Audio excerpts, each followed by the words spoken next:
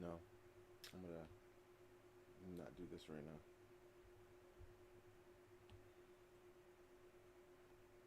I feel like I gotta start using Procreate Dream more.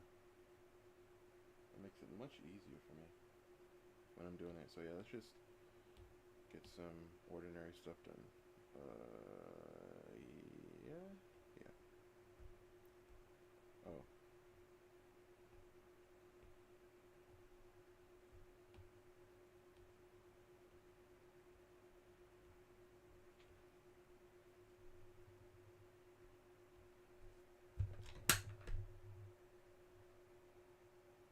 okay. All right.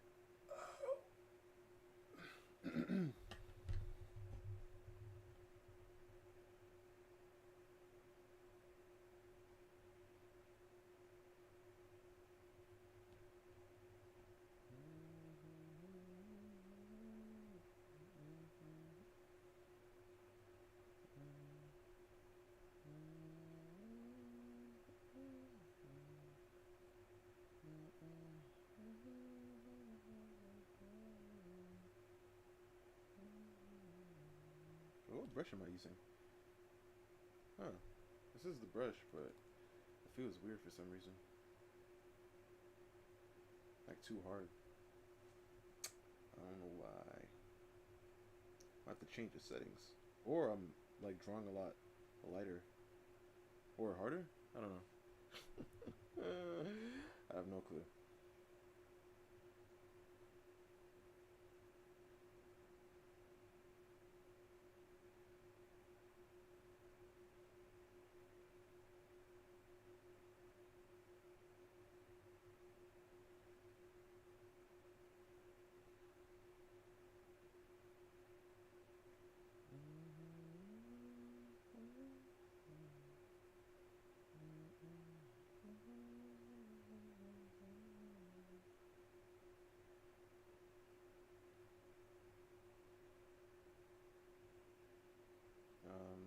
Let's do down, up, out. Wait, down, down.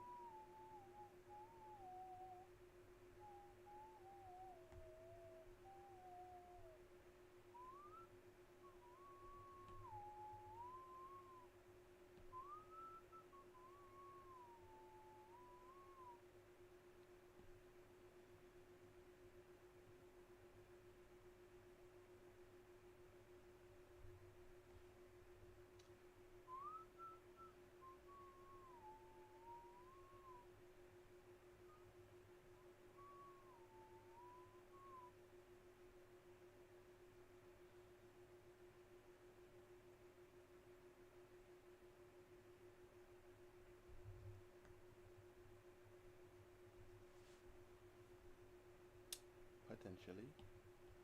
I think today what I'm gonna do, I want to finish up like more of my sketches. We might draw less today, but hopefully we get more like finished pieces, or in quotes finished pieces, because I'm not saying like I'm going fully rendered with them all, but I just kind of want more colored pieces.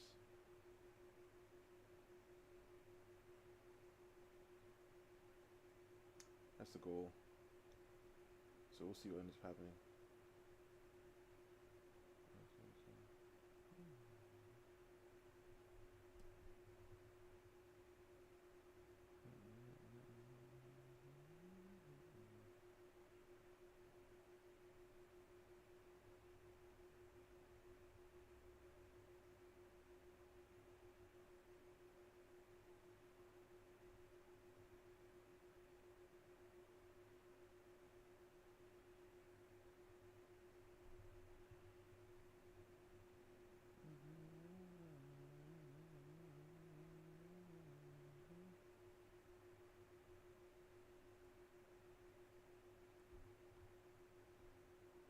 This is supposed to be like a chibi version of one of my characters. So I don't know. I haven't drawn a chibi in a minute, to be honest. Actually, that's not true. I drew a chibi like when was it? Like a week ago or something.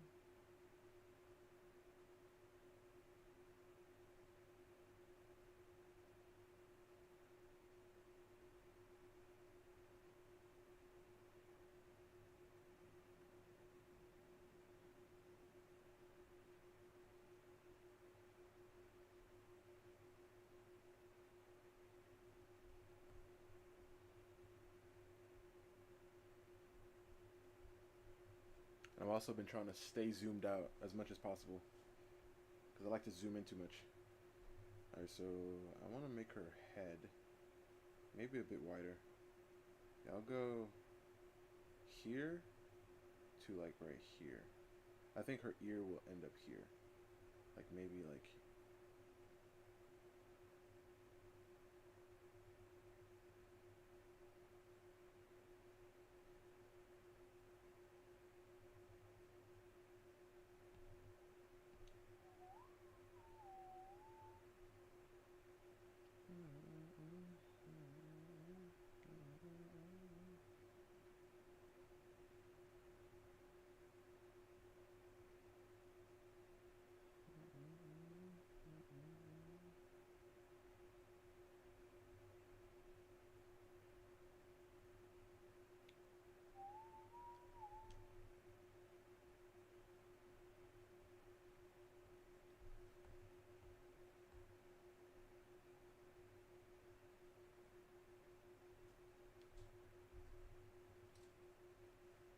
Wait, no, that's too much. There's like a section right here.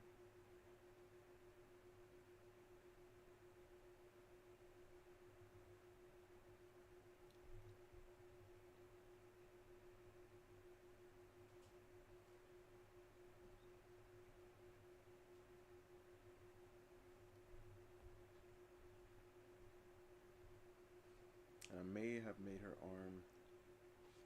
Well, let me remove her hand. Wait, actually, her hand just might be.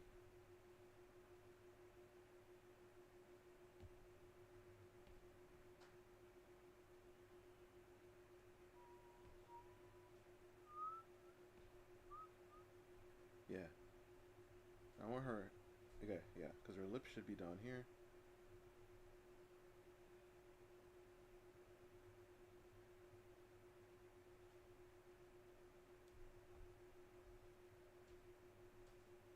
And we'll come down, cheekbones, and then we'll bring her cheeks down.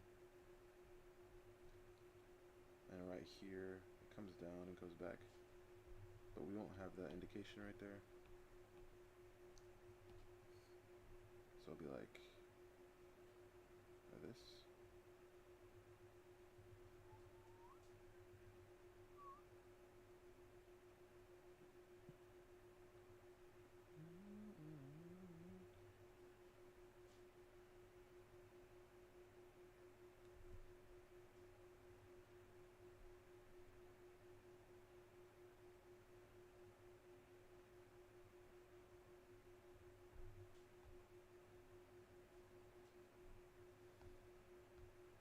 Okay. And then we do ear there, but her ears aren't going to be showing. I mean, they'll show, but they're not showing too much. So we'll do like right about here. I'd say her hair goes. And a little bit higher. We'll add a little bit of volume there. We'll come down here. And then we'll come in and curve out. Like that. Go up. And down here. And curve out like this. I'm not going to do a chibi. I mean, I'll do a chibi of her. Maybe we'll do other chibis.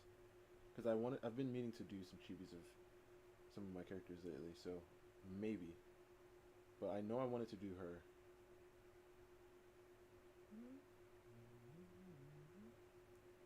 I'll have the cheeks pop out here. Since I've been drawing animals lately, I've gotten a better understanding on how or why they use like these animal faces when they draw like anime. Like they say cats, but there's a lot of faces. There's like bunnies and stuff. Like if you really break it down, you'd see them. What was that? Yeah.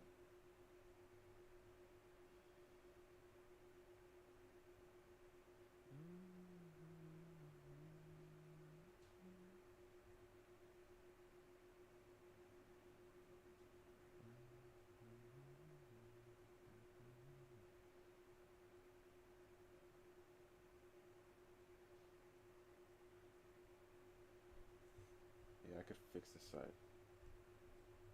But this is a little sketch, so we don't really have to mind too much. Her neck is really long in her normal form-ish, I say.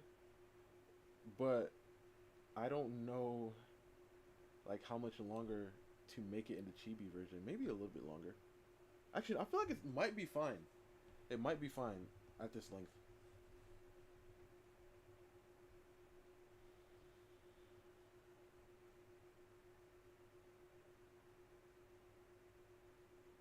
And it will come down, curve, go up, back, down, down, turn over like this.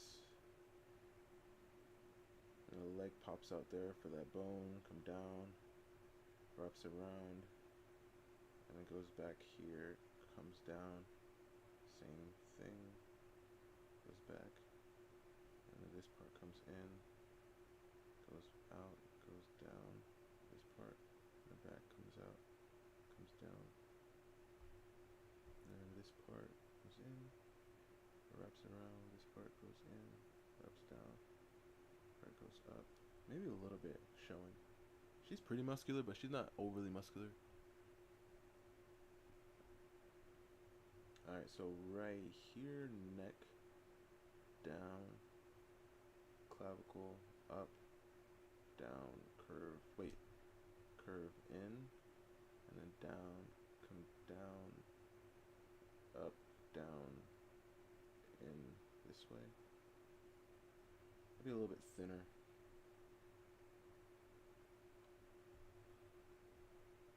And like a chibi version, you have to compact things, but her neck is really long in like the normal version. Like her neck is like in proportion, like this long. Wait, no, like this long. So like a chibi version of her, I'm guessing this is something it'd look like.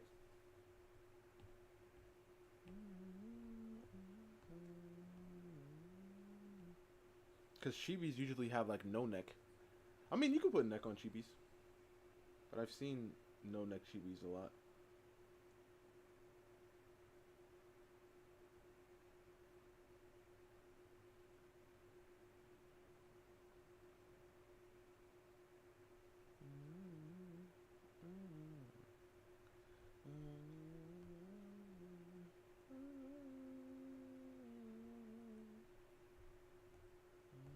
Alright, so right here, rib cage, flat. This section comes down and then out, down, wrap around for the obliques. Let me actually make her torso a bit longer. Actually, no, I think I'm gonna keep it that way. I feel like making it longer is going to start bringing her into like more of a like a childlike proportion, and that's not the point. Or that's not what I want.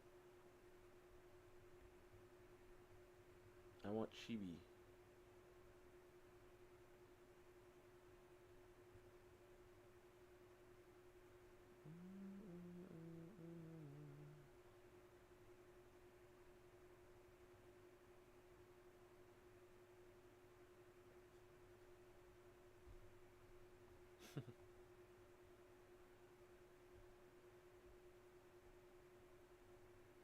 I think we'll bring this part down actually a little bit more. On cats, you can put it up that high. And also, I've been studying, like Sonic characters. Sonic? Sonic? Yeah, Sonic characters. I think I did show you guys that like a couple streams ago. I did like Amy or something. Amy? No, Rogue. I did Rogue.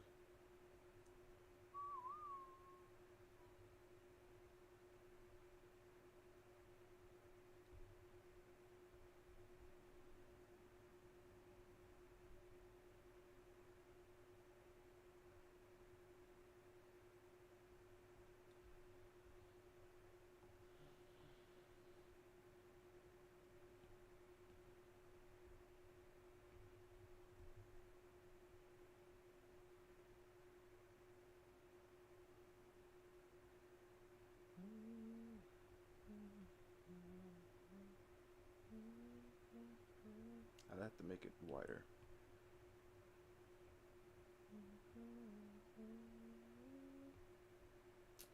Remember, the eyes should be at least an eye apart.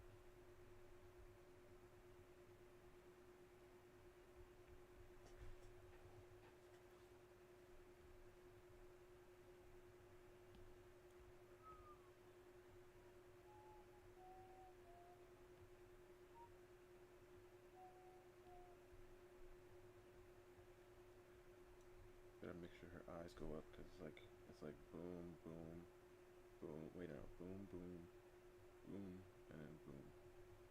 Yeah, something like that. Let me just lighten up her face a bit, and then put her hand back before I forget. I tend to forget these little details. I mean, the hand is a pretty big detail, but I still tend to forget it.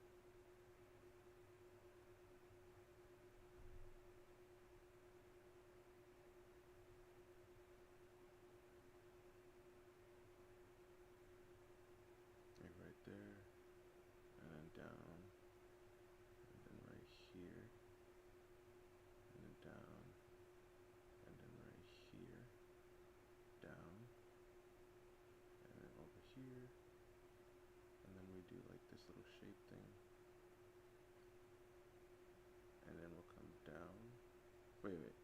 2, 3, 4, and then thumb would be like on this side, and then the hand comes back. Yeah.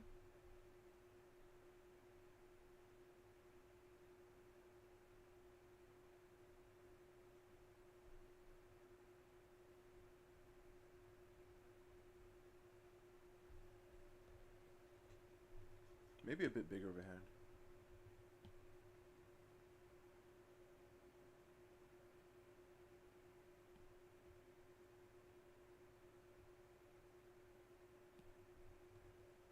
Yeah, and I have to draw her other hand too. Gotta remember, we can't just be not drawing hands. Alright, so like right here, and then we'll come back. Is that one about the same size? Yeah, I think so. I have to remember the fingers should be around the same. Hold up. Maybe, I feel like I might have, you see, this is why you should draw the hand before you draw the entire arm. So draw the shoulder and then the hand, especially when you know it's going to be, because I feel like it's a bit weirdly placed. Okay, so the hips here, I want the hand on hips.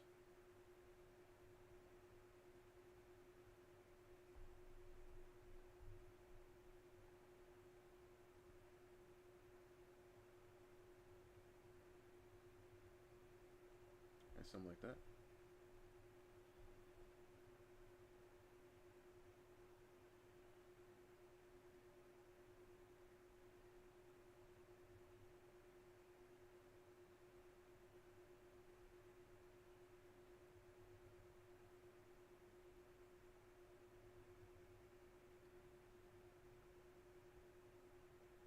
Something like that. Yeah, it's about the same size too, I think. Yeah, like, yeah, if the hand was extended, yeah, I think so. About the same size. Okay, so we'll come here, get this part on, and then we'll have this part curve.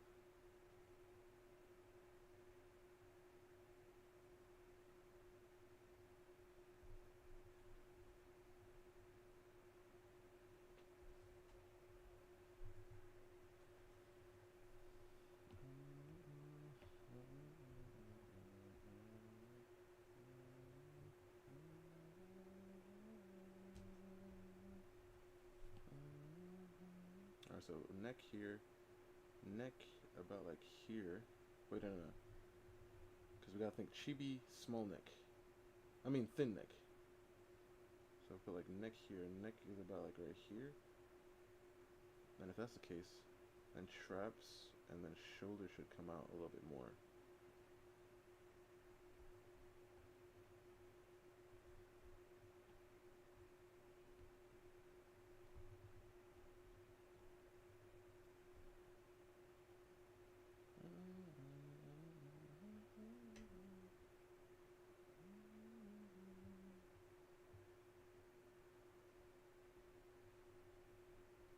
Alright, so I think I should like put her in something.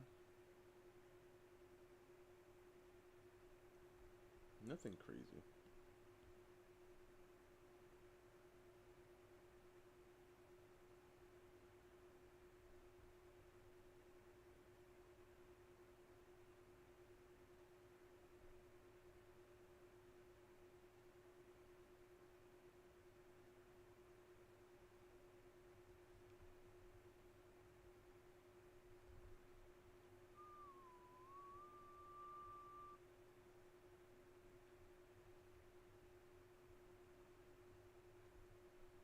Right here.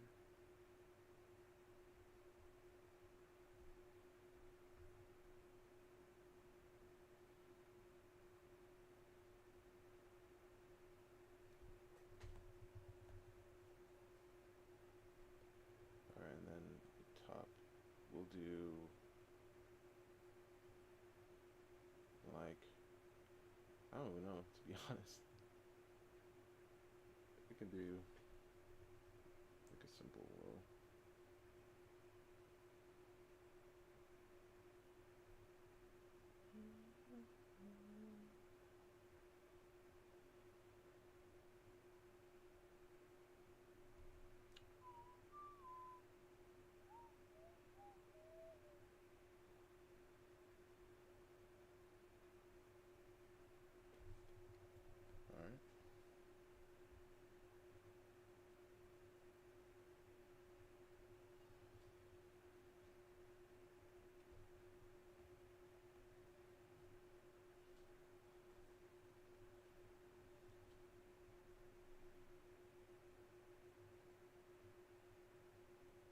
I think I want to like turn her head a bit. I feel like her head is a bit too straight. I feel like this expression too just giving more of a tilted head type vibe.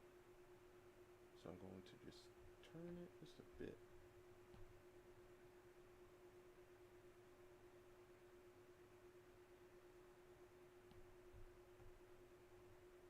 Yeah, that's okay.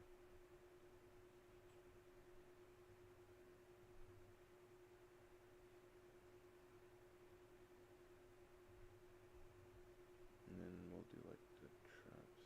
I mean the sternomastoid. And the other one will go that way, but we're not gonna see it. Okay. What else would it do? What else was like? Oh, the face. Let's fix it. I wanna fix the eyes first. Let's erase, and then we'll just draw the nose and stuff. Do something simple. I mean, her nose is not even really crazy, anyways, for me to do anything insane. Alright, so eye, and then go out. Wait, go out, and then down. Wait, no, out, and then down, and then this one, go out, and then down. I have to make sure they're the same though, like in size and spacing. Let's move this over.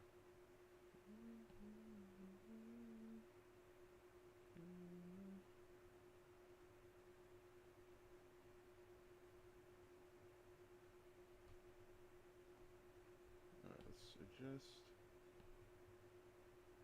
Go right here. It's okay. And then the eye.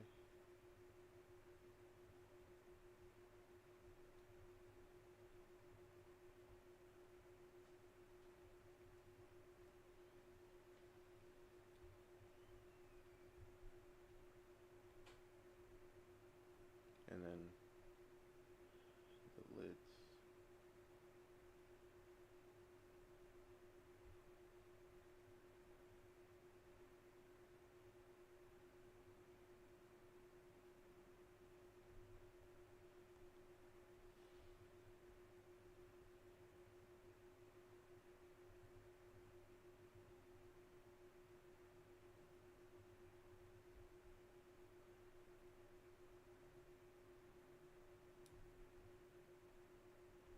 And then her eyebrows. We're gonna bring them in a bit more.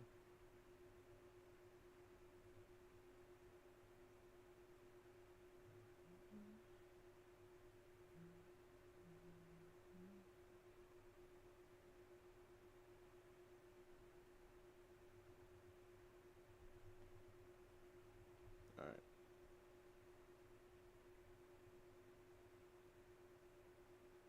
And her nose, we're gonna put it like right up here. Actually, no. Wait a second. Let me think about this. How do I want this to be exact? Let me bring her eyes a little bit.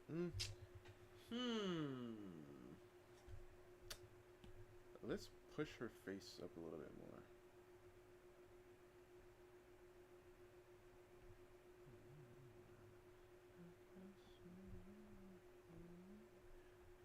Alright, so we'll put her nose like right here.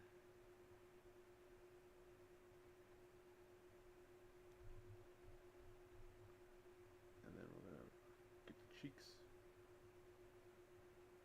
Come down here, and then we'll have a curve up here. And then we'll do like her ear coming down here, going up here. And then right here we'll add the earring.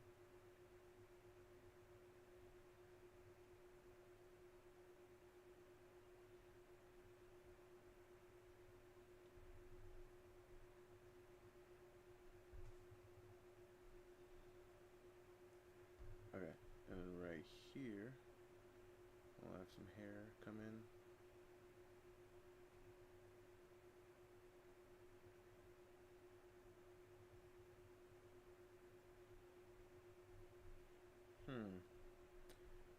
Lips.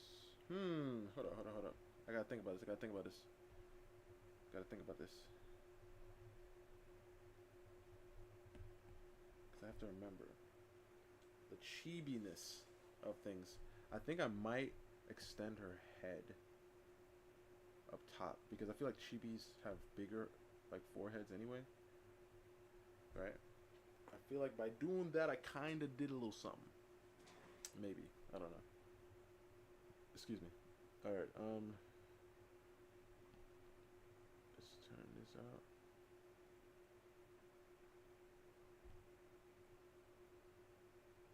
And then right here we'll add.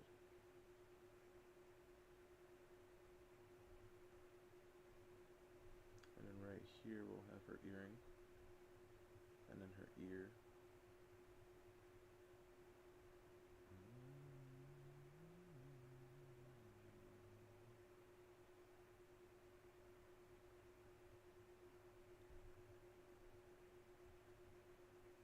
You know, I might change her lips, her lip expression.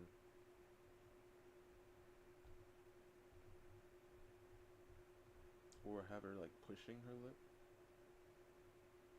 Wait.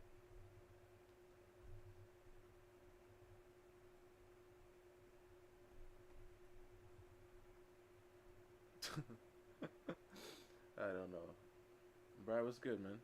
How's it going?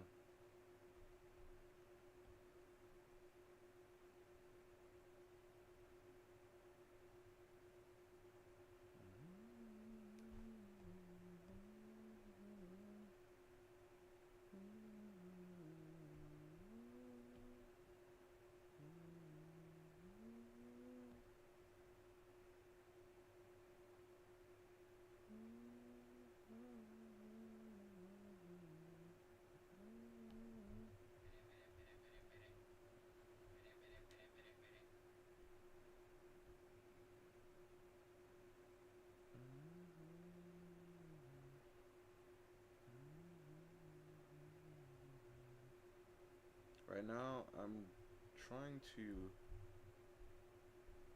draw a chibi version of Savati.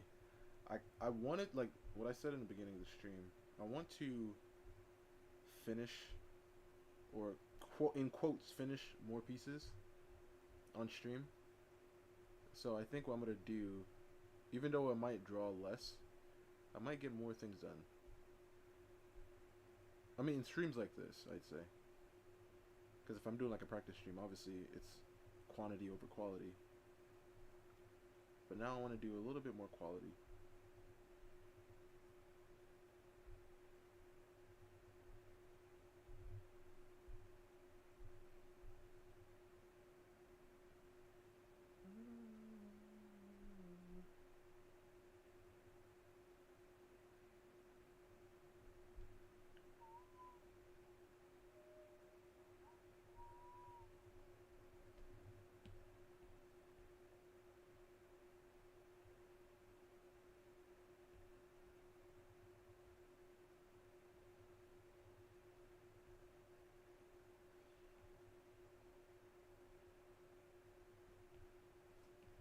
I've been using this liquify a little crazy lately.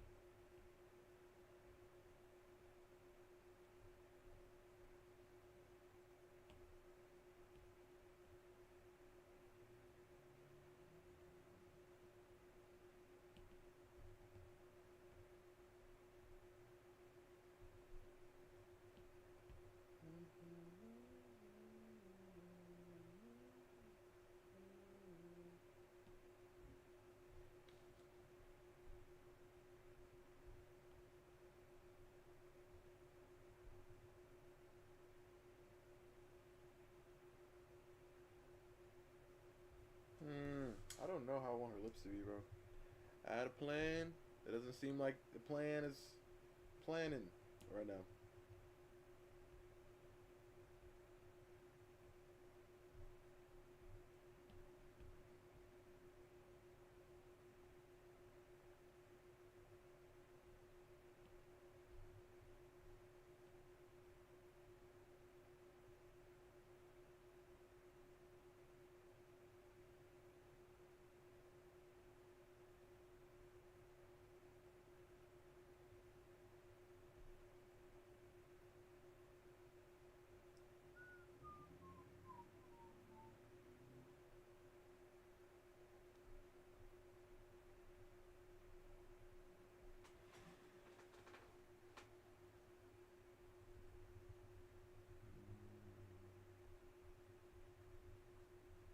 Hmm.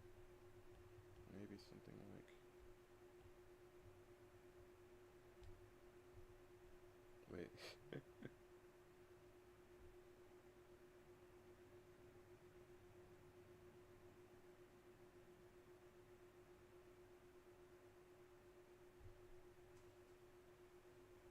Oh no. Oh wait, actually, we can do. But no, that won't work. I mean, maybe. No, no, that won't work.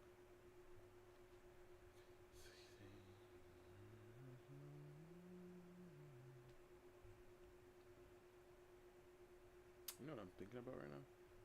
Let me erase her neck real fast. And let me grab her arm. And let's move.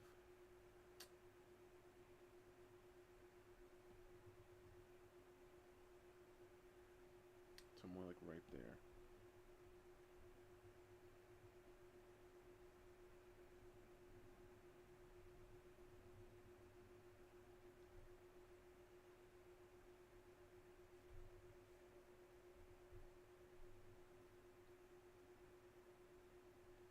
I have to think about the center. Just here. Here. Oh, so if it's there, then this gotta move.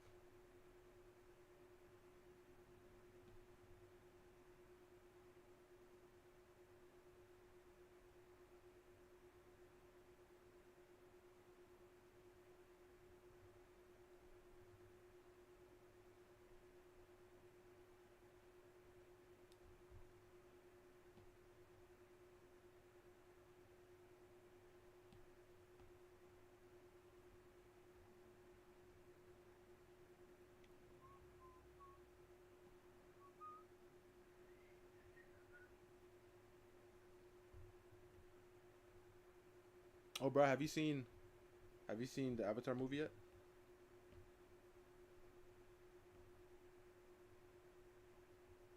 I mean, not have you seen it? What are you going to see it?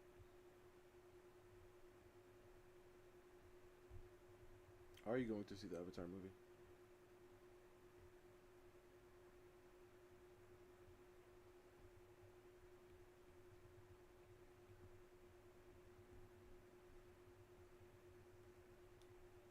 Yeah. Mm.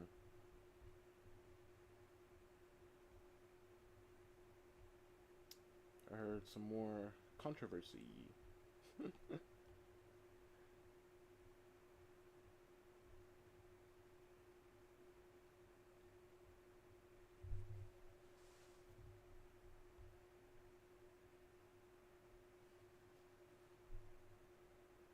Then my cook with it. Hey, listen. I ain't gonna lie to you, bro. I saw like some clips on TikTok, and listen, you know, Toph. I was like, hold up, man. I'm gonna have to, I'm gonna have to be like, I'm gonna have to be like, well, you know how, cause Toph was a kid. I'm just gonna have to put in my head, oh well, you know, her voice changes because of age. I'm gonna have to do that, cause it throws me off, like when voice actors change, right, through the times and stuff. And many people have watched Avatar like when they were kids. I watched Avatar excuse me, later. Like I watched Avatar when I was like what, like like like what, 19, 20? Like I've seen like episodes of Avatar, but I never watched it completely until I was like 19, 20. And man, peak. That's all I could say.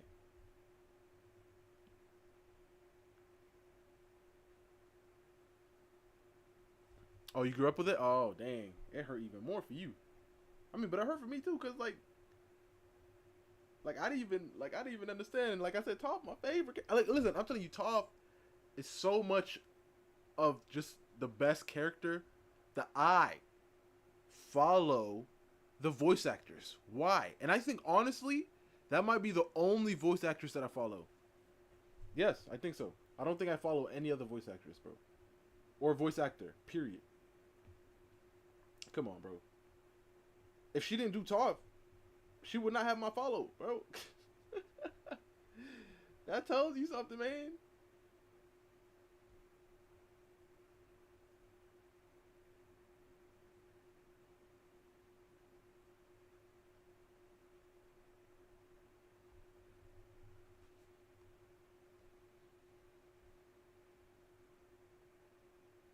And they're doing this to us, bro. And it's so stupid. It's sad. Yeah, right. I don't think there's. Yeah, there's not one. If there is, then I don't know that. Um, I don't know that I follow because I follow this other voice actress lady, but I don't follow her because of anything. She just makes like really funny and cool videos. I don't follow her because of like specific characters that she's done.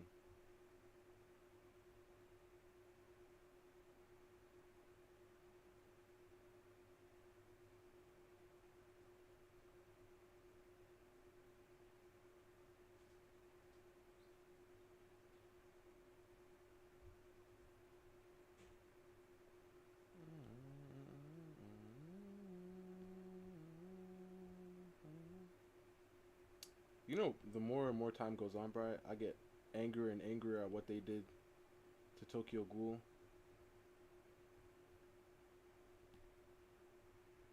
I was watching this thing of Tokyo Ghoul the other day, and man, I almost punched the screen, bro. Not literally, but I was pretty heated, I'd say.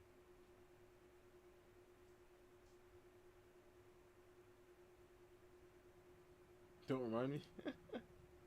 Man, I was reminded, so I had to remind somebody.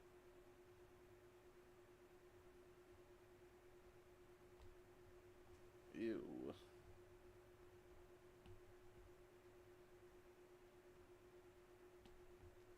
It's just tough for me for some reason. Like I don't draw enough chibi.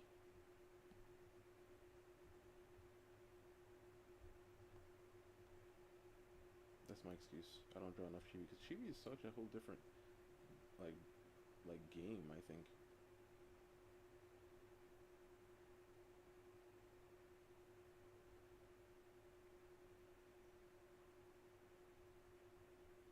And I'm telling you, this brush feels so weird.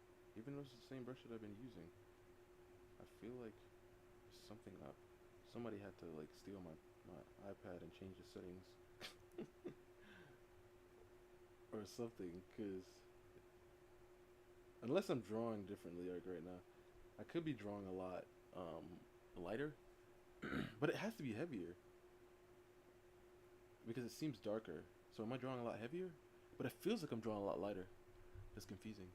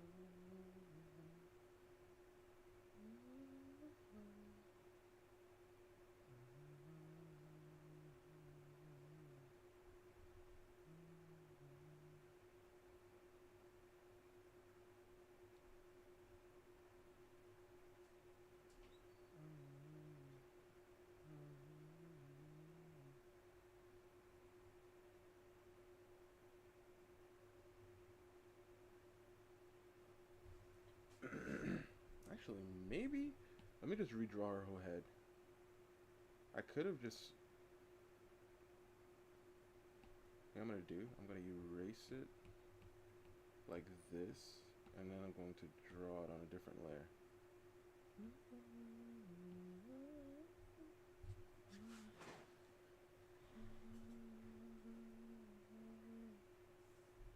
I feel like the body is pretty good, but it's the face.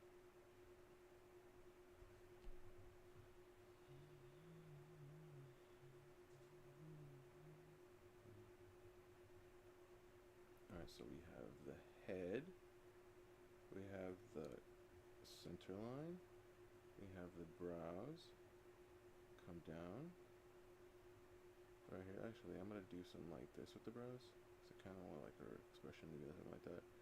And we'll come down to the nose. It should be around there. And then right here, come down and we'll curve out with the cheekbone. Where the cheekbone is, but then we'll go down for the cheek. And then we'll curve back here. And then we'll curve and then go up like that. And then right here at the edge. Actually, no. I mean, yeah, because right here should be like the center, like where the eyes go, right? This part right here will curve up. This part right here will curve, wait, because the cheekbone is bone. It'll curve up, come down, and then curve over, and then curve again. And then wrap around. So up here is like where the eye goes, and then right here we can put the ear.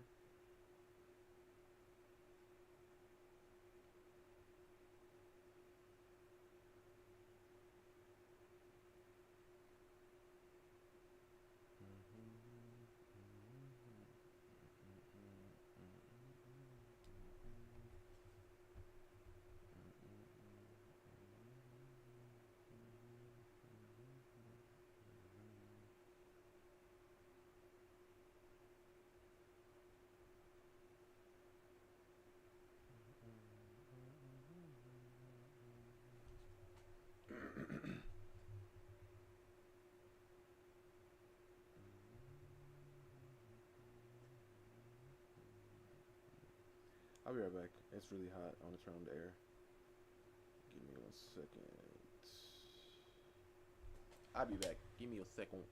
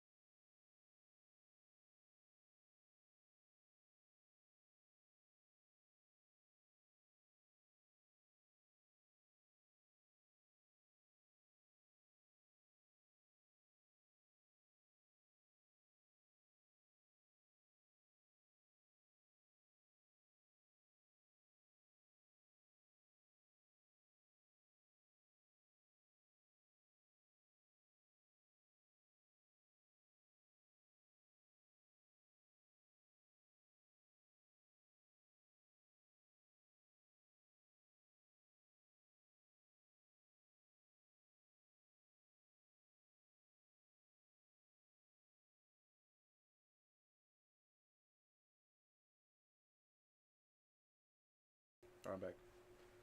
We returned. Okay.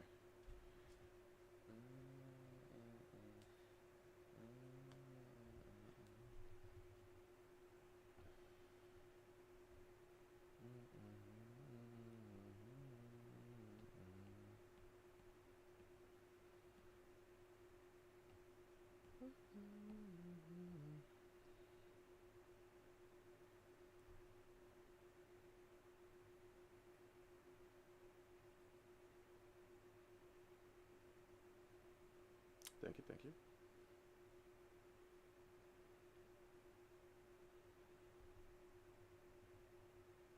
Have you been watching anything new lately, bro?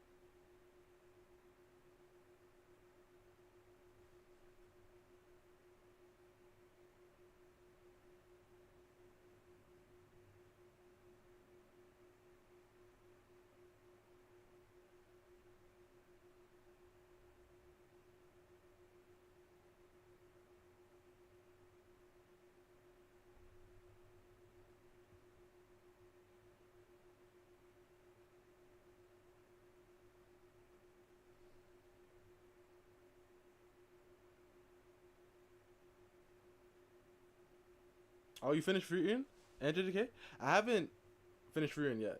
I know it's done, but I haven't finished it yet because I just haven't been in that mood, that chill. You know, just let's watch it. You know, I love Frieren. Don't get me wrong, but I just need to get into that zone kind of, if that makes sense. But I've been watching I've been watching Slime. I've been watching. Hold on, let me see. I've been watching this show, this new show. It's called. Wait, whoa! I didn't know this got a season. It's getting season 2. Wow, that's cool. Yeah, Slime's but man, I was gonna wait, but I couldn't, bro. Slime is too good. And uh, Wand and Sword is back. I haven't touched it yet. I mean, it just got back. Um, the Damon's show. It is definitely different. It is definitely different. I'm telling you, once the like the in the first episode, once the the stuff were on, I was like, what the heck? What show am I watching, bro? And then I was like, I guess like so far, it's alright. You know what I mean? It's some like it's you know how many episodes are out right now?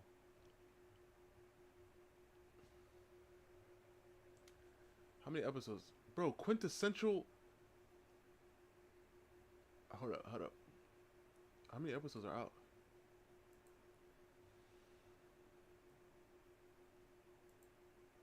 4 episodes. It's like so far in the first 4 episodes, it is interesting. Like next week, I can like I'll watch the next episode. You know what I mean? Like I'll be like, okay, I'll watch the next episode.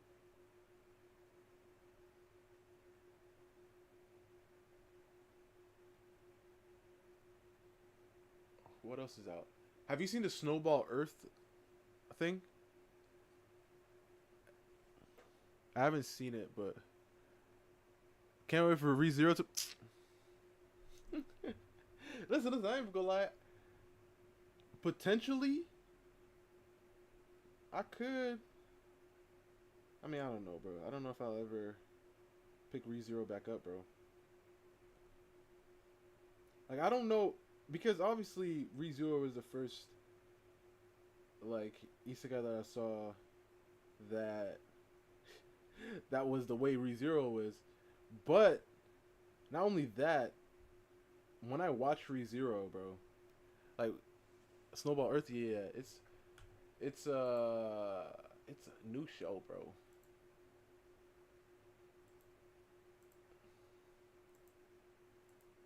Hold up, Snowball Earth,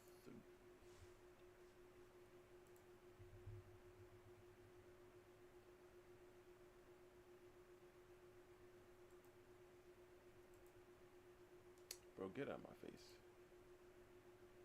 uh, bro. Why can't like yo? I typed in Snowball Earth. I'm getting what the heck, bro? Okay, let me just go to my anime list.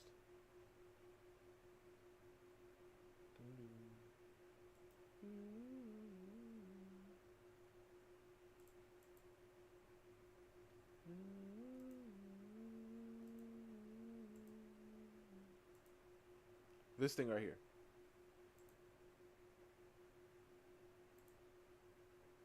Have you seen it?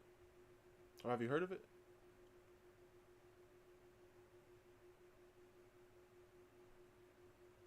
It might be too small, huh? I make it bigger. Nope. Oh.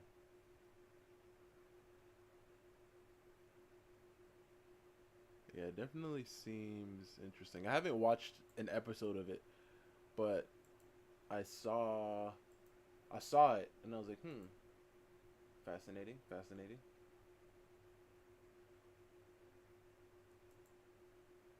You know the thing is, bro. It's like for me, for me, it's like you need. I mean, how do I say? How do I say? A show needs to be like for me to be able to watch it. Okay, a show needs to either have a phenomenal story. It has to be okay. It has to be okay. This is how it has to be. This has to be all right. Let's just say. Let's say it has to at least have a phenomenal story. If it has a phenomenal story, I'll get past like a C and or a B in animation. Bro, if it's a D or a F animation, I'm sorry, bro. I'm sorry. You know what I mean? Because even even like what do you call it? Like 90s and 80s anime have better animation than that. You know what I mean? So come on, bro. I'm not here to watch slideshows. I don't care how good the story is. If you got a slideshow in front of me, I'm sorry, my boy. You know what I mean? If it doesn't have a great story, it has to excel in other areas, right? Let's say the story is like a C, right? But the animation is like a A or a B. I'm like, you know what I mean? But it can't just be animation. It has to have interesting character designs, right? I just need to get something out of it, you know what I mean, while I'm watching it. Because if I'm not going to get a good story, give me something else, you know? Entertain me at least. You know what I mean? Nice animation, nice character designs. I'll be fine, you know? Guess what? I probably will never watch you again, but I'll be entertained. Like those there was a show that I finished like 2 days ago or yesterday. I can't remember. Bro, when the episode was ending, before it ended, the last episode, before it ended, I was like, okay. I'm definitely never going to watch you again. I audibly said this. And then I was like, alright. And I just left. And I mean, hey, there's some shows like that. You know what I mean? The animation was decent. The designs were pretty cool. Right? Like in the beginning, I was watching it weekly, but then I just stopped. Because it lost me. And the thing is, too, you gotta understand. Let's say the story is an F. Right? And I've experienced this, but the animation is like an A. I'm sorry, bro. I'm sorry, I can't. Like, there's a show that I dropped. Was it last season or the season before that? It might have been the season before that. When I tell you, I dropped this show. Right? I dropped it. I was on, like, I had 3 more episodes left. I think 3 or 2 more episodes left. I was like, no. I was like, what the heck is happening here? I know I wasted time. I wasted how many? Excuse me. Like how many hours is a 12 episode anime on average? Because like if you think about it, a 12 episode anime is about 19 to 20 minutes, right? It's about 19 to 20 minutes. So what is that? 19. Like what? 19 times 60, right? Because an hour. Wait, no, what? Yeah, how many hours? So like 19 times 60, or divided? 19 divided by 60. What is that? Like 31 hours? 31 hours of my life has been wasted. Actually, not even 31 because I didn't finish it. So 10. What is that? I mean, that should be. Yeah, 16. 16 hours of my life wasted. And this happened multiple times with multiple shows. Which is why I've been trying to just like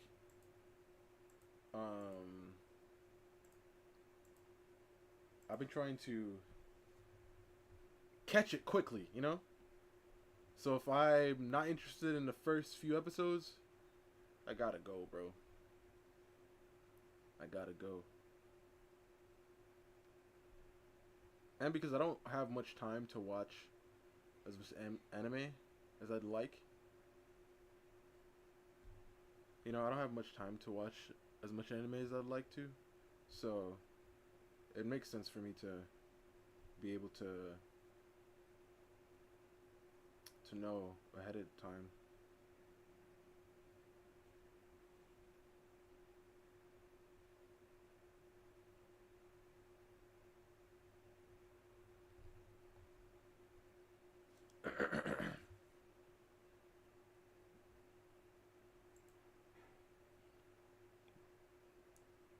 Her is so dang Titan. Gosh.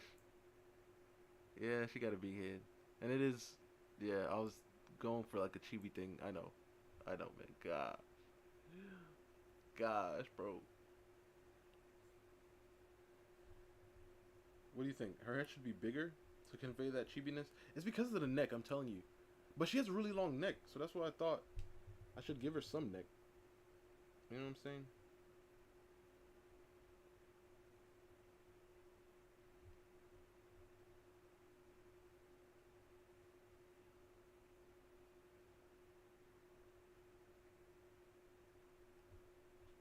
Oh, Titan. I was watching a video about. Oh crap. I was watching a video about that guy, that singer guy, that you showed me the video of him last time on stream. David, the video on David. he he was doing a stream with this guy, and he said he said I'm telling you guys, he's the next David. He's the next David. I was like, oh my gosh. In hindsight, I'm like, oh my gosh, bro. You watch it? Oh my gosh, Titan, I'm sorry, bro. Bro, I forgot. I told you. Oh my gosh, bro. I'm gonna set a timer, right? Because I have like a time off stream. I'm gonna set a timer, and I'm gonna mark it as right. I mean, to watch episode 1, 2, and 3 of Primal, bro. Because I said I was going to.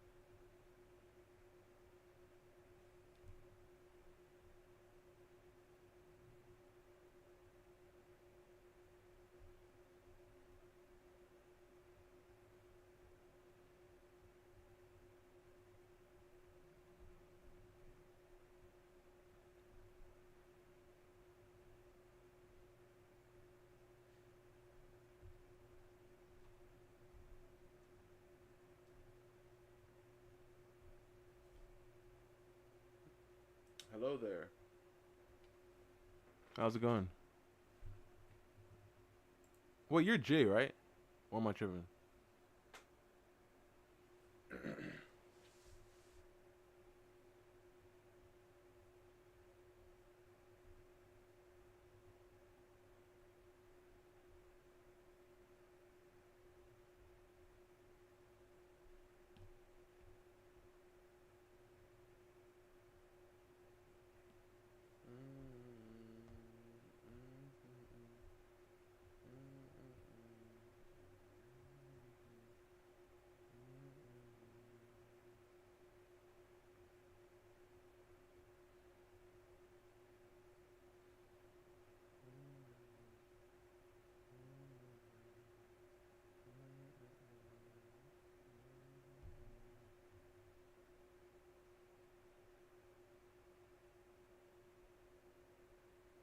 How goes it? don't think so. I'm not sure.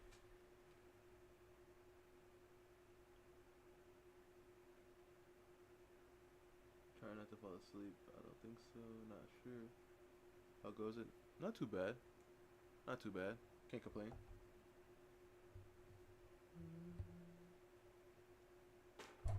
Ooh, my fault.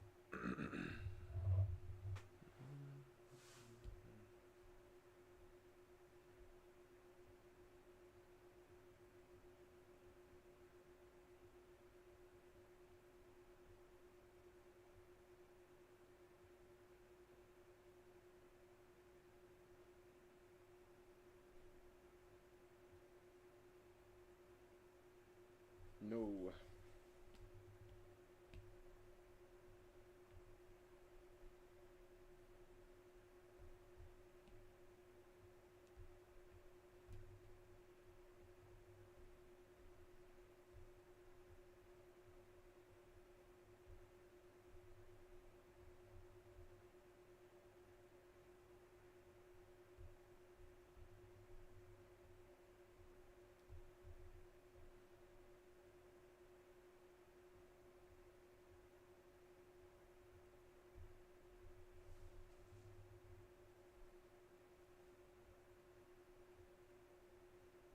Oh, and Brian, I saw Morgan commented. I mean, chatted in Discord. So, at least we know. At least we know, which is dope. You know, we got the. I mean, is that? Yeah, we got the we got the wellness check. Kinda.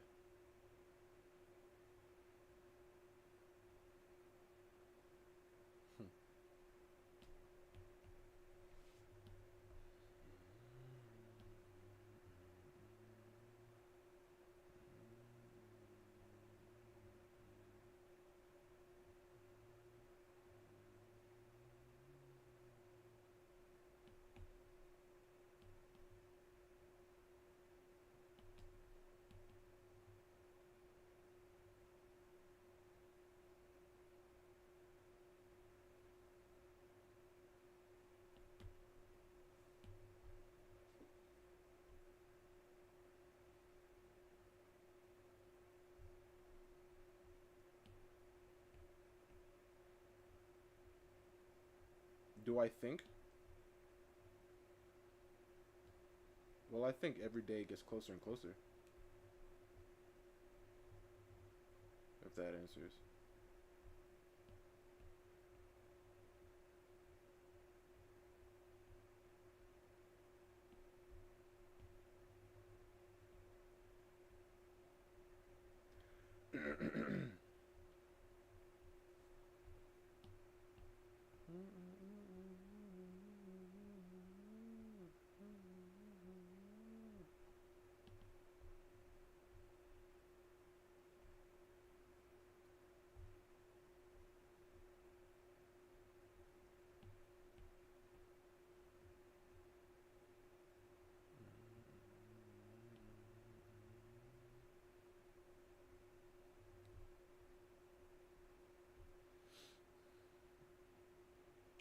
Today, an old guy talked to me on the train. He said that world can't keep going on the way it is nowadays.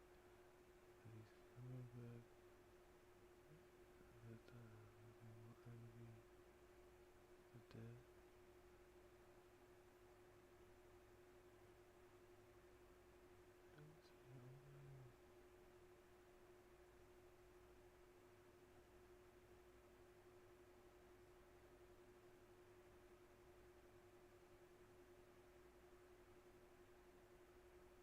Mm.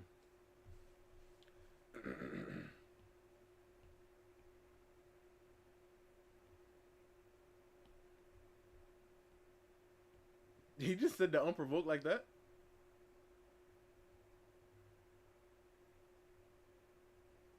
Or were you guys talking earlier and he just said he brought it up?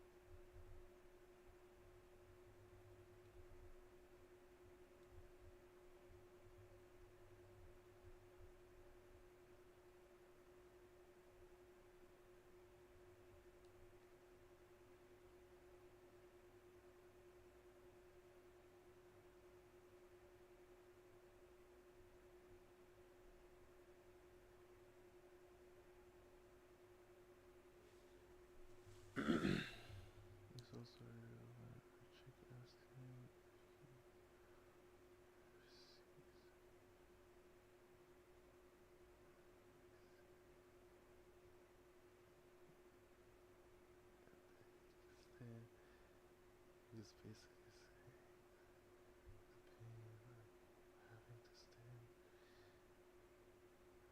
on a wave as. Oh my god! Oh my gosh, bro! This man was hitting. He was hitting. What do you call it? I mean, I want to say it, like they were just um like anime lines. That's what the guy said on what was it, RDC? That's what I was just mentioning. But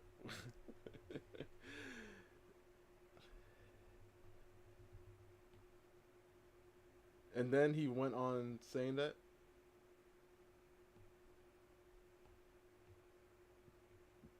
Excuse me. Excuse me. Wait, I believe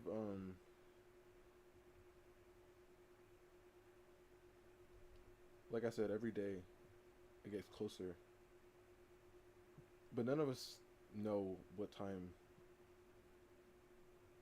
it will happen really. Which is why we just need to be ready at all times, or as much ready as we can. Really. To go to conversation almost exactly. She said, "Do you want my seat?" And he said, "No, no, it's okay. It's gonna get much worse." Oh my god!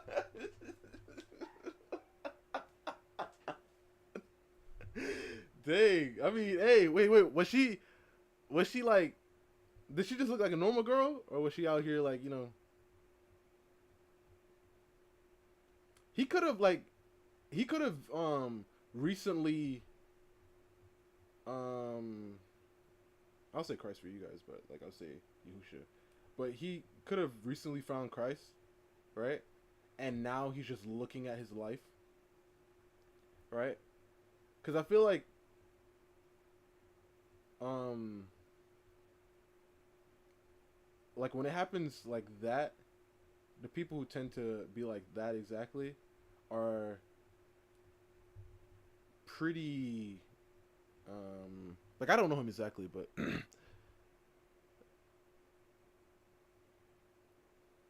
he's a really old guy. I mean, he could have still recently found it, right? Like I know um like 70-year-olds who find him around like that time, like 70, 60.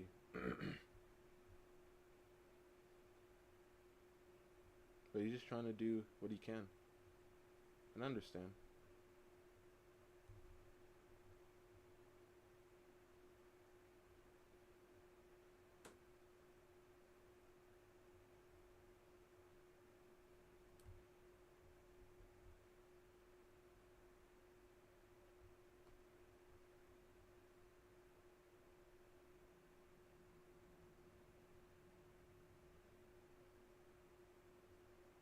But it talks about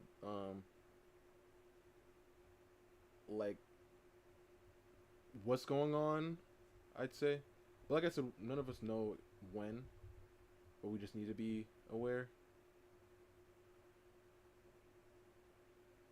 And to an extent, I feel like all right. I mean, Titan don't like when I talk about conspiracy, so I'm not gonna mention it. But I feel like weird things are going on. I'd say.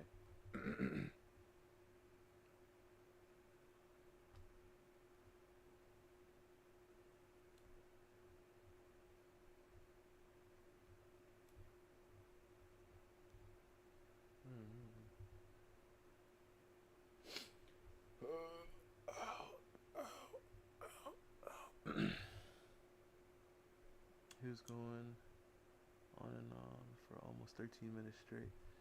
Wait, how packed was this bus? I mean, this train. About how the world was ending, Jesus coming back. That the world is absolutely broken and it's almost about to break further. He that everybody going. What? He said that everybody getting ready for war, and it's only a matter of time that the living will envy the dead. It's gonna be okay because he's coming back. He was packed. Oh, he was preaching then. He was preaching. but um, but yeah, because it does mention how, like in Revelation, there mentions how we'll hear the murmurs of like, we'll hear the murmurs of war, but we don't need to worry because um, he'll be I can't remember the exact quote, bro. But yeah, what he's saying in that case, yeah. But like I said, none of us know exactly. We just know how it should look, and this is why I'm saying it's kind of being weird in a way, because it seems like things are. Oh, look! You see, hey, oh my god, it's cut off at the perfect time. It seems like, but it just seems like things are moving pretty weird. That's all I'd say.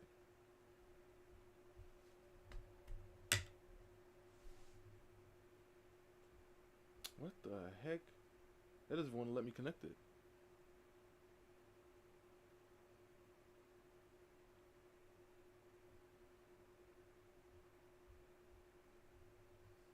Um, Not loud enough for the kids to hear, but the dads definitely looked annoyed. I mean, of course they looked annoyed. Nobody likes to be preached to, you know? And I understand it to an extent. But at the same time, and this is why I feel like, I don't know. I feel like preaching to people is beneficial in its own right, but like when people come to be preached to, but people don't do that because they know that they don't like to be, in a way, called out. If that makes sense. It's kind of like when people eat or do substances and stuff, like they know they shouldn't be. They don't go around people who don't do it. They hang around people who do it because they know that it isn't quote unquote good to do, but they do it because, or they hang out with people who won't tell them not to do it.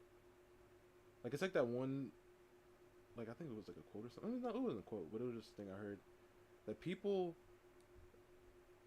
who ask for advice tend to ask the person that they know will tell them to do what they want them to do. If that makes sense. Like if you want to go somewhere, you're gonna ask somebody who's most likely to tell you, yeah, you should go there, than somebody who's going to tell you not to. So I understand that, but at the same time, it's like if you want to put out the message, then you're gonna have to try to do it the way you can, right? Just tough, really tough.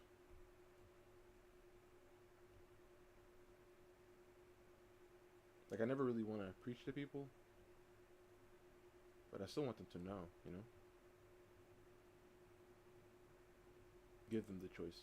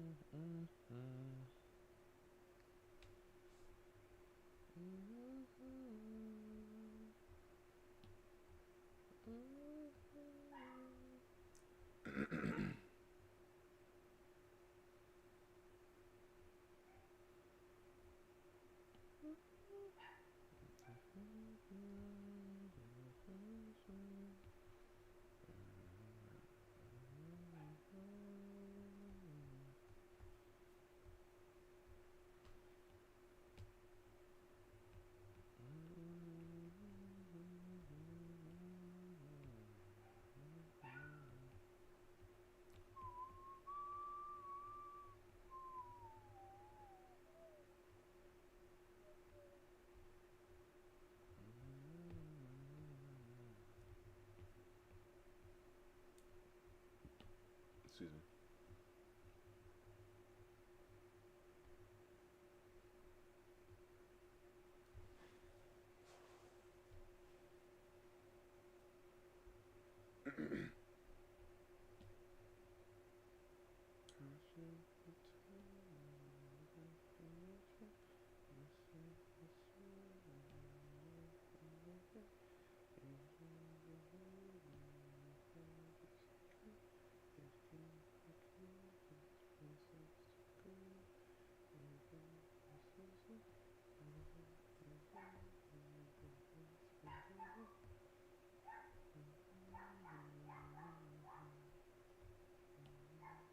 to check on her, bro.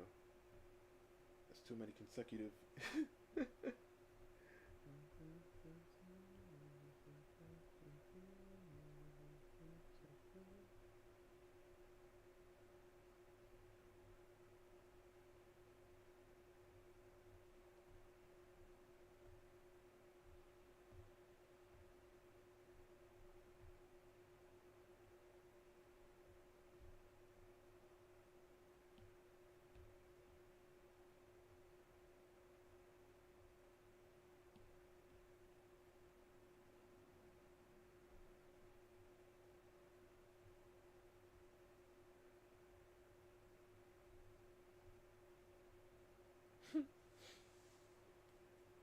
Ow.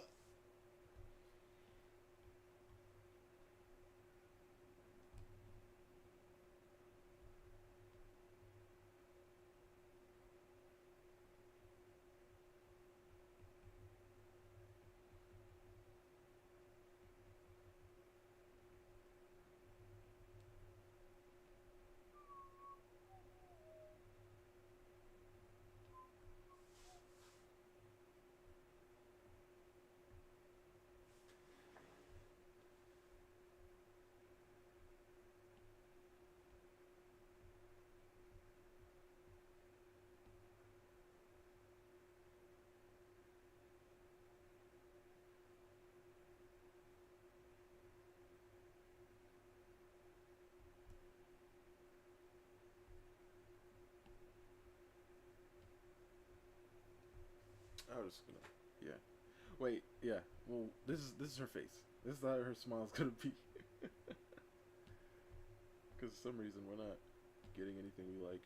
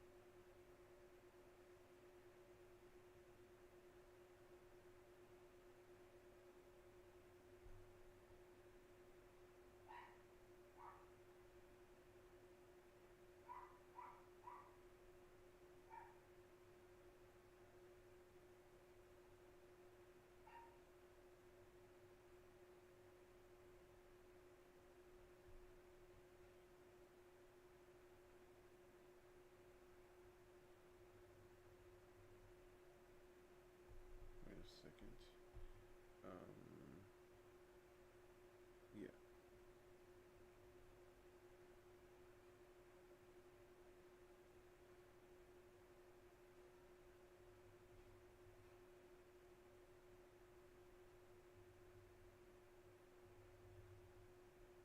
Has this happened to you before, though, Titan? Like somebody doing this? I feel like you've asked me that question before. I could be wrong though.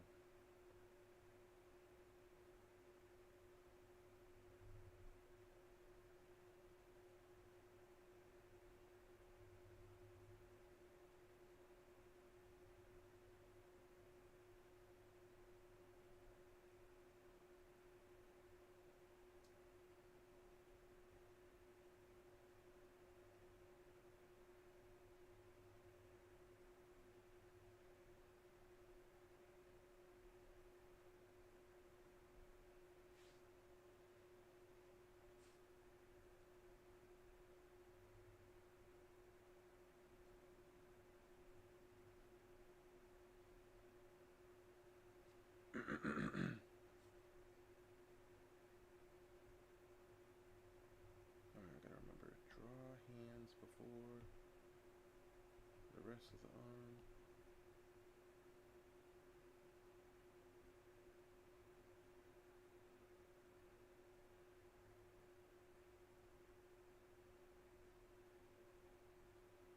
Wait. Let's do. Wait, no. Let's do something like.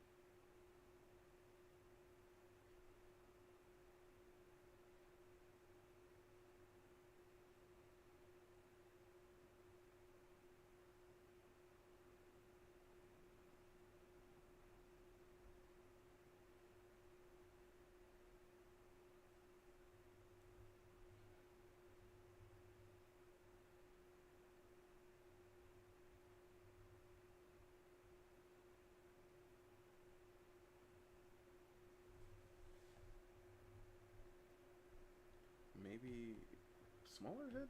I don't know. Head's fine.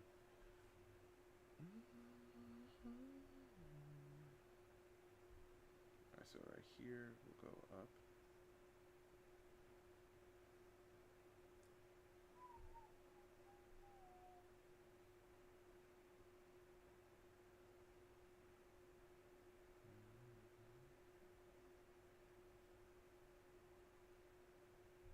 Wait, let's make sure like it wraps around a little bit better.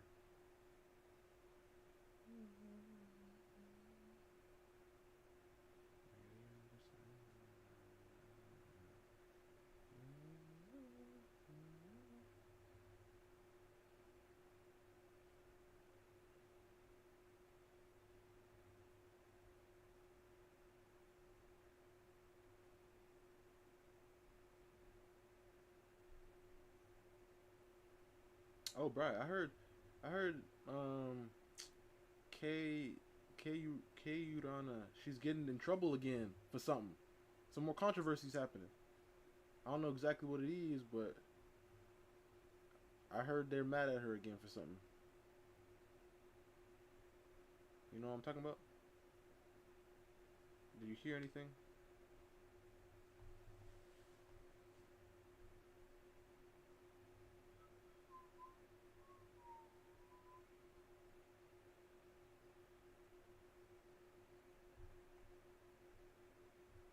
I think this should go back further. Should go back further.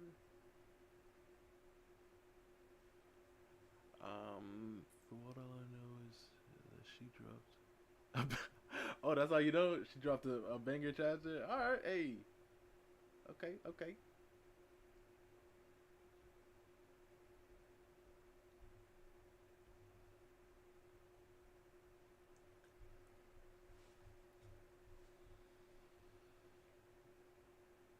Bro, like I don't know what the hate is saying. All I know is she dropped some heat.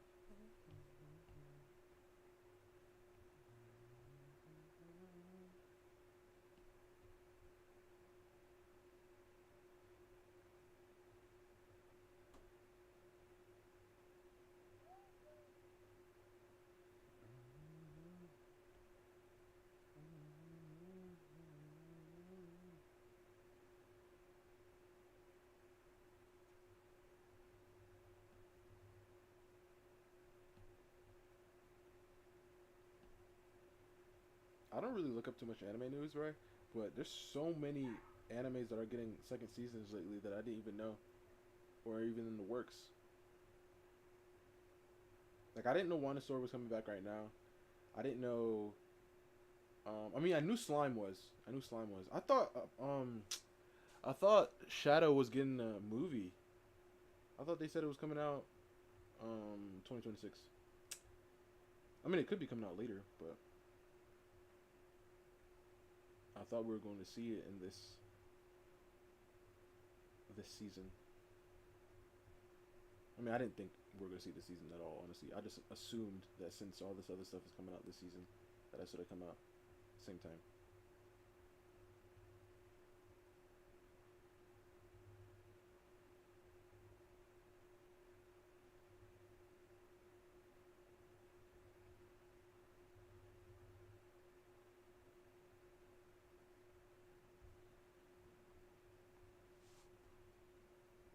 Ew.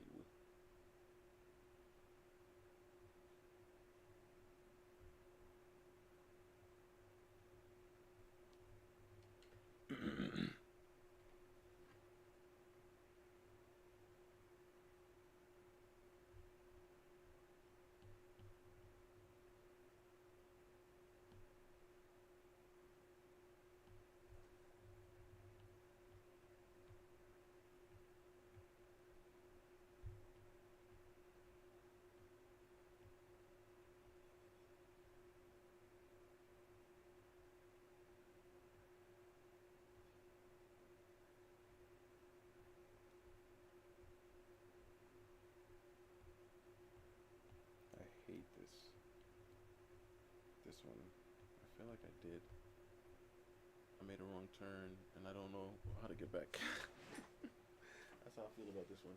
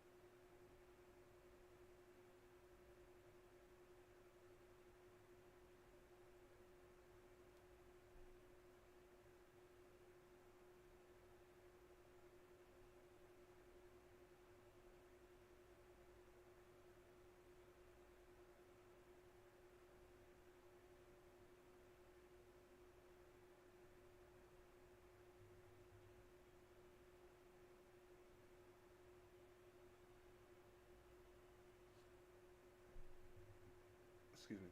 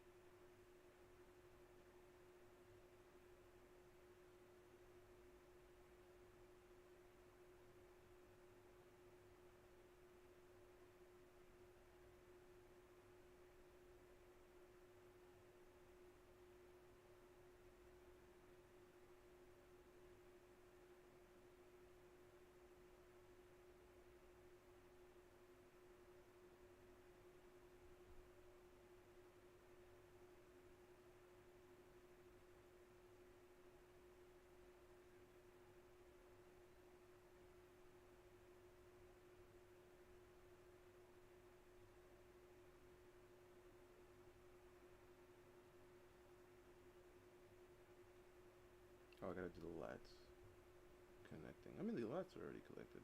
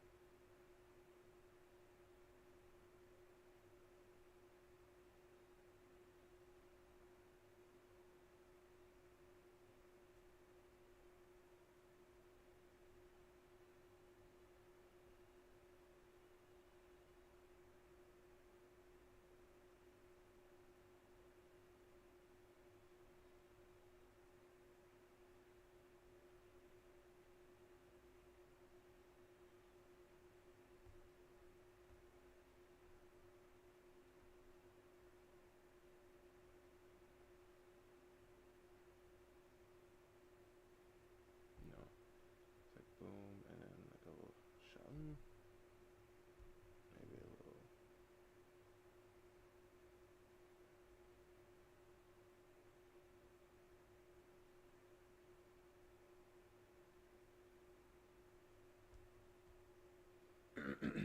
Alright, so right here, maybe just move the head in, and then it'll come down with the neck, and then it'll go up with the traps.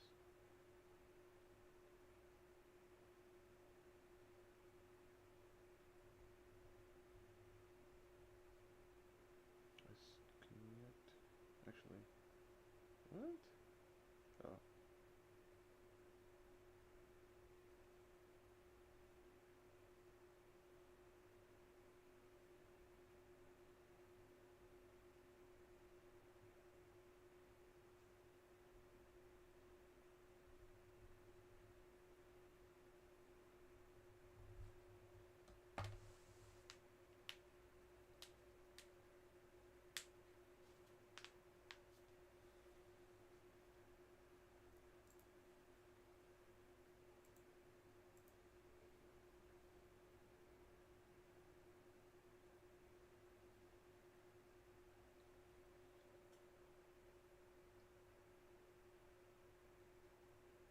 Oh man.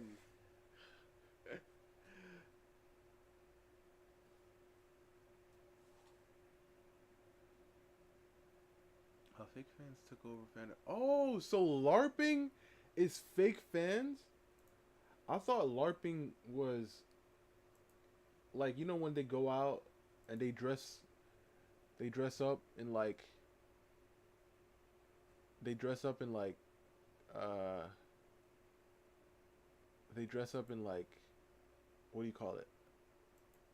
Like in like military like uniforms, and they go out in the fields. What is that called if not LARPing? Am I on both? Mmm. Okay, okay. So they both mean the same thing. I mean, they're both, it's the same word, but that's LARPing too? Ah.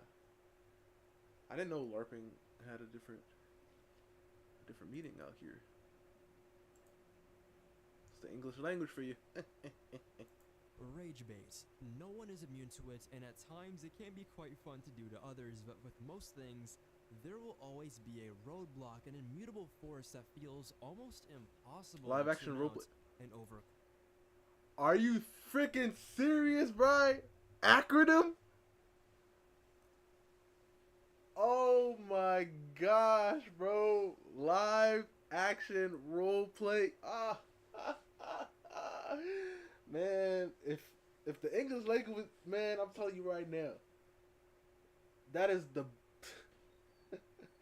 The English language loves their acronyms, bro. I'm not even playing with you. They love them. It's not even funny how much they love them, bro. Oh my goodness.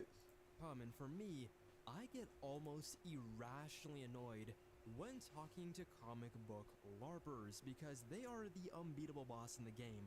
There is no way around them. Their thought process is so set in stone that they actually think they're right, and no amount of evidence you throw their way will make them change their mind. And before we get too The far Atla, ourselves, the I have to K-Lock. remind myself there are normal That people it's not here, even. and while it might It's feel not even a real, joke. I understand that social media is just one giant bubble, and their voices and opinions are not the norm, no matter how loud they may seem.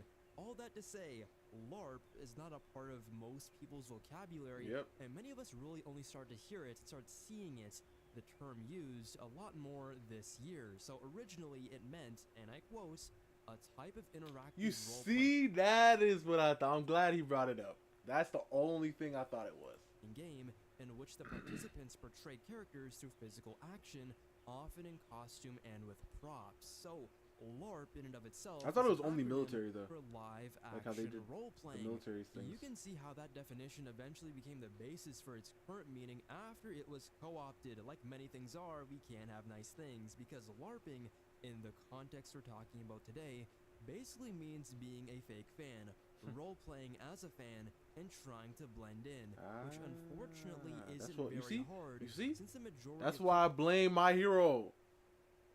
That's why I blame My Hero. Remember when I said I blame My Hero? That's what I blame My Hero for. It's for the LARPers. Alright? That's what I blame My Hero for. are casual fans just like them, hopping in and out of discussions and giving their own 2 cents if they find the topic vaguely interesting. And of course, there is nothing wrong with that. The problem is that these people give their opinions as if it was gospel, an unchangeable fact, a scripture in a holy book, when it is not. If they were willing to concede after somebody takes the time to educate them, then everything would be fine. But Yep. again, they fight back, and it probably has to do something with ego, right? 100%. People are prideful, and rather than admit that they're wrong, they would rather just rage bait you and move on with their day. And this affects all fandoms. What we'll be talking about today, of course, will be comic books. That's my main forte, but feel free to leave some experiences or grievances you've had in other fandoms down below. Use this as kind of like a discussion post to air out what annoys you the most with modern fandoms. I'm sure there'll be a lot of others who can relate. But I'll Nate, always remember all that of your moment. rants usually have I always remember that moment that lady told me after I told her my favorite My Hero character is Kirishima. She said, "That's messed up. Nobody likes the deformed characters. The freak does that have to do with me? Huh?" And that kind of pissed me off too. Because like I said, Kirishima my boy. What was it? Why did they do that to my boy? In the finals, bro. Why did they do that to my boy in the finals, bro? Oh my god. some sort of spark. What ticked you off this time? Well, I would probably pop a blood vessel trying to gather all the material floating around online to put it in this video, but a huge point of discussion last month came from this comic book. Comic book, I say lightly, a comic book superhero podcast. You've probably seen them around on your feed, but I don't really like sending hate, so I'm not going to mention them here. What I will say is that they had a very interesting discussion that really me off. Good bleeps though, we do like to keep it PG around here, because they crafted one of the most We do like to counterintuitive keep it PG out question here. answer setups I have ever seen. They posed the question, do you have to read comics to be a comic book fan? Well, Anyone yes. with common sense would probably give you a pretty reasonable answer to that, but they said no. And their guest, they went even further, saying it might actually be better if people don't read comics at all, because they won't develop preconceived, strict notions about what a character should be. What? I don't know how to break it to you, but you're essentially cultivating fan fiction and made up ideas at that point, which I probably shouldn't be surprised by, because that's how TikTok kind of operates in the big 2026. Oh, I think I know what It's who he's talking completely made up about. Character facts just floating around. But since a lot of you are already structured like this, not my viewers, of course. I'm just Bro, what shooting shots out exactly? there It's to- oh my boy, Nightwing, my boy. yeah, isn't like I'm an anime fan because I watch anime. I would never say I'm a manga fan, even though I've read a few manga. Nowhere near enough for me to blatantly say I'm a fan. I think I'm more of a comic book fan than I am a manga fan. But yeah, I don't understand. I mean, I'm getting into the manga area. You know, I've been reading more and more manga lately, right? But it's hard, especially like sometimes for me, like if it's a really good manga and it's getting traction, I kind of don't want to read it because I want to watch it. You know what I mean? I want to watch it. But sometimes I know we're gonna get that Tokyo Ghoul effect, and I know. I brought it up again, but I kind of, I mean, I'd rather watch an anime than read a manga. So if I know for a fact they're getting an anime adaptation, yo, I kind of want to wait for that. You know what I'm saying? But I still read manga. Like for example, like I've watched One Piece more than I've read the manga, but I've been reading the earlier chapters of One Piece in the manga just to see the truest form, quote unquote, right? And Blue Lock as well. I've been reading the manga of like the previous chapters and of Gachiakuda. I've been reading the previous, like the earlier parts, like the parts that are in the anime, just to see if there's like little like things and subtle Easter eggs and things in there. But I'm not going beyond that, especially because I'm watching the anime. You know what I mean? I'm anime first person, so I read the manga of the parts that I've already passed, if that makes sense. Ether, I would like to problematically segregate you guys over to AO3, which is another big thing that seemed to come out of nowhere, at least from my perspective. It stands for Archive of Our Own, and it's basically a site where you can share your own fan works, get notified when your favorite work, series, or users update, participate in challenges, keep track of works you visited and works you want to check out later. What a deal. Shout out Agent Extremely, but no offense, you could not catch me here ever. I cannot imagine Hold up, shifting I have to rewind because I kind of like wasn't paying attention. Let me listen. Let me listen to focus. which is another big thing that seemed to come out of nowhere, at least from my perspective. It stands for Archive of Our Own, and it's basically a site where you can share your own fan works, get notified when your favorite work, series, or users update, participate in challenges, keep track of works you visited and works you want to check. Wait, what? I don't understand. Like the site lets you upload like your own fan works, like fanfics and stuff, or like like talk about your favorite fandoms and stuff like that. That's what's confusing me. It's basically a site where you can share your own fan works, get notified. Share your own fan works, meaning I can share fan art or like how he's mentioned it earlier, like fanfics. When your favorite work, series, or users update. So I can like bookmark or whatever, like let's say for example Dragon Ball or something. So every time there's an update of Dragon Ball, I get notified. I mean, honestly, this sounds pretty cool. Participate in challenges. Keep track of works you visited and works you want to check out later. What a deal. Shout out Agent Extremely, but I don't know what's wrong with it. Like, I mean, if it's how I'm thinking it is. If it's how I think it is, I don't see anything wrong with this. no offense. Well, yeah, share your own fan works.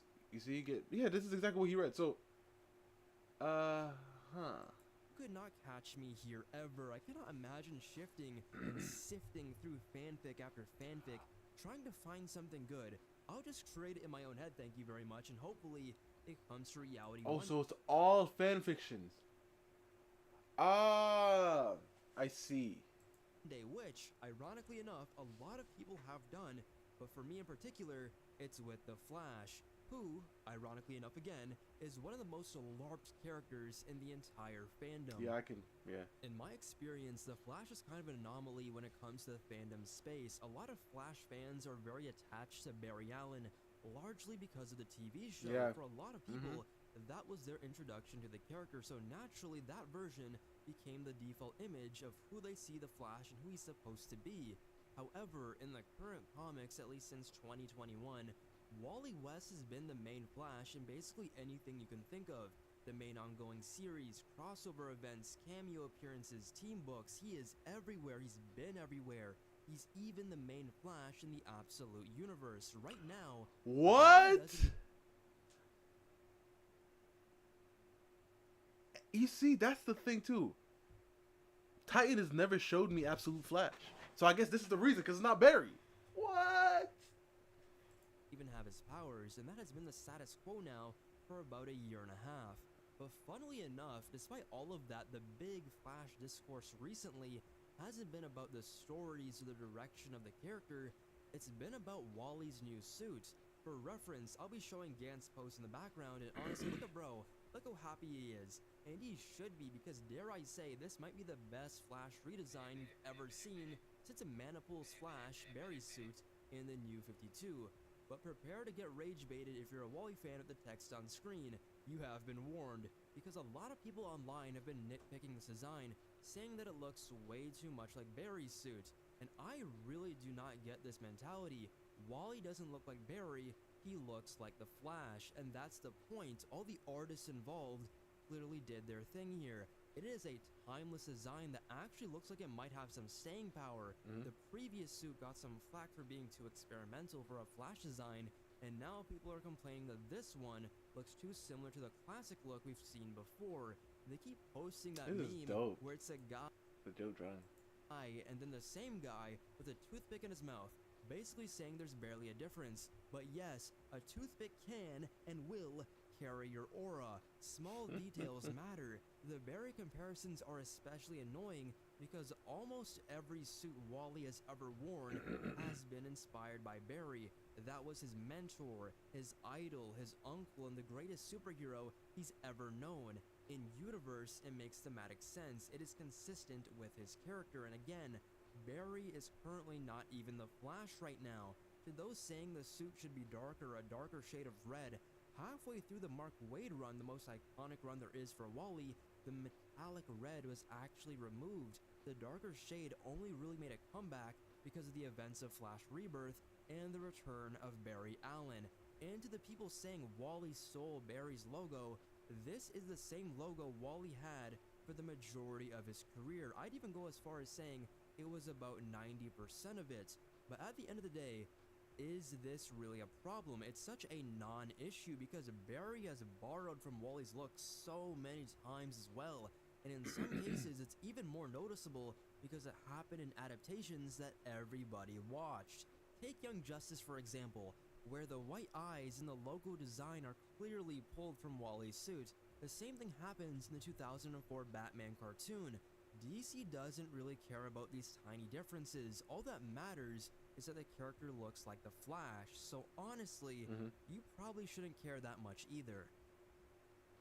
So at this point, we are going to introduce our very first debunk time segment. Yes, because this is where the LARPing really starts to show itself. One of the arguments that started floating around during all of this discourse was the idea that Black Flash is way faster than Wally West because he caught up to him in a panel from 30 years ago. Now, I know power scaling debates can get really ridiculous at times, Oh but my gosh, power scaling is insane. And the thing is, because I've never really been in the power scaling, room, but they keep pulling me in, bro. And I'm like, hold up. What the freak is happening right now? Why am I here? one in particular is very funny because it ignores about 3 decades of character progression. First off, Wally has gotten significantly faster since that moment. We are talking about a character who has surpassed the Speed Force itself, the same Speed Force that, by the way, is the literal thing that creates the Black Flash. Second, modern Wally has access to abilities that simply don't exist during that original era. He has dimensional, spatial, and even narrative level abilities on top of newer energy-based techniques that he developed long after those earlier stories. And third, the comic itself straight up tells us that Wally outran the Black Flash. So the interpretation that Black Flash is just faster doesn't really hold up when you actually look at the story. The only real advantage he has is endurance. His whole role is essentially acting like death for speedsters. He doesn't need to be faster than them, he just needs to keep chasing them until they eventually slow down. and the way the character works is actually pretty interesting. Black Flash tends to like match the speed of whoever he's chasing, meaning he's never too far behind. Think of a personal death character for each and every speedster. Think of it like being tethered to somebody. If you ever played Chained Together, it's basically that idea. You're I never played connected to this another game. player and But I've seen people constantly play it. moving at a similar I don't think I've pace. ever seen somebody That's why finish it. characters like Jay Garrick or Max Mercury are sometimes able to stay ahead of him for a while, even though they're technically slower than Wally. It's not about raw speed, it's about the chase, and even the idea that Wally had some kind of head start in the original scene doesn't really work either, because the two of them basically started moving at the exact same time. But again, this is what happens when people pull a single panel off the internet without the surrounding context. The conversation is about whether which version of the character exists in someone's head, and once you start noticing that pattern, that headcanon fanfiction pattern, you see it everywhere, not just with the Flash, but especially with the MCU fandom. Because another type of LARPing that pops up all the time is what I like to call retroactive expertise. These are the people who discovered a character through a movie or a TV show, which is perfectly fine by the way, and then suddenly start talking about the character's Like they entire know it, history, like they've been reading the book for decades. A really good example of this is Iron Man. You often see people claim that Tony Stark was a lame or irrelevant character before the MCU, and that Robert Downey Jr. basically created the version of the character everybody likes today. Now, did the MCU massively boost Iron Man's 100%. popularity? Absolutely. 100%. There's no denying that, but the idea that Tony Stark only became interesting because of the movies is just not true. In the comics, Tony Stark has always been a deeply complex and often self-destructive character, yes, defined by his obsession and with progress and his constant battle with his own flaws. He started out as a weapons manufacturer, somebody who literally profiled from building instruments of war, but after his origin story, when shrapnel from one of his own weapons nearly kills him, that moment becomes both a literal and symbolic turning point. He transforms from a man who builds weapons into somebody who dedicates his life to protecting people from them, and from there, Tony becomes one of the most important figures in the Marvel Universe. He's a genius-level inventor, a futurist who constantly tries to anticipate threats before they happen.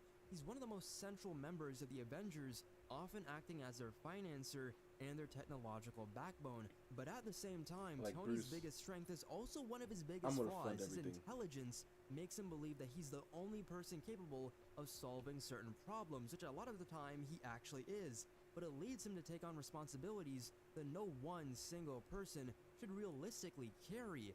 That arrogance creates some of the most interesting conflicts in his stories, because even when Tony is acting out of genuine concern for the world, his methods can be extremely or incredibly controlling, sometimes even crossing ethical lines. And on top of that, there's the personal side of the character, a part the MCU basically kind of skimmed over. Tony Stark's struggle with alcoholism is one of the most famous, long-running arcs in Marvel Comics. Stories like Demon in the Bottle show you the pressure of being Iron Man, running a company, and constantly facing global threats, eventually pushing him towards addiction. It's a reoccurring battle too. Tony isn't written as somebody who simply beats alcoholism and moves on.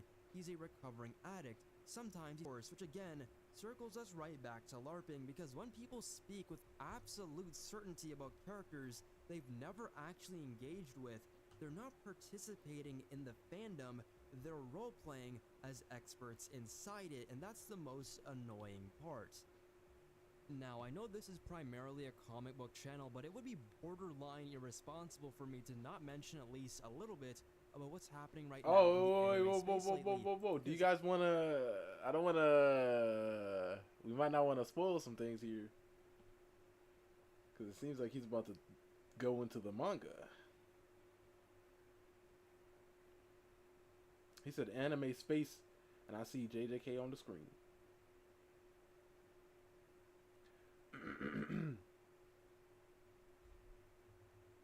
No, I don't know if he's gonna start spoiling it. You see, it says anime LARPing JJK. I don't know. Hopefully he don't spoil, but we'll see. I guess.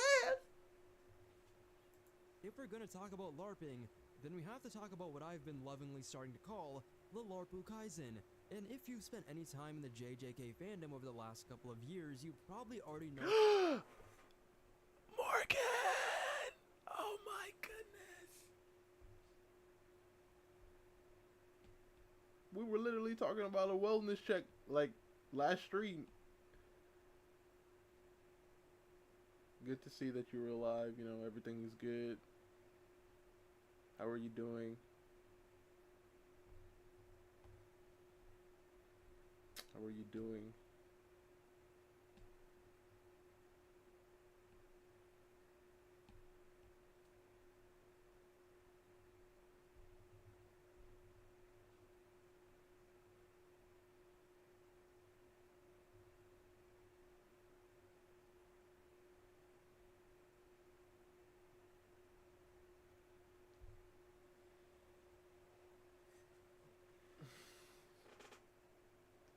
You've been so busy? Yeah, I understand. I understand.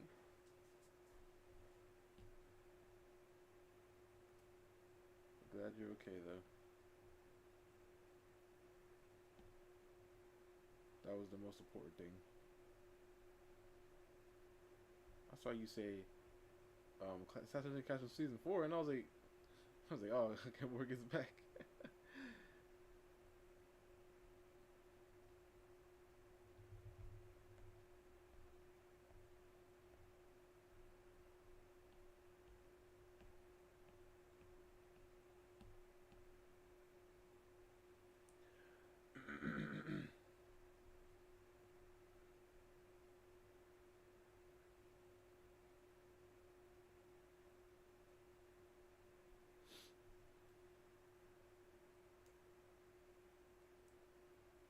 You just picked your tablet up this month since Christmas? Wow.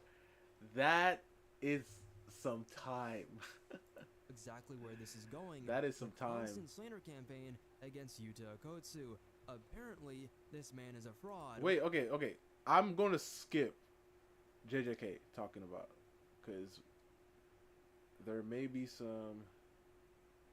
Oh yeah, he's going through every manga panel. Yeah, we're gonna skip that. Yeah, we're gonna skip that. It's still too fresh. It's still too fresh for some, you know. We're definitely gonna skip that. But double video.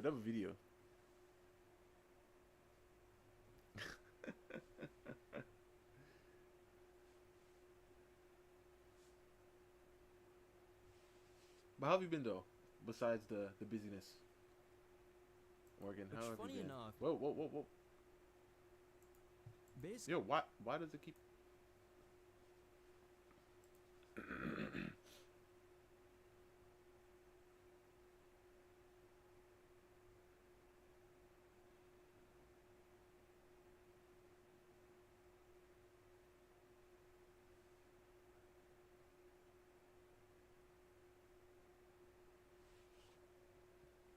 Excuse me. But Morgan, did you finish My Hero? Wow, that's how long Morgan's been gone. We haven't even talked about My Hero. Haven't talked about nothing.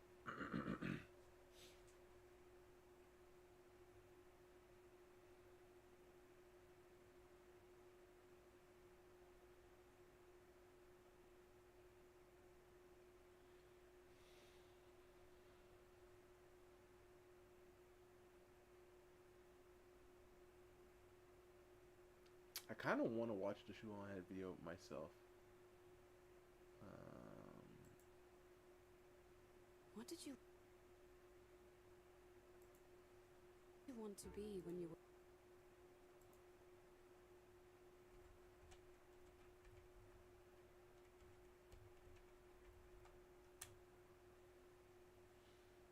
I think I typed in shoes on head. There she is. Yeah, I want to see.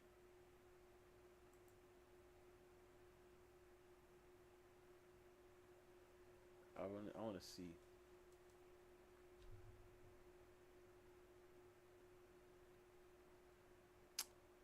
Yeah, caught up with My Hero. Caught up with JJK. Haven't watched season 2 of Free Run yet. I haven't seen that yet either. Have you? Wait, you finished? You finished Apothecary a while ago, right? When I tell you, Morgan, Apothecary Diaries has solidified itself. Hold up, let me see, because I wrote this down. Apothecary Diaries is officially in my top 10. Apothecary Diaries is phenomenal. Apothecary Diaries is phenomenal. It is peak. What about you? So you started.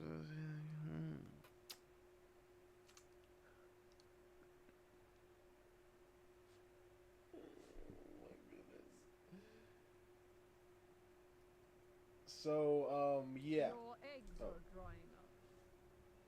If you're a woman online, you have Okay, probably let heard me that. pause this. Okay, Shu, that's an interesting way to start your video. When we're talking about dads, give me 1 second. Let me turn on my light, and then I'll answer your question, right? Gotcha. Listen. Hold up. I'm about to turn the light, and then I'll be right.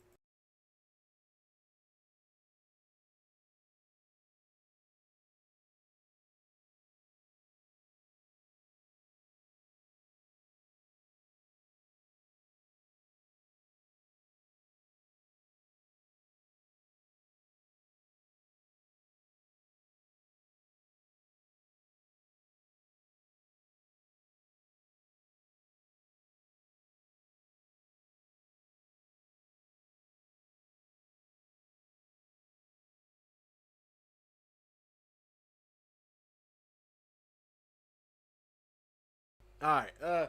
So what happened was, right? Like, I was in my, I guess I'll dabble into JJK again, right? Like right before I got back in, I just I found out everything, like everything under the sun. Like I know everything about the show, everything that happens and characters and stuff and things and yeah. So at that point, I was just like, I don't, I don't even think I want to do this anymore. And listen, a lot of people like even told me after, they're like, well, no, it's fine. Like I know like certain things, and I'm like, you know certain things, but you don't know everything. I kind of know everything. That's not the same, This is why I don't like to read manga. This is why I don't like to read manga ahead, because I don't want to know what happens, but I do. And bro, I know you've been telling me this since 2020, but man, listen, I just procrastinated, my boy. I had to watch a movie. I had to do all this other stuff. I mean, honestly, Demon Slayer had to do the same thing. But we're not talking about Demon Slayer. Nate, I don't even know why I brought it up. We're not talking about it. We're not talking about it at all. Zip it. Okay. At many times, perhaps this image haunts you at night. It is a true fact that women's fertility begins to decline at age 30, and they suddenly wake up and get what we call baby fever. But what about the men? Do their sperms rot? Oh Do my their gosh. balls shrivel up into little Oh raisins my and die? God. Do they wake up one day and get baby fever? Okay. Do men have a Okay, Shu. Okay, Shu. biological clock in the same way women do? I've briefly joked about this in videos before. In fact, a clip of mine from a video I did a few months ago actually went viral recently thanks to the VTuber Smugalana. Ah, yes, the male biological clock. It's not physical, but spiritual. Men will deny this, but they absolutely have a biological clock. It may not hit in your teens or your 20s, but one day you're going to have a dream. You have a little daughter making pancakes with your wife in the morning. Oh and you're my not God. going to be able to get it out of your head. Oh my God. And the comments were full of men discussing their dreams to start a family. That is facts. That is facts, bro. That is facts. Like, it was when my younger cousin, like one of my youngest cousins, like when she was like really young, right? And like I would like watch her from time to time, right? And she would like just cling to me and walk around me. And I was like, ah. Right? But then as soon as she started acting up, I was like, yeah, that's it. I gotta bring her back, bro. Right? But I still get those times I'm just like, man, I want myself a little meat. You know what I'm saying? There is not much discussion about men's desire to have children. Like many things, it's not really something they talk about publicly. That was until a certain video game came out. What are you? I am DI-03, Diana! a state-of-the-art pragmatic created here at the Cradle. I possess basic life-saving... How about we call you Diana? Diana? Pragmata is a sci-fi action game where you play as astronaut Hugh Williams, who is sent to investigate an abandoned moon base. He meets a childlike android named Diana, and they team up to survive and escape the space station. Along the way, they uncover what went wrong and defeat the bad guys, all while forming a strong emotional bond. Oh my gosh, the high five. I'm counting on you, kiddo. It seems to have awakened something deep within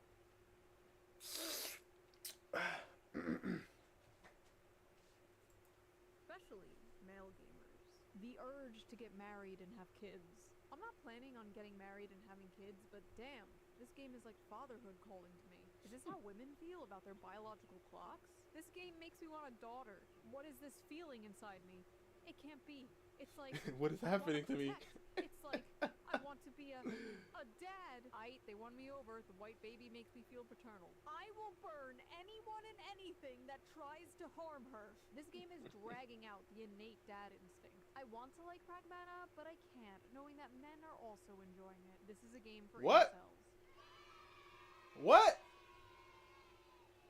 Babe, wake up! She It's time can't- for your yearly gamer. She can't. I mean, of course. I don't like Pragmata, but wow.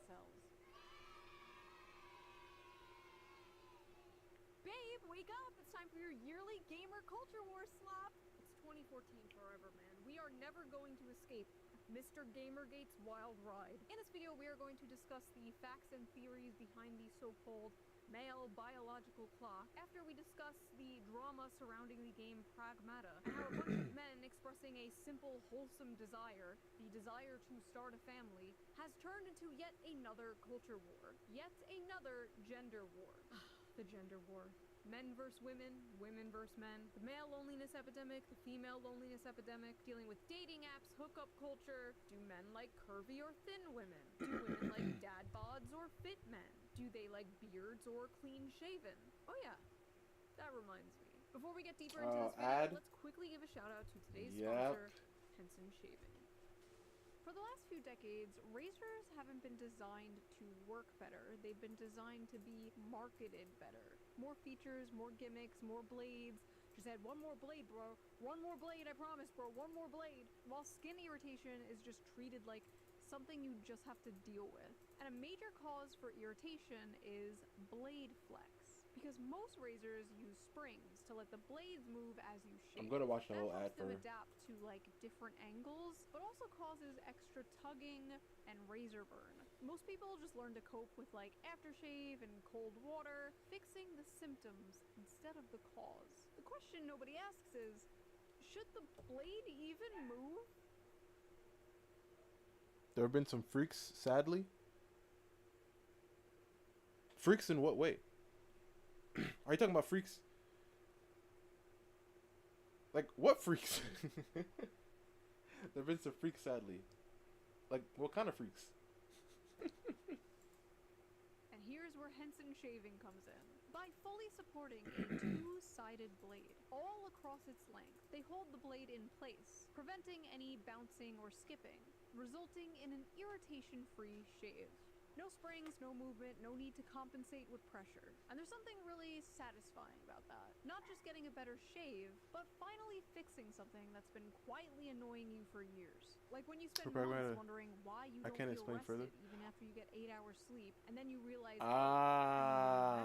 you don't need more aftershave. I see. I mean, you need a new razor. I mean, and since I switched that's to Henson, how I it is with noticed that my everything. shaves They're have been like smoother the than world, ever, bro. no tugging, no cuts. The best part It's not even you funny. best. This is not a funny laughing. This is a bro.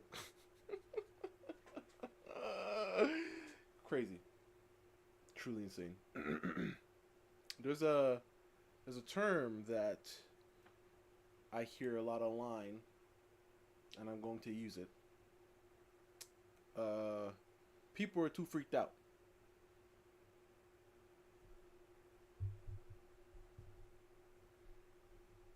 That's all I can say. And now I'm going to continue the video. You finna see? What do you mean I'm finna see, right? Have you seen this video already? In a Henson razor, it is a lifetime purchase. The only thing you need to replace are the blades, which cost just 10 cents each. So once you own the razor, you'll only be spending like $3 to $5 per year. Henson offers a variety of different colors. I have the rose gold. I think it's so cute. So if you're tired of razor skin irritation and overpaying for replacement blades, Henson Shaving is definitely worth I'm gonna tell you this checking right out. now. Just head over to hensonshaving.com/shoe and add Like, has both a seen Henson every razor single and thing, 100 bro. blades to your cart. Then I don't enter think code Bry's ever SHOE actually at doesn't. checkout to Bry get has the told blades me for free like he with your hasn't seen certain purchase. things. Big thanks to Henson for sponsoring this video, and thank But you, 9 times out of viewer, 10 for not skipping the ad. Right? Yes, of Now, course I did. let's get Of course I back did. to the video. Throughout history, there have been countless stories centered around a very specific dynamic: the adult protector and a child. You see it everywhere. In video games, they call it a Ellie and Joel. The Walking Dead, The Last of Us, God of War, yeah. Detroit Become Human, It's funny. BioShock, Life is Strange. Somebody did a. movies like Logan. Somebody did a. Oh yeah, Logan. Somebody did a like a side by side of Atreus and Kratos and Diana and what is his name? I forgot his name already. What's his name? Keith? No. Yeah, but they showed how dads are with their daughters. Kratos was beating this Hugh. Okay, yeah. Kratos was smacking this man. He's like, "Come on, faster, stronger," and I'm like, "Yeah, facts, facts, bro. What? Facts. That's how it be. That's how it be." Oh, this gotta be old. She's young here. By the way, that girl right there, that is Gwen Stacy or Vi. Right there in the back. Grit, in a way, Monsters Inc. Shows like The Oh, Monsters Inc. Mandalorian, literature has done it forever with The Road, Les Miserables, and many Les others. Miserables. It shows up time and time again because it taps into something deeply human. The instinct to protect, to guide, to teach, to nurture something more vulnerable than yourself. It is a beautiful and powerful story that has been told for centuries. Excuse me. And you're like really weird and an incel for enjoying it, actually. Incel game. If you buy this game, I'm gonna assume you are a pedophile. I feel like it's Wow. against ethics at this point to design child characters for an audience of majority male gamers. Like, let's stop with the defenseless girl the big strong man has to protect. This reeks of sexism and control. What? It's a I hate these child. father simulator games. They always give me the creeps. This is low Kirkenuanly fascist propaganda and gives me pedo vibes. Wouldn't it be cool if I sneezed right now? Oh my gosh. Fascist propaganda. If this is fascist propaganda, slap me and call me Adolf. Zoomer women really look at a wholesome game involving a child and wait, what the f is low Kirkenuanly? After hearing about toxic masculinity for the past 15 years now, finally a topic comes up where it's overwhelmingly positive masculinity, and what is the response? I think the funniest thing about the Pragmata controversy is that those incels genuinely think they could ever get near enough to a woman to impregnate one. It's not Oh my nuanced. gosh. Pragmata is blatant pedophilia catered Oh to my male gosh. owner gamers. Why are people thinking this is sexual or makes you a pedophile? You Because see? men are notorious for being peds and disgusting You humans. see? You They see? sexual- You see? Hold up, bro. Oh my gosh. Oh my gosh. Time out. Let me breathe. Jeez. This is crazy. Are there some weirdos? Of course. But first of all, we not gotta act like teachers. Okay, let me calm down. We're not going for tit for tat. All right. We're not going tit for tat. All right. Let me calm down. Let me calm down. It's so crazy. And the thing is, though, I always remember that one clip of, who was it? Neymar? Okay, it was a soccer player, right? Two soccer players. There were outside, and usually, like, when they're in the lineup, they have, like, children standing in front of them, right? I think some of these comments are justified to prove this on Reddit and game. Yeah, but the thing is, you have to understand, though, Morgan, in everything, right? If there's a good thing, there's going to be a negative, right? People just love to be on the opposite side, right? And if you go looking, especially if you go to Reddit, you're going to find the weirdest people. Does that mean Reddit are for weirdos? Debatable. I'm playing. But if you go to Reddit, you're going to find weirdos, right? Especially if you go to if you searching up Pragmata on Reddit, if you search up, listen, if you search up anything, you're going to find it, right? And it's crazy to me when they play, like they love to paint this picture. And like I was saying earlier, it was a soccer player, two soccer players, right? One of them was a female soccer player, one of them was a male soccer player, right? There was a kid in front of them, right? It was raining, so they both started to, the kid, right? Like, console the kid and make sure the kid was okay and warm. Guess what the comments were on the guy? Oh, this guy's weird. She's obviously uncomfortable. I guess the comments were on the lady.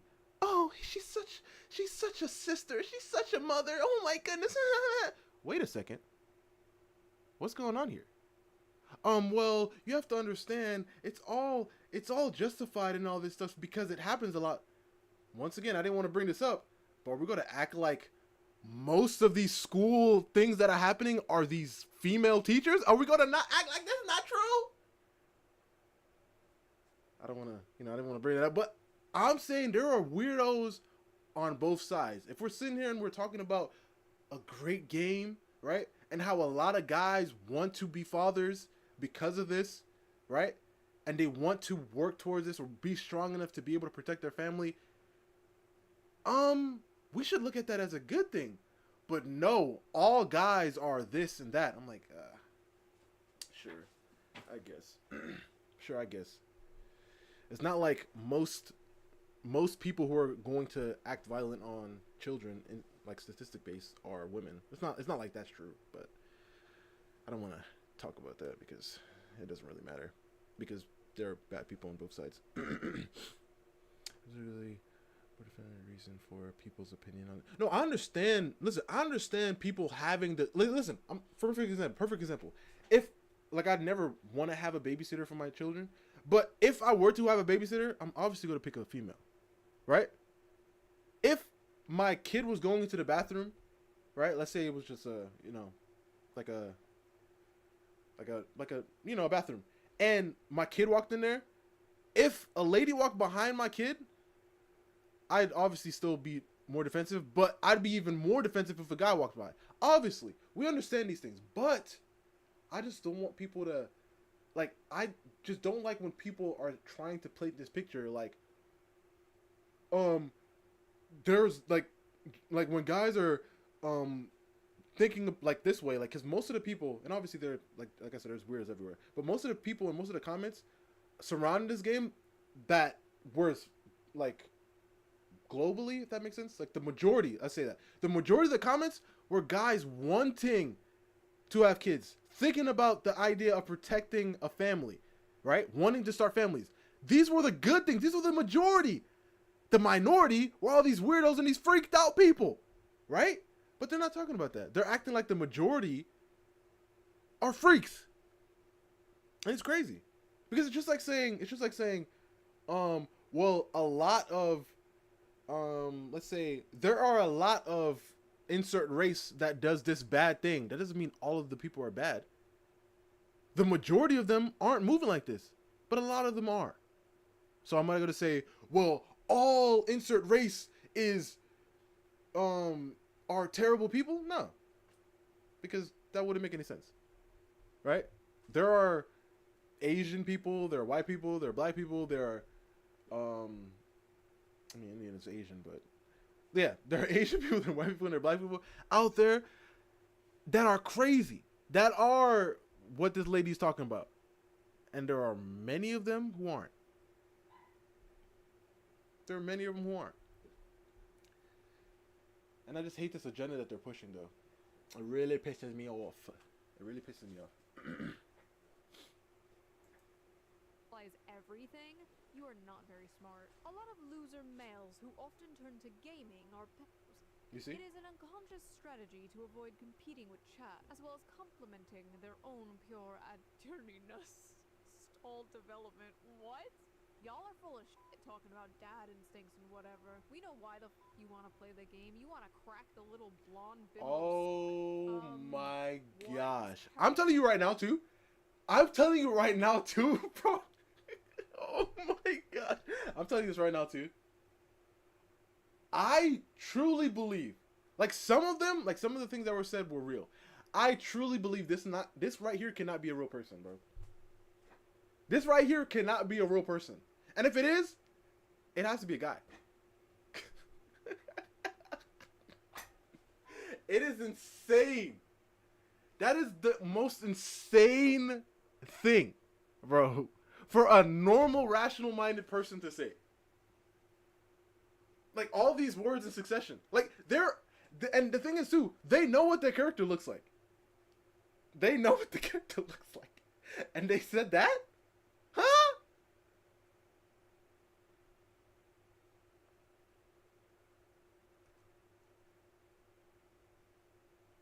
Are full of shit talking about dad instincts and whatever. We know why the you want to play the game. You want to crack the little blonde bimbo slut. What? This character design creeps me out. Why does she look like a doll? Why is this blonde child with a blowout running around barefoot? I've not With yet a played the blowout? game. Is this expanded on in the plot? Is that what the Or hairstyle this is? Eye candy for creeps. I feel like I'm going insane.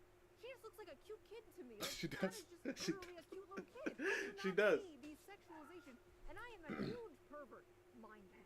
I do not see what the these people are talking about. Are there creepy people on the Yes. internet who are sexualizing Diana? Yes. Yes, absolutely yes. It is a small minority, but it is still disgusting.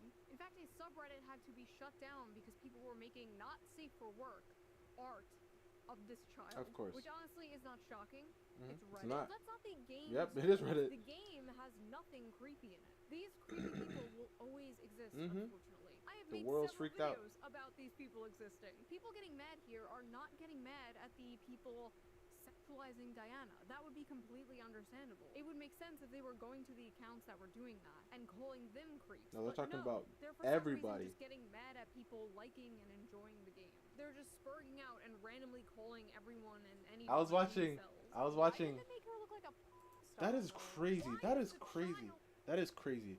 That is truly crazy. But give me a second. I was watching like one of my favorite walkthrough channels. Hold up. I was watching him play. I was watching him play the game, right? Because Brian was like, that game was like $800, and I was like, you tripping? I might as well just watch it like a movie. So I was like, I had it on the background. Let me see. Oh, you heard what's happening with PlayStation? Oh my goodness, bro.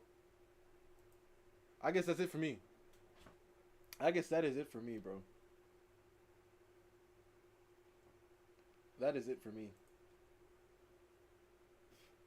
They're talking about you're gonna lose access to all your downloaded games. Crazy, bro.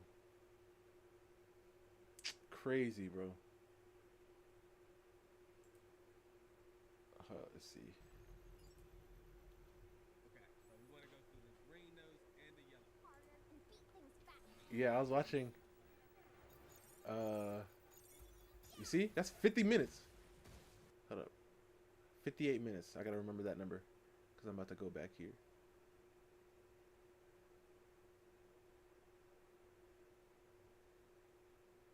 This is like the little cutest little. Here, look. What's this? That's the Earth. What? The blue part there is the ocean. Look outside and you can see it from here. That's weird. And the music, man, the music, bro. Like every time he's talking to her, bro, the music is just like the piano was tripping, bro. I'm just like, yo, what you trying to do, bro? What you doing to me? And I keep remembering that one video I showed you guys. I think I sent it to was it Titan? Was it Titan?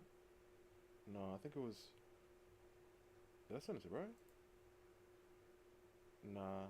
Where the heck did I send the video? Oh, I think I posted it on Discord. I should play it on stream? Like I saw, like I didn't know, like there's a PC version. Hold up, give me a second. Let me see. Where did I post it, bro? Like I sent, like remember that video of that guy giving his review? When did I post that? Because I'm pretty sure I showed it to you guys, right? But where did I post it?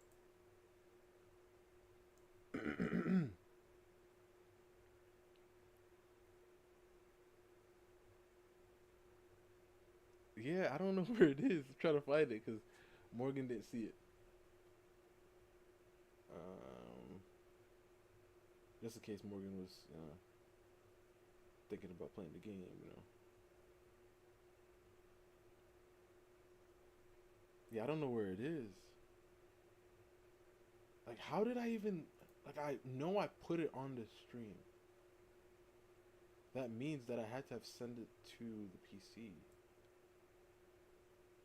But I can't find it. Did I send it? Did I post it on stream stuff? No, I didn't. Did I post it? Like, I just sent it to somebody? I didn't send it to you, right? Did I send it to Titan? I checked that. Right? Yeah, I didn't send it to Titan. Wait, is this it? Wait, is this it? Oh, this might be it. Hold on, wait. Is this it? Oh, this might be it. Hold up.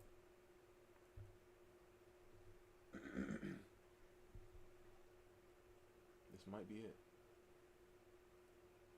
Is it? Oh, yes, it is. Wait, no, it's not. This is not it. Yeah, baby. We did it. Oh my gosh, that moment. But it's not it. Where is it? Is it this one? Oh, I think this is the one.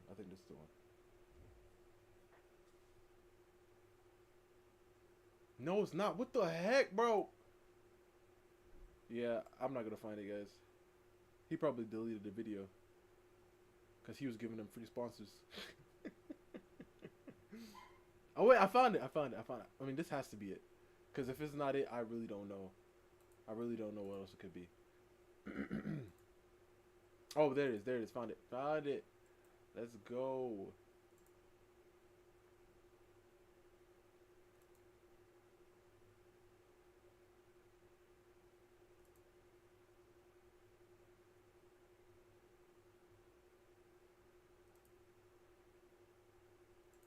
Yeah, I thought it was prog model. It's prag metal. Okay, cool.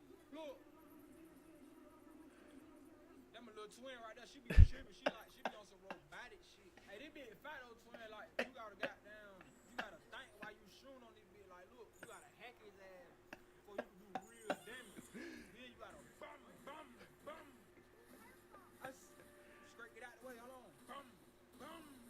Fuck this ass. That boy get the good snack Kool-Aid, y'all, boy. I ain't gonna count though. Little twin on my back right here. She really be putting in most of the work. Like, she do the hacking and shit. I just do dirty work, you understand me? Understand me?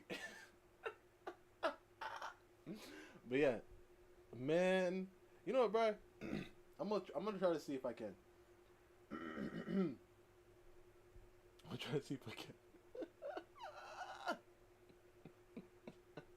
It will be like the longest gameplay of all time, though.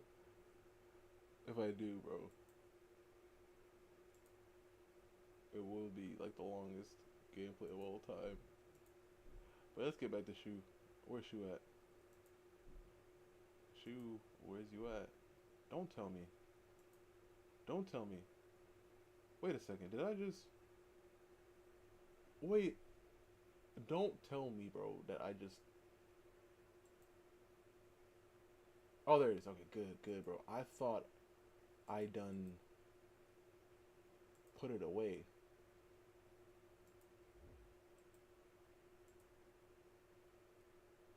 Understand me? Well, sexualizing Diana. Okay, there you go. We're back. That is a crazy thing to get back to.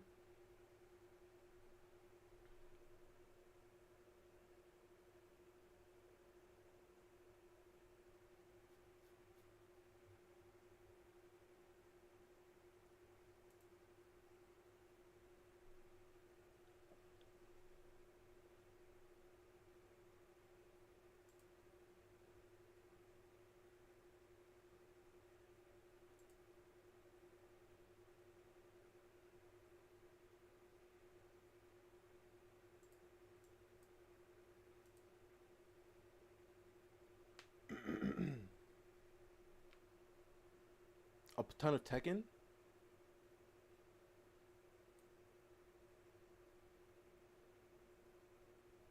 Been playing a ton of Tekken. Oh, who's your main on Tekken? If you don't mind me asking.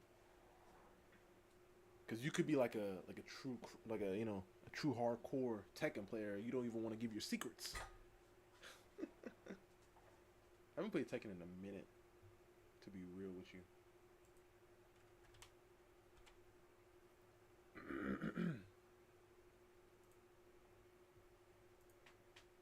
That would be completely understandable. It would make sense if they were going to the accounts that were doing that and calling them creeps. But no, they're for some reason just getting mad at people liking and enjoying the game. They're just spurging out and randomly calling everyone and anyone incels.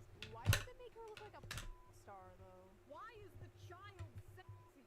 Are you okay? These Exactly. freaks to see a child, immediately sexualize them, and think everyone else is as creepy as they are. Like, no, bitch, that's you. And Reddit. You and Reddit. There is nothing in this video game that caters to the freaks except for Lily. the fact that Diana is a child. Compare that to, like, Cuties, where there were up-closes of real children twerking. That is weird. That is cute. That is weirdo An behavior. article recently came out from the outlet The Gamer that in the beginning talks about what happened on the Reddit and how disgusting some people are being towards the character Diana. Okay, fair enough, I agree. But then towards the end, the author throws in something very telling. I have not yet played Pragmata, and that's because I'm a little tapped out on stories where men adopt daughter-like figures and prove their masculinity by protecting them. That is their real problem. Men protecting people. That's just them proving their masculinity. And as we all know, masculinity bad. Blatantly not true, whether you agree with it or not. The average attraction trope on a little girl, blonde, blue eyes. I mean, the whole game is... Oh my gosh, I didn't even think of that. The good genes. I didn't even think of that, bro. Oh my gosh, they went that route? Fair. I think the men who play this are probably creepy, but how is it Nazi propaganda? Blonde, blue-eyed toddler and tiaras looking white girl you have to save is literally Nazi propaganda straight out of the 1930s, dude. Sorry, I don't see it. Ugh, I really don't have the energy to deal with this. Just use your brain. You see how crazy I that have is? the energy to explain my schizophrenic... You see how crazy that is? It's like... that is like... I feel like my head will hurt. Like, two people who are thinking, like, just crazily, you know, about, like, all men are doing this or playing this game for this specific reason. And then one of them is going a little crazy or talking about, well, it has to be because of the genes, you know, when the propaganda of the, you know. And then they're like, wait, what? Like, I mean, I understand guys are weird and all that, but how is it? And they're like, yeah, but she has blue eyes. And he's like, yeah, but, I mean, I don't see how it is. And then now they're just mad at each other. That don't even make any sense. You see, this is why everybody has to agree. On their side, everybody has to agree. If you don't like what I'm saying, then you're wrong. Like there's like a baseline of things that you have to agree with, and if you don't agree with it, Good. I don't You're have out. the energy to listen to it. Listen, I know we're all used to seeing gay, black, Hispanic, disabled furries in media lately. Furries? I promise you, white people still exist. It's not Nazi propaganda. I feel like this girl character is an objectification of the idealized child. She's pulled right from the patriarchal white supremacist imagination. interesting. Perfect, pure I mean, white girl. she is literally an android, right? Literally an android. That is she is. So she needs to be like. You think it makes sense for them to make like a handicapped android? Would that make sense? Like, imagine. You're like, I mean, since you made her anyway, couldn't you just make the parts work, like the limbs and stuff? You'd be like, well, she's an android, but she's also she also can't see out of one eye, and her legs don't work. What? Why did you do that? Well, because we wanted to. That would be the craziest thing. If they would have done that, I don't even know. I wouldn't even know what to say, bro. I'd be like, yeah, I think this is truly insane because you made it. You know what I mean? It's like if, like, let's say something happened and then the android, like, lost its arm and it can't be fixed for some reason because they don't have the machine or the tech or whatever. Sure. But if you just made it that way, that'd be so weird. Child that must be protected so they can produce the next white generation.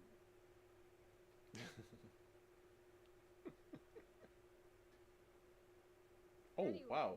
Funny how y'all have paternal instincts for a child with a model woman's face plastered on it. A Make her model look like woman? An actual kid with missing teeth, short hair, bare face, snot, and see if those instincts kick in the same. This game is openly catering to pets. The What? gaslighting is over. Wait, I'm trying to follow the logic here.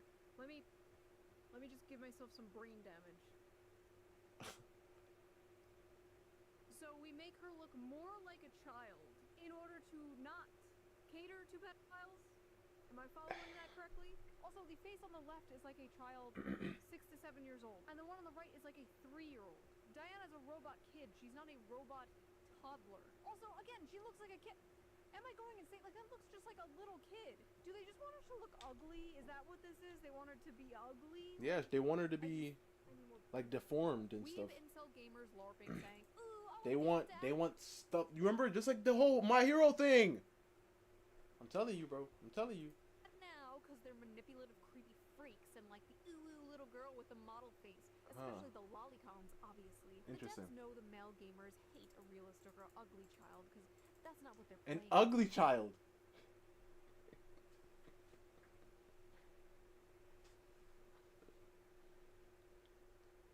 A realistic or ugly child. First of all, the game actually looks pretty. I mean, it's not like hyper realistic, but it's pretty real, I'd say. So, like, what do you mean realistic?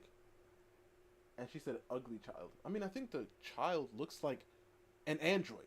It looks like the perfect child, if that makes sense. Like missing teeth. Why would she have missing teeth? She's an android. She looks like an android. She's not a kid. I mean, she's a kid, but she's a kid android. She looks like a kid that was an android. That's what she looks like. I think that's called malfiction. Yeah. If they made her look like a realistic, ugly child, none of them would be saying this. First of all, why are they acting like it's realistic to portray children as Ugly. and Exactly. I'm telling you right now. I mean, no. I have seen some, but like, do you commonly see ugly kids? Like, ugly, because she said realistically ugly. And I'm like, because like, especially like when you're drawing and you learn like how to draw and stuff, there are benchmarks for a reason, because on average, there is a what do you call it? Oh shoot, that freaked me out. On average, there is a benchmark. So she looks like a perfectly like a normal kid, like a perfectly normal kid. That's what she looks like. They said supermodel. I mean, because her teeth aren't broken and because her hair is like clear. I mean, not clear, but like quote unquote perfect. I mean, I wouldn't say perfect, but like she's an android. Like she's supposed to be perfect, like a perfect like kid, if that makes sense. Because why would an android, like, think of Android 18? I mean, not Android 18. Like, think of an android though, like an android that's manufactured. Like, every part of the android is going to be. I mean, I don't understand. Let's just continue, because this video is like, we got like 12 more minutes. No, not even. Like almost 16. Yeah. Disgusting. Children 17? are not ugly and disgusting. Like, they're cute and adorable. Exactly. That's what they're known for. Like, yes, she's made to look cute. Exactly. Yes, that's how you know this game was not made by Western video game developers. That's how you know there was I no didn't think of that. Liliths on the dev team here. You guys would lose your shit while playing Bioshock. Actually, Bioshock is a really good example of this design working right. The little sisters are all gross and have gray-green skin. Interesting. No, you don't understand. Everything around me must be ugly as Yeah. I will furiously start masturbating. Oh my gosh. 2014 discourse. Because it is 2014 discourse. Please don't let there be Gamergate 2.0. Who's going to be the shoe on head 2.0 to emerge from the Gamergate 2.0? If she's listening now, this might sound very vague, but don't. That thing? Don't do it. Don't do it. Don't do it. Phew. Thanks for talking to me all the time. Oh my gosh! And the draw. Ah! Yeah. Is this supposed to be when we first boarded the tram? Uh-huh. I drew it. It's for you. Look at that. You wrote your name, too. Not half bad, kiddo. This robot girl makes me uncomfortable, and the fact that I haven't seen female gamers fawn over her is interesting. I've seen more clips of her and that man, and that is not how kids behave. Something weird is going on. That's not how kids The behave. Something weird going on here is you, ma'am. You are the something weird. That's not how kids behave. I always like baffles me when people say that. Like, kids are bad, right? Like, perfect example. Dogs are bad. That's a wild statement, isn't it? Isn't it a wild statement? Doesn't it mean that you have a bit of a problem, bro? Like, there was this video on Instagram that I've seen. Right? It's not funny. It's not funny. My comment was funny. But there's a video on Instagram of this dog, right? This really big white dog. You guys probably have seen it. A really big white dog being carried by its owner, right? Because another dog is trying to bite his dog, right? And he's pulling his dog, he's lifting his dog higher, right? He has a really big dog and a fluffy dog. He's putting his dog higher so his dog doesn't get bit, right? And that dog is barking, and the owner is somewhere away, walking, strolling all over. And I'm like, oh, for real? Oh, no. That's not how it works. That's not how it works. That's not how it works. This is my dog. My dog is chilling. My dog is vibing. Your dog is playing games. My dog ain't about that life. But you know who is? I'm playing. But listen, I'm not gonna blame. I'll never blame the dog. The dog can get in trouble for things that isn't its fault, right? Because dogs are dogs. But I'm giving 100% of blame to the owner, because it's the owner's fault. Like another video I saw, this dog bit a horse, right? Whose fault is that? Is it the horse's fault? No. Is it the dog's fault? No. It's the owner's fault. Because this is your dog. You have to train your dog. You have to make your dog know what's good and what's up. If it was a wild dog, that'd be different. But this is a dog that you have claimed. So you gotta train your dog. You got to teach your kids, bro. You gotta take care of your kids. You gotta treat your kids. You gotta teach them. If your kid is out here doing some wild stuff, listen. Especially like in those early years. It's obviously later on they'll end up having a horse. Yeah, bit a horse. It was like in a farmland too. So, But if your kid is acting up and everything, especially in the early years, I'm gonna say like a 5 to like honestly. I mean, listen. I'm gonna say homeschooled kids from like 5, because I feel like that's when they're like doing a lot more, like they're talking on their own, doing most stuff on their own. Like honestly, from this range, if they're homeschooled, right? But if your kids are like publicly schooled, it will still start at 5 for me, but it'll be a lot shorter to about like to 12 to 13. Like that's about like high school age, right?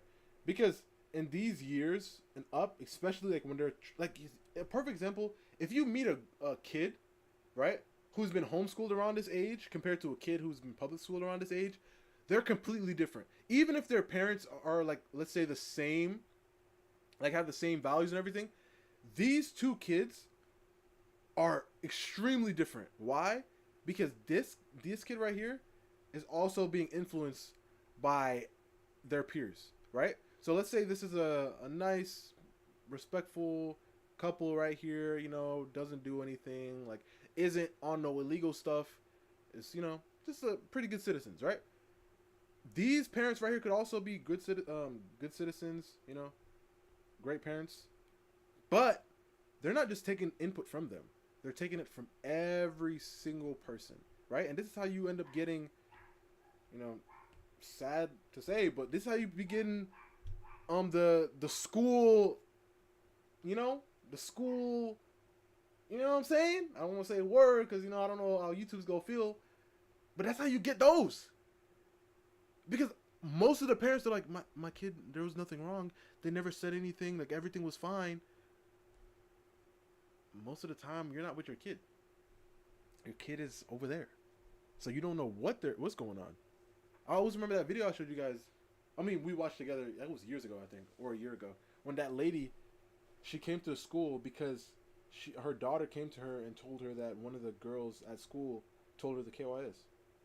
And she was crying to her mom. Her mom came to school and started lying. She said, hold up, what's talking to my daughter? I was like, hey, good on you, mama. Because if her daughter would have did it, it would have been bad. It would have been bad. So you gotta, like, if the kid around you was bad, I think you gotta do something about it. Especially because we're talking about kids, children. And that's why I brought up those ages, because at a certain point in time, you know, the kid ends up having their own thoughts and beliefs and stuff. But especially in the earlier stages, like Diana's age, kids, that is all your responsibility. Like, if that kid is out here doing anything crazy, it's all your fault. All your fault. Men like the Father Simulator game where you have to protect a small child and shoot up a bunch of robots in space? Because? Suspicious. Oh, Also, I have yeah, seen of plenty course. of female gamers falling over this character. Yeah, I've seen it too. On TikTok. Yeah. Okay. Everything's all about cuteness. Who would win? Decades of anti-natalist propaganda? One little bee. There were even women cosplaying as her. And when women even expressed how cute they thought Diana was, they're also met with this. It's because oh of guys. God, Diana is so precious and adorable. It's I'm because of gonna love guys. This game. Thanks for telling everyone why you want to play the game before you make up some other excuse to hide your pet. Oh my god! Whoa! Whoa! I didn't know she was gonna catch a stray. I mean, that's not even a stray. That's a direct. Gosh. They're the best. I like them just as much as crayons. I like how the sand feels on my toes. I press down and sink in. Children don't act like this. This is how You someone see? who fetishishes fatherhood wants You to. see, what children? It pisses me off, bro. What children? I'm telling you right now. Hold up. Give me one quick second. Think guns are the best. Other excuse to hide your pet. What? Water guns are the best. I like it just as much as crayons. I like how the sand feels on my toes. I press down and sink in. Children. Yes, they are. They are exactly like that. They are. I remember I went to, I went to a like it was this family thing, right? And remember the little cousin I told you guys about earlier? like the one that made me want to be a pappy until she started acting up, and then I had to send her back. I had to send her back to her pops and her moms, right? I remember we went to like it was like a convention. It was like a family thing. I mean, right? She was like playing around, like she was running around chasing me, like we were playing tag stuff. I was just like, yo, this little girl gotta calm down, bro. I don't got energy for all this, bro. We were working all day, bro. Like, can we just chill and vibe? And she was like, and she was running barefoot, like, cause we were like in a hotel. She was running barefoot around all the stuff, running around the tables, playing around. I'm just like, this is exactly how kids are. This person has never been around a kid before. That's probably a good thing because they're kind of insane, bro. God, kids aren't like this. Your kids aren't, because you're a terrible parent. Okay, let me show. I'm getting heated. Don't act like this. This is how someone who fetishizes fatherhood wants children to behave. To normal people, it's actually deeply off-putting. The best To part normal was people. all the actual parents, like, replying to these people like, yeah, no, that is literally how my 5-year-old Yeah. acts. Like, yeah, no, that's pretty accurate. Yeah. Fetishizing you mean the human desire to procreate and start a family? Oh, you want to meet a woman and settle down and have a family? Maybe have a house, 2 dogs? You sick fuck. We've reached radioactive levels of incel propaganda. What the f does incel mean anymore? I feel like I ask this in every single video. This tweet got thousands of likes. I feel like I am going insane. Where does the incel part come from? Like, they want men to be open about their emotions, and then men are No, they open about don't. their emotions, and then they're just called Nazis or incels or both. They don't want men to exist. They don't want men to breathe, And bro. this tweet came from a man. Yes. A grown-ass man Mhm. saw another grown-ass man speaking about the normal human desire to want a family and want children one day, and called him an incel. Cockroach behavior. In any case, what is this? Capcom's Pragmata. Wait, did it come out already? Capcom. Pragmata, it's making 1,000 people suddenly want to start a family. You place Hugh as soldier, stranded on a ruined lunar research station, as his job is protecting the childlike android Diana while fighting rogue AI. In one emotional moment, she gives him a crayon drawing of the two of them together as a little family. Even streamers who say at the start they didn't want kids end up breaking down happy in tears. So, what's really interesting about this is all of these unfuckable losers in the gaming sphere always talk about like starting families and stuff. And I don't understand like why this has become a thing that they care about. Like, I'm not even gonna lie to you. I promise you right now. Lockenzo, listen, Brian, I'm sorry. I'm not even gonna lie to you. I promise you right now. This guy, I mean, I remember the whole thing that happened with his dog and everything. But this guy right here has been, like, people have been talking about how, you know, he's a terrible person and everything. They hate him and everything. But I've never watched him, so I've never really seen any of the reasons why, you know, people are, like, you know, on this man's head, right? Right then and there, bumped it. Like, hey, forget it all, bro. Forget this guy, bro. I don't know. You know what? Let me calm down. Lock in, like you said. All right, let me lock in. Gamer, you should care about things that you actually experience. You should care about things that you actually enjoy, right? If you're a lonely gamer who's never been around a woman and will never have sex with a woman, why do you care? Like, why do you care about having... What the freak did he just say? Hold up, rewind. Did he just say one of the stupidest things I ever heard in my life? You actually, like, if you're a gamer, you should care about things that you actually experience. If you're a gamer, you should care about things that you actually experience. That is the stupidest thing I've ever heard in my life. If you're a gamer, you should care about things you actually experience. What? So I can't play Call of Duty? I can't play Tekken? Last I checked, I'm not out here I'm not out here fighting in tournaments like this. To the end. What?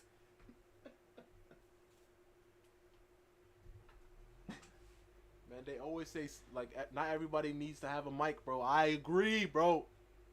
I agree, bro. Care about things that you actually enjoy, right? If you're a lonely gay man who has never been around a woman and will never have sex with a woman, why do you care? Like, why do you care about having children or like riding for having children? Like, it's just not something that you're gonna experience ever for your life, for the rest of your life, right? Excuse me. It's something that I never understand. Excuse Wow, me. maybe there's a reason people You see, are- bro? I'm telling you, this pisses me off, bro.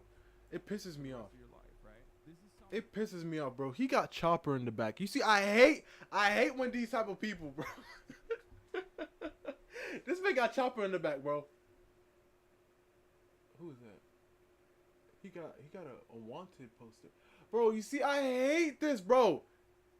He ain't a One Piece fan, bro. Get him out my face, bro. Listen, I know I ain't no gatekeeper for real, but I'm gatekeeping. Nah, this man don't got it right. He don't got the right, bro. These are the LARPers we were talking about earlier, huh, bro? Nah.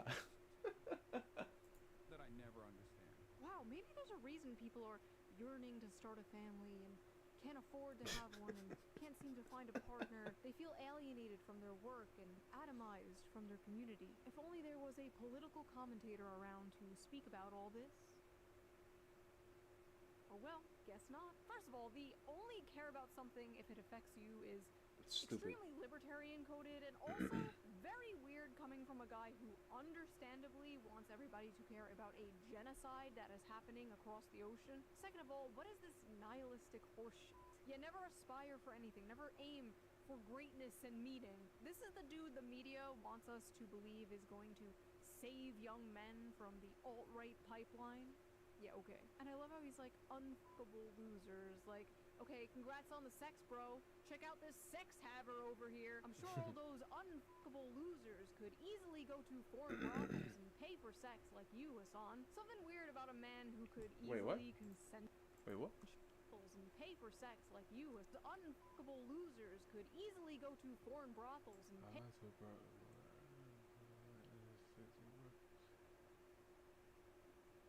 Ah. I don't hide it. Why would I? What? Alright, sir. Pay for sex I mean, like you, Hassan. do you- Something weird about a man who could Do you, easily man? consensually get sex from a woman but chooses to go to a brothel. I don't know. Just saying. Also, 35? No kids? Like, I'm sorry, that just pisses me off. Like, sitting in his ugly ass $600 Gucci sweater. I swear I've never seen this guy in a fucking normal ass t-shirt. Sitting on his high horse, looking down at people for wanting something more out of life. I don't understand how someone could be so mentally mind raped that this is their reaction to such like a simple, wholesome concept. Like literally no joke, the entire meaning of life is somehow confusing to Hassan Piker, anti-natalist. If I saw a child that looked like that, I'd probably attack it. I felt like Wow. hitting her. The right Wow. nut jobs seeing this and feeling paternal instincts are just predators. Wow. The only instinct I feel as a man right now is self-defense. Wow. I want to Yes, Wow. the ones saying they want to protect a kid are the predators, Wow. not the ones saying they want to kill it. The only thing I felt while watching this is pure bloodlust for that annoying creature. I hate children so much. Before you come at me, yes, I'm a 35-year-old crazy cat lady and proud of it. Okay. Stay mad. First of all, every time you see a little Okay. smiley face like that, that's how you know that person is madder than they've ever been in their entire life. Wait, I use that smiley face all the time. I'm not mad. Kids, that's fine. Like, whatever. Not everyone wants kids. Not everyone wants to be a parent. But the societal attitude, the difference between men and women here, how they handle this situation is so, like, fascinating to me. I'm probably never having kids. I'm probably gonna play video games for the rest of my life. I'm probably gonna be as hot for as long as I can, and I'm probably gonna keep making money. That's probably Oh what's my gonna gosh, happen for bro! Why do they keep doing this, bro? You see, this is the thing. This is why we should have kept anime a little bit harder. for as long as I can, and I'm probably gonna keep Why she got One Piece back there? What? Nah, ain't this a girl that was moving crazy? I mean, I heard she said a whole bunch of wild stuff, and she's with that boy. She hang out with him. Oh my keep god. making money. That's probably what's gonna happen for the next 40 years until people are just gonna keep being mad at me about it. Menopause is gonna hit me like a brick wall, but at least I will be in the bag until then. You don't want kids? Okay. I'll do it whenever I want. I don't think I'm running out of time. absolute delusion. Yeah, I that feel is like a lot of delusional. men in She this said she doesn't situation think are she's like, running out of time. Damn, I wish I had a family. That sucks. Women overcompensate and they pretend to be proud of it, and it just comes off as really kind of sad. And I guess it's like, as a woman for a long time, it's like, oh, you're too young to have kids. Don't have kids. It will ruin your life and your body and your career. Don't have children. And then all of a sudden you hit a certain age and it's like, you're eggs, man. I get it. It's frustrating. I get it. I hid my pregnancy from the internet. Nobody knew I was pregnant. Well, some of you guessed. So I was fat as fuck. But anyway, I hid it from the internet. And while I was like 5 months pregnant, I was getting tweets from like groypers and like, TikTok, your eggs are drying up. Like, you haters, I got my cats. Enough. Stop spreading that attitude. Stop being a crab in a bucket. Like, even if you don't have children, that's fine. You can find other meaning in your life, obviously. But don't encourage that type of mindset. The amount of anti-natalist propaganda young men and young women see nowadays is, like, insane. But the biggest anti-natalist propaganda has to be, like, $3,000 rent, $2,000 daycare, and student debt, honestly. Like, if we're being honest. It's just sad because, like, through all of history, like, imagine your ancestors. They've been through, like, war and famine, and you're just gonna end your bloodline because the rent is too high. But it's understandable. They don't feel like they can support a child. They can barely support themselves, especially on one income, like how it used to be. Those days are gone. You know, if I was president and I wanted to make America great again, that would be the thing I focus on the most. True. But no, we have to do another bullshit war in the Middle East. Okay, whatever, we're not going into that, not in this video. Lots of strange reactions to this game. Let's clear some things up. Childless men do not have paternal instincts the way childless women have maternal instincts. Men first experience paternal instincts once they have their own children, and typically, those paternal instincts are only ever felt for their own children and no one else's. Wow, that's crazy. Men are not nurturers. Men don't gush over cute kids in public. I mean, Men don't have baby fever. If a man wants to possess a child for any reason other than it being a product of his own lineage, he's likely a predator. wow. What? Okay, first of all, even from like anecdotal common sense, this is just not true. This is obviously bullshit. Research literally shows that childless men experience like the desire for fatherhood almost just as much as childless women experience the desire for motherhood. Apparently, young men want children more than young women do nowadays. Many men, including childless men, exhibit caregiving, protective responses to infants, even if they're not their own. All through history, men have protected, mentored, even died for kids Random that weren't kids. their own. Also, with this logic, like, uncles, stepdads, adoptive fathers, like, anyone like that is a predator. Like, men just have the protector gene, and this game just activates it. It's really not deeper than that. Yes, it's true men don't have maternal instincts, but men do have paternal instincts. There's a reason this game is about protecting her from evil robots in space and not, like, I don't know, breastfeeding her. Yes, women and men are different. And a huge factor in this very popular trope is that the man gradually develops paternal instincts over the child despite his stoic, emotionally distant, masculine nature. These gamers are experiencing that through the main character. If Capcom's goal with Pragmata was to make everyone who plays this game want to be a parent, then they've done an amazing job. I always sit back when Diana starts playing and think to myself, so this is what it's like to have a daughter? She's so cute. And for the record, yes, that is what having kids is like. It's also not so fun stuff and lots of responsibility. Yep. But the good parts completely outweigh Exactly. the bad and make it all worth it. There were hundreds of tweets from people, mostly childless people, mind you, being like, that's not what having a child is like, actually, you stupid gamer. It's actually terrible and awful. Men like this view having a daughter like having a pet dog. Once she grows up and isn't a cute little girl anymore, they'll begin to resent her. Men really That treat is kids the that way is they like want sad. all the fun, but Because none that of the makes me think responsibility. that's what happened to her. Or them. Exactly what happened to them. Because I don't know. Like their parents were probably like super like, you know, on them, and then as soon as they like aged out, they're like, yeah, we good. Pack your bags, my boy. Sad, but hey. I don't like the way you guys talk about children. Like, they aren't toys. People will lose their minds when they realize that kids aren't like a dog or cat. they're a goddamn nightmare. Watching a child play with a toy and actually raising a child are two completely separate things. Kids are adorable when they're calm and playful, but little demons when they're screaming, Wow. sobbing, and destroying your shit and Wow. keeping you up at night. Wow. Men really think having children is easy and fun. No, we it's not don't. so fun when they're pissing and shit and crying nonstop. We know that. You This have is kids? why. You see, No, and I got my tube side 3 years ago, but thanks for asking. Wow, Diana's so cute. that's like we understand that a lot of that's one of the main reasons why even a lot of men who are able to like have kids at the moment don't, because they're like, dang, like I really would love to have kids, but I don't think we can do this right now, because they understand that it's not going to be a piece of cake, you know, especially if let's say they homeschool. I mean, let's say they public school. They have to think about like where they're gonna be staying. They got to think about like the schools around. They got to think about the times and like when they have to work and everything. It's like the whole schedule has to be changed. They have to understand it. Maybe I want kids one day. Did you know they poop and pee and cry? Why this compulsive need to counter signal this? Watching a fictional kid play with toys for a few seconds and thinking that's what it's like raising an actual human being is probably a sign you have zero idea what it really looks like being a parent, and you should not base your decision off a video game character. Wait, wait, this community note. OP is an e-girl with an OnlyFans. Oh, wow. You stupid gamers don't get it. Doom The scrolling community to knows to be TikTok and tripping. having I mean, they be multiple on it, bro. relationships is true happiness.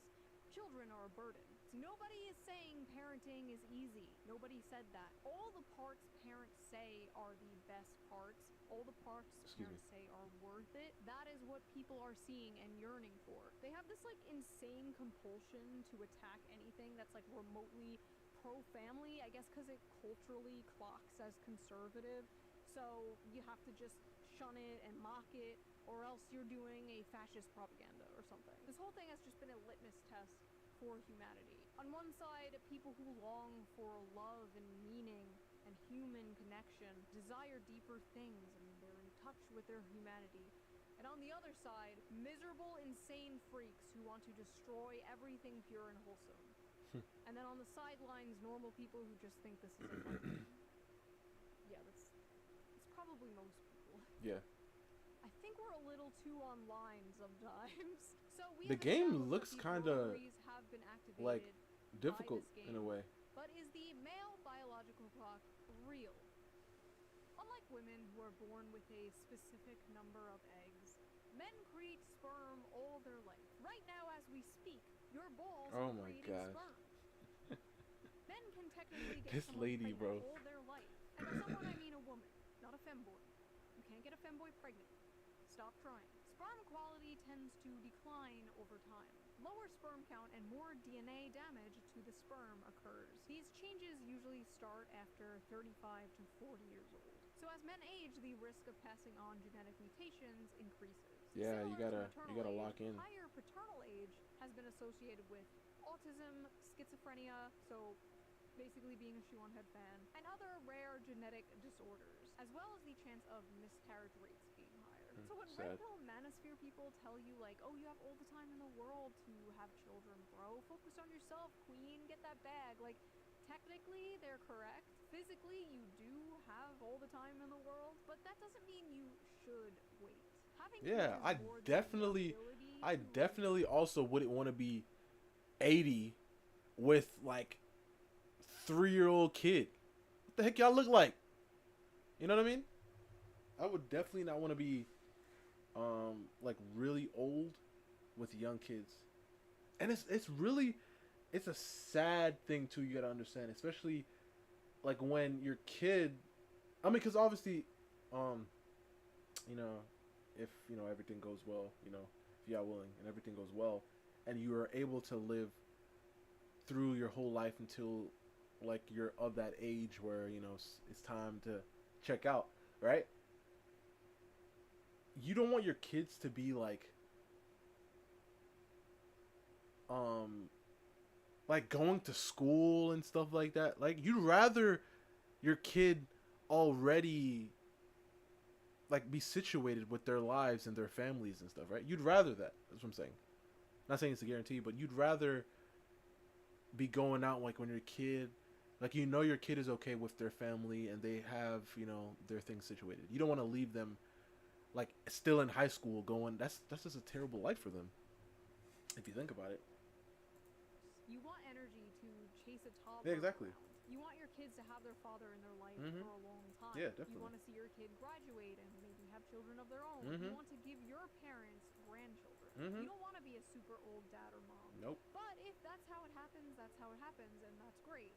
Life is not a Hallmark movie, but it Yeah. should not be the ideal. Like that's what I'm for saying. men and Like if it happens, like, it happens. if But you I are in don't a want stable relationship, to get purposely married do and that. have kids as soon as possible. Honestly, it's the stable relationship part I think people are having the most trouble with. It's easy to be like, find a wife and get married and have kids, bro, and it's like, find a wife? From where? The wife store? Listen, I believe you will have that one day, Anon. I believe you will have that wife and daughter or son. You will have a Daughter. little Diana of Where your is she own from? one day. You will hang those drawings on your fridge. Don't blackpill. Don't doom. We're I all saw a gonna video. make it. Same to you. I lady. saw a video. This no, it was a video. It was a picture, and they said Gojo, Luffy, Naruto, and Anya. Those four, as children, who would you rather have? Right? And I was like, I said Anya because I was like, like Luffy go eat everything. Right? Luffy go eat everything. Naruto's gonna cause problems. Right? Because I'm taking them as kids. She's Italian? Oh, okay. I'm taking them as is, right? Gojo gonna be tripping, bro. He gonna be tripping. Yo, and first of all, you know the weirdos?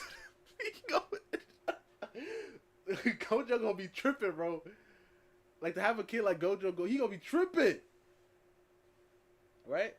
So, Luffy, but Anya could read minds. So Anya might cause problems too, bro. Like imagine, because the thing is too, and the thing is, it's different when it comes to anime. Imagine an intrusive thought, bro. And I'm like, this is a random intrusive thought. I'm like, man, like I'm like in a, like I'm in like a, I don't know, like a store or something. And you know, like when you have those thoughts, you're like, bro, what if the ceiling just fell, right? What if I just had that thought, and she just started panicking? I'm like, what the heck is going on?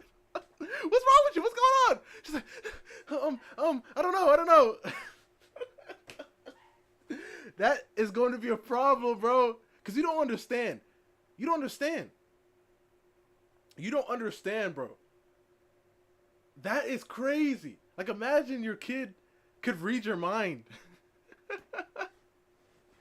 That's crazy, too, bro. That is going to ruin. That's why I was like, but I feel like I still pick Anya. Because Luffy, Naruto, and, I mean, I feel like Gojo might. I was literally running around getting kidnapped by bad guys. No, I know. But I mean, like, I feel like Anya's doing all that. I mean, yeah. Dang, I didn't even think about it. Because I'm thinking the kids as is. So Anya's definitely still into that show that she be watching. Anya definitely go be getting kidnapped, bro. Like he would be pretentious. Yeah, I feel like he'd be pretentious, but I feel like I don't know. That's just dangerous. Like having a kid like Gojo, I don't know. I feel like he nah. And he gonna grow up. Nah, I can't raise a kid like that, bro.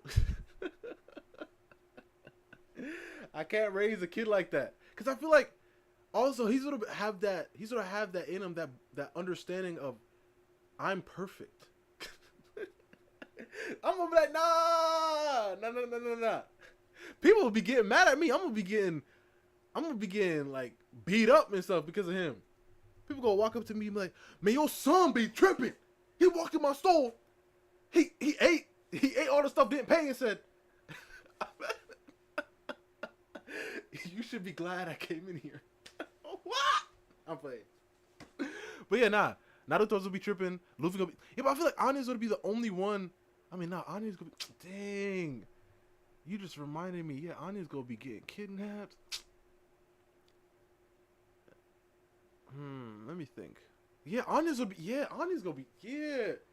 She gonna be tripping because, like, I'm telling you, her being able to read minds, she's gonna ruin lives, bro. And she doesn't have plot like she does in the show. That's gonna be a wrap for me. And I'm not no spy, so I'm not out there searching for her. Speaking of Anya, did you finish Spy Family? Naruto will be okay. What the heck show did you watch?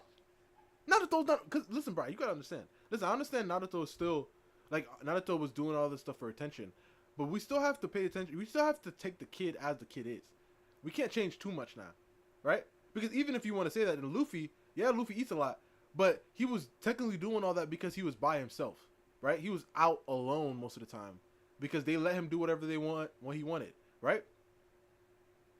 But nah, Naruto's still gonna try to get attention from people, but he's just gonna be a kid. He's gonna be doing the most, jumping off bleachers, doing backflips, jumping off the building, climbing up, doing all. He's gonna be doing crazy stuff because he still wants attention from people.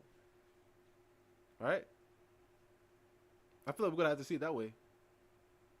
You gonna get a call from school every day. Your son, he took the announcements speaker and climbed up top of the building, locking the door, and started screaming that that he's going to be the king one day. I think he's expelled.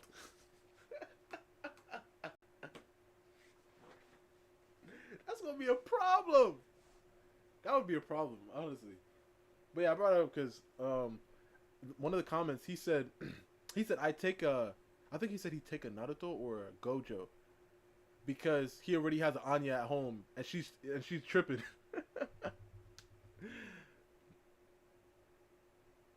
Yeah. Also, yeah, Naruto would be a little wild, but still might. Yeah, that's what I was thinking. Cause Naruto he be eating, but he's not on the level of Luffy. Cause Luffy eat everything. Cause I feel like one of my biggest problems with Luffy is his eating aspect. But Luffy is wild, right? But I feel like Luffy go try to go on adventures. He gonna be just walking in the middle of the street. He gonna be leaving the house whenever. Nah, that's why I didn't pick Luffy. One of the main reasons, because of his eating. But yeah, he do be traveling, bro. Yeah, I feel like Naruto might, but it's Anya's mind reading is my issue, bro.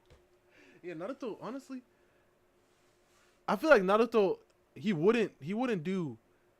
I mean, nah, he's causing problems. Anya is a character, but I know she's in trouble. Yeah, she gonna be walking outside. She go perfectly like this video. She's gonna hear a person that's thinking of doing something like this to a kid, and then she's gonna try to save them, get herself messed up. Yep, nah, cause Anya, she's like, she wants to like be a hero and wants to save people. Nah, bro, she gonna cause problems. Nah, bro.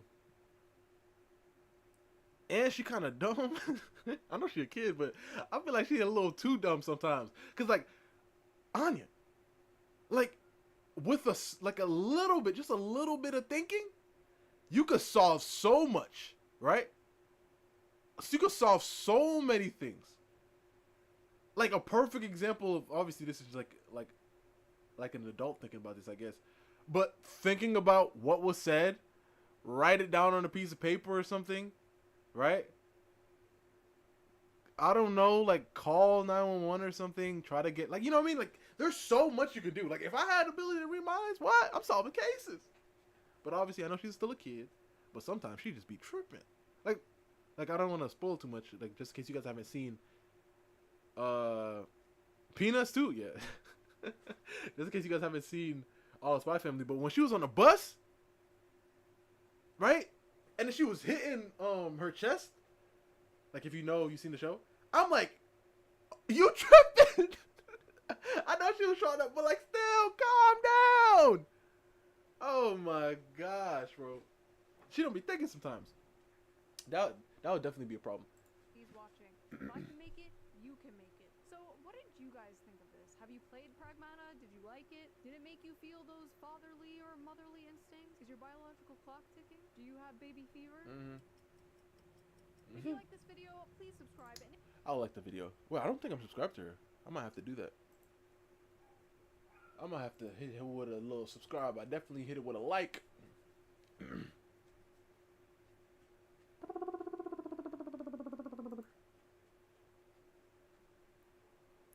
Listen, Anya has her peanuts. What's his name? Naruto has his ramen. Luffy has, I mean, all kind of meat, I guess. Chicken, beef, pork. Yeah. Yeah, that's gonna be a problem.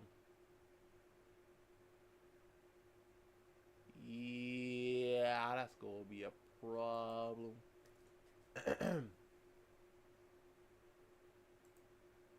Alright, the reason why I even want to watch this video, because I was watching Rev. I mean, I went to Rev channel and then he was talking about it.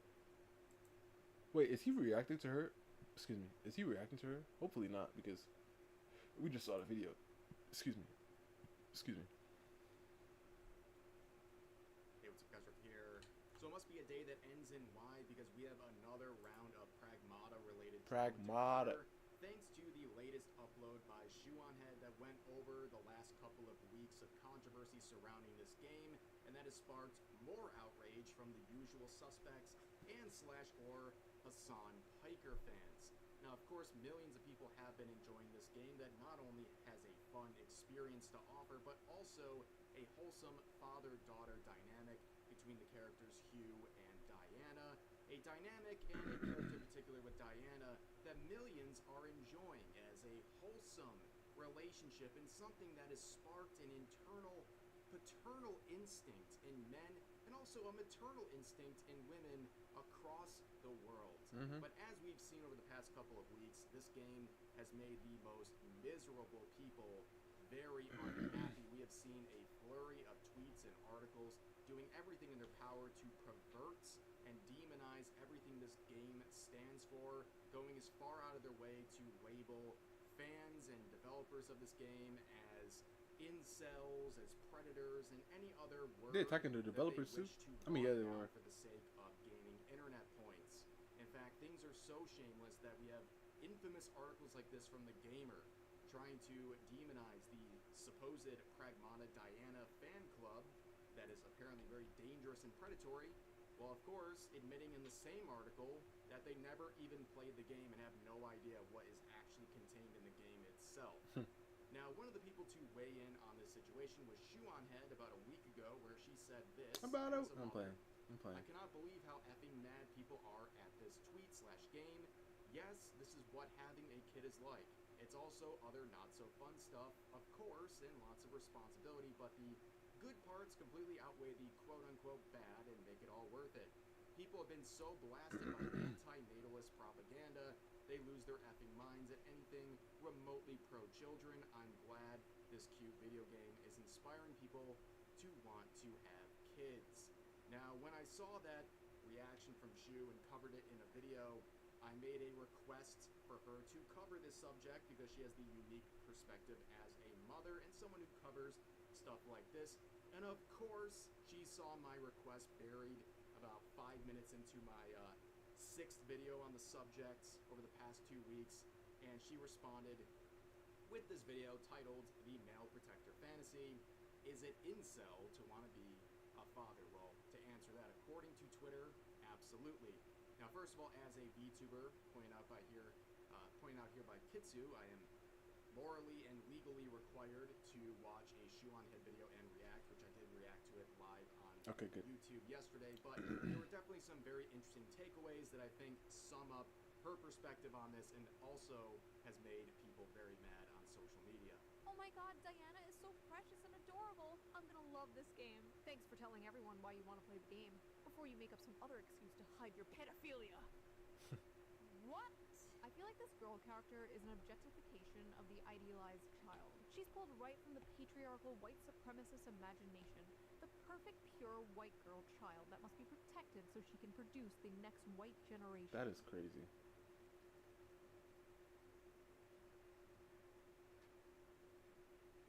Anyway, no, you don't understand. Everything around You know, I've realized. Hold up. or I will I haven't seen. Oh, I haven't seen Morgan's Morgan's girl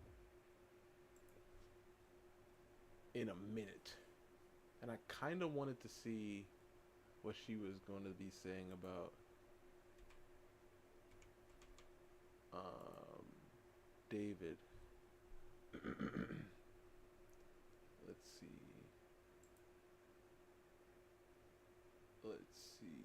Did she say anything about him? Uh-oh. Wait, this is 7 months ago. I don't want no 7 months ago info. I want some today info. Oh, she's not mentioning it. Never mind then. The last video I saw of her was 5 months ago. Huh? Stephanie.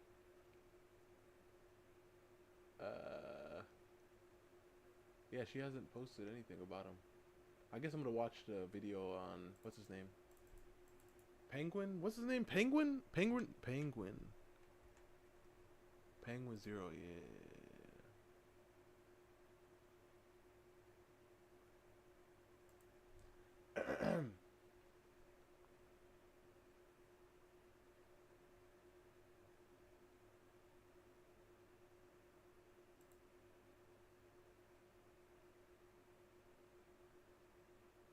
Wait, was it not Penguin Zero? Oh, it was.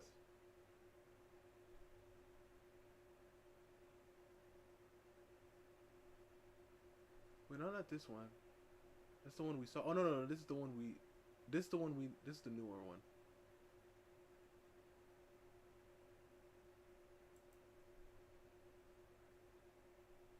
Oh, you're waiting on the next Epstein video?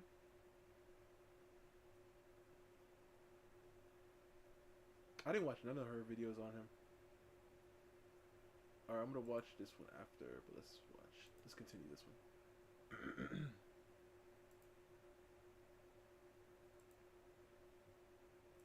As you can see, even people like Shoeonhead, who have been covering the insanity of the internet for quite some time, are taken aback by the vicious reactions people are having to Pragmata and its fans.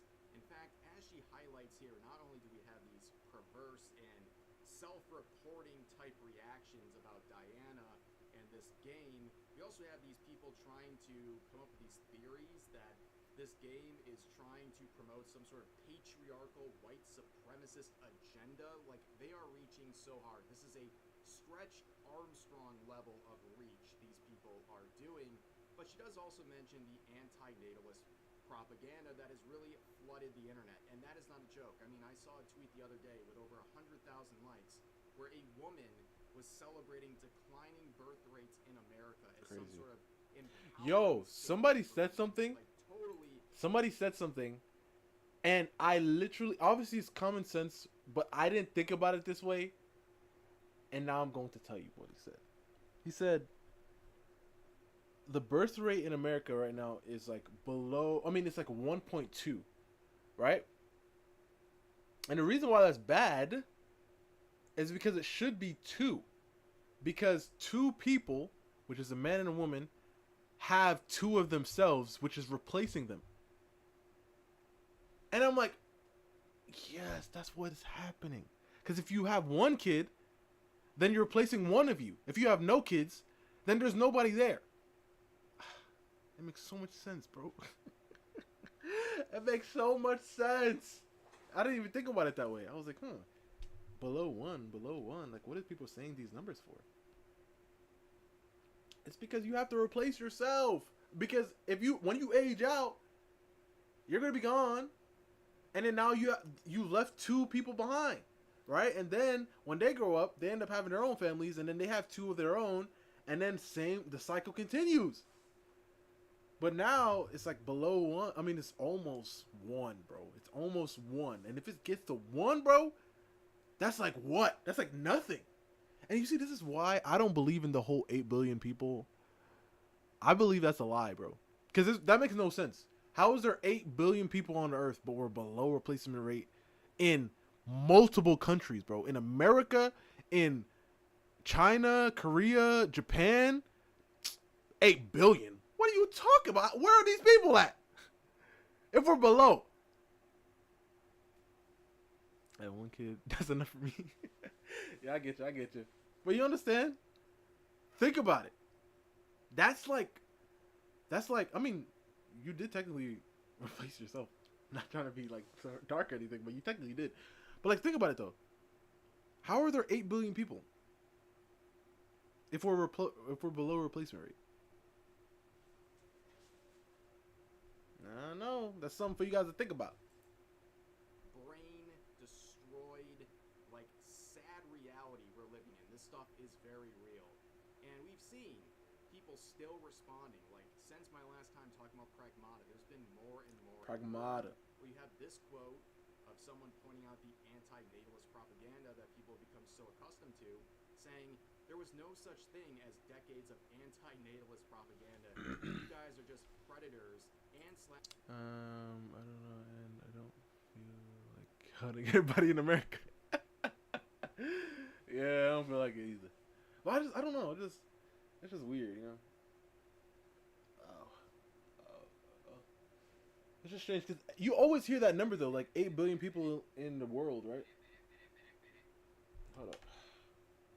But we've always heard that number. Like, if you were to go, or like take a test right now in school, they probably have like a thing like how many people are on the earth on average, right? And you're expected to put like 8 billion or something, right? But I don't understand.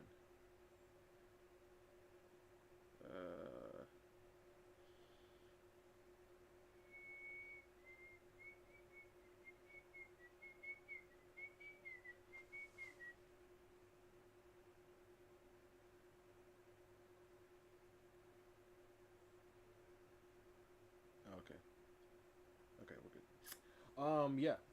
Crazy. There are people that have 5 to 6 kids. They can make up. No. There are people that have that, and that's true. But like we need to talk about. Okay, for example, let's say in America there are 300 million people. Let's just say that. Let's just say there's 300 million people in America, and let's say 1 million of those people have 5+ kids, right? I don't think that's still be enough if everybody else is having 1 kid. Obviously, not everybody's having a kid, and not everybody's able to have a kid. But like that number will never like that. They're obviously replacing other people, but that number will still never, you know. It will never like those people could never replace or save the world. Because I always thought about that too, right? Like, I'd love to have, like, if I can, I'd love to have like 4 to 5 kids, right? Like, obviously, I'm thinking that we can do like 2, and then wait some time, and then 2 later after that, right? Because I feel like having 1 kid, nah, I need that kid to have a guaranteed friend. You know what I mean? Because I remember when I was younger, like one of my friends, he was the only child, right? And it sucked for him, bro. I remember like every time he came over to our house, right? And he was like, you know, like he just liked hanging out with us because he had nobody to hang out with, you know? Because I mean, he had other friends, but he didn't have like any siblings, right? And it kind of ruined his whole outlook on things, because I remember, I mentioned this before too. I remember when he came to my house and he was drinking some of the juice. This man took all of it. And we're like, there's other people here. And he's like, oh. But he already filled up his cup and started drinking. I'm like, yo, whoa. You know what I mean? You kind of have that mindset of, well, it's all mine because there's nobody else, right? So I need my kid to have a guaranteed friend, right? Listen, they go box, they go have beef, they go through it, but that's how siblings are, right? But I love I would never get rid of my siblings, no matter how much I've fought with them throughout like my life, you know. So guaranteed friend, and then the next one later on, like when these kids are a lot older, because then they could watch them, you know, and then those two kids definitely, because you need a kid around your age so they can understand your life. You know what I'm saying? So I thought these things through. So if I can, definitely. Or have breeding fetishes. It's amazing how people are pointing this out. Like, no, breeding is that thing that like keeps the species going. That is now apparently a fetish, according to these terminally online individuals who are also labeling people as predators for enjoying a wholesome father-daughter dynamic in a game that has absolutely zero sexualization whatsoever. But of course, these people are not just delusional, they're incredibly racist, and I think the fact that this came out of a Japanese studio is no coincidence when it comes to the vicious reactions. We have individuals like this calling it Pragmaga is only popular because of weird conservative propaganda. That's why it's only popular in weird countries, only talked about in political discourse. And it shows first week sales in Japan comparing Tomodachi Life to Pragmata, where apparently this game has weird child bare feet and obvious predator lunar baits. Weird child, bare feet. Oh, because she's bare feet? I mean, where the freak she gonna get shoes at? What? Obviously PDF. Okay. Feature LDZ. What is Tomodachi Life? Living the dream. Do you guys know what this is? Tomodachi Life? What is that? Features LDZ relationships. No instance or PDF behavior. What is this? What is Tomodachi Life? It's been raining all day. Man, you might go outside, bro. Like, listen. Is it just me, or does rain not smell like rain anymore? Is that weird? Is that weird to say? Is it just me? Because I feel like you used to know what rain smelled like. Like when it was about to rain, when it did rain. But it doesn't smell like Let me stop, bro.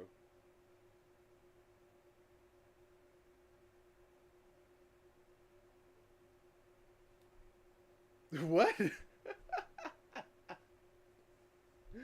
Never mind, bro. Never mind.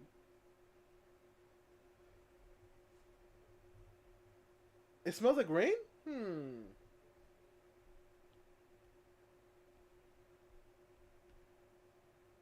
I mean, at least you understand what I mean by smells like rain.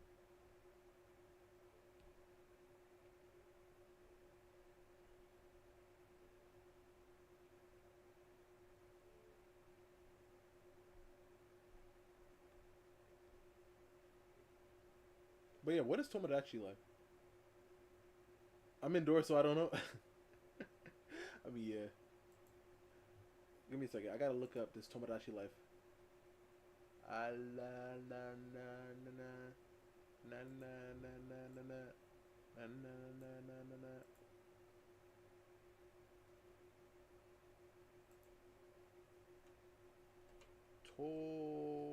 Tomodachi friend. Tomodachi Life. Wait, is it the hold on. Life. Is it the oh no, it's not. Wait, what the heck? Wait, let me see, what did it say? Tomodachi Life, living the dream. Living the dream. What the heck? Tomodachi Life. PBG. What? Oh, that's probably the person. What? Oh, is it like Animal Crossing? 20 must know tips I wish I knew when I started Tomodachi Life. Can I just see gameplay, bro? Gameplay. Oh, this is that one VTuber guy. I'm just gonna mute his audio. Dang, 58 minutes? Oh, this game must be something. This man played it for dang near an hour.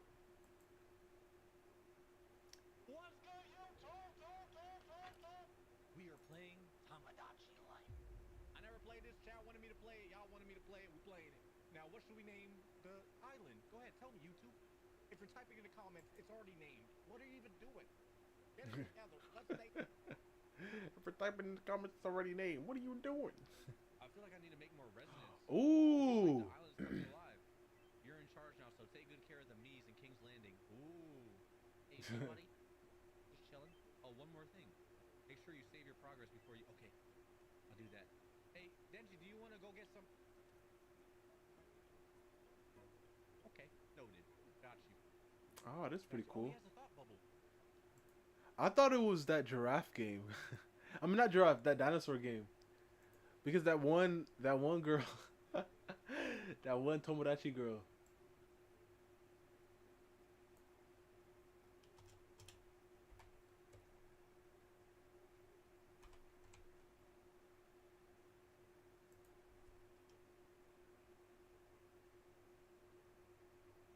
Hold up, can I find it on here? Because you guys might not know what I'm talking about.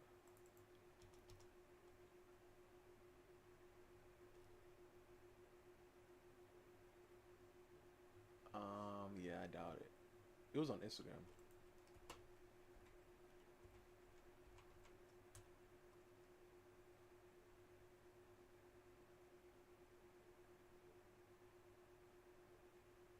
Yeah, it don't look like I'm gonna find it.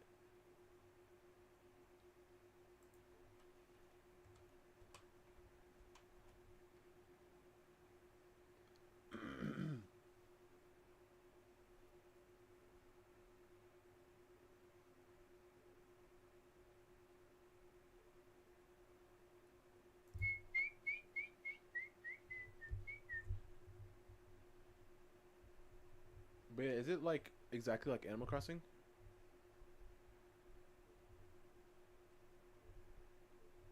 Dinosaur.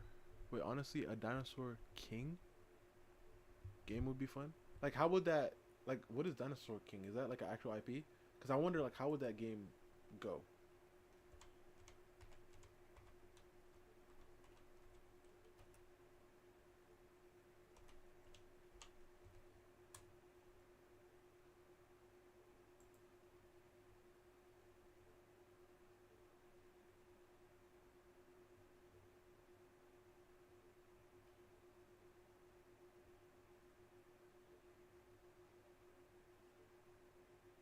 Oh, you sent the trailer for the game? Oh.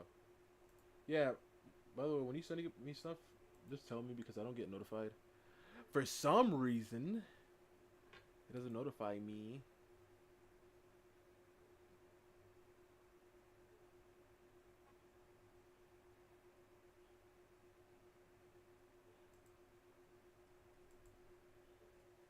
Oh, it's Nintendo. Oh, yep.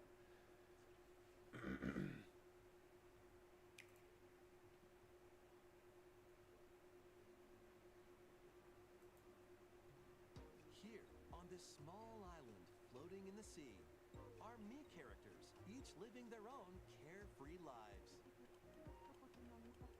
When is the game?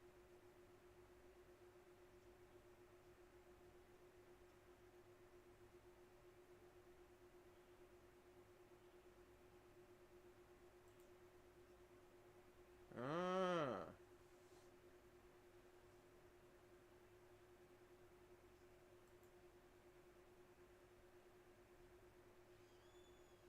I see, I see.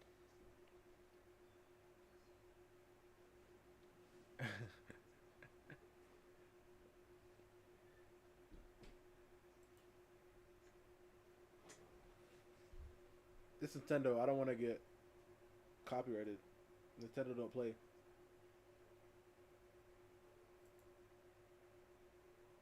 Food for thought.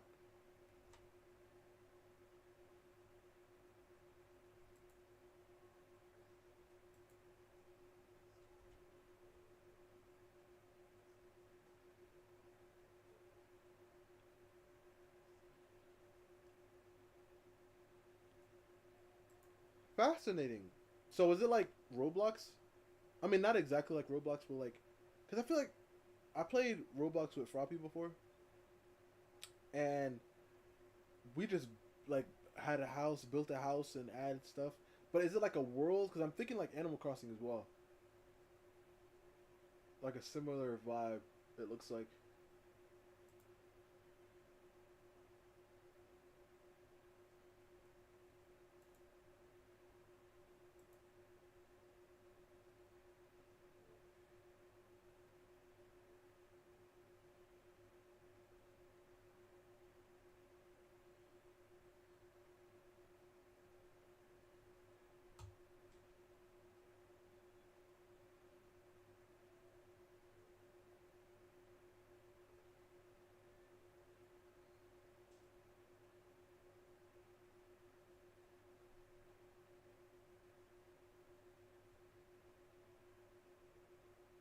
Oh, I found her. I found her.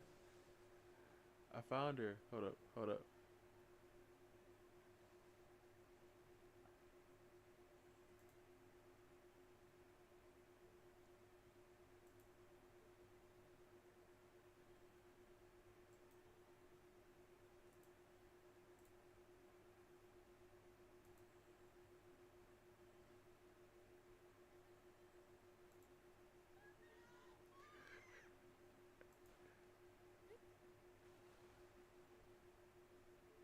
It gets kind of loud.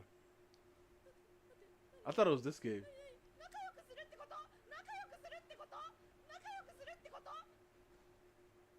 Huh?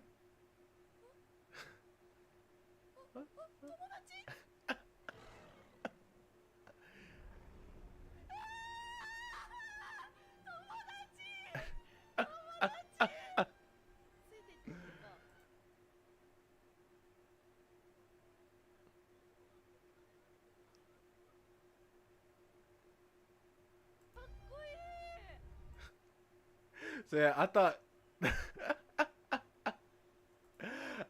this was the Tomodachi game. I honestly thought this was what Tomodachi Life was. All right, let's get back to this. Well, okay, that's what Tomodachi Life is.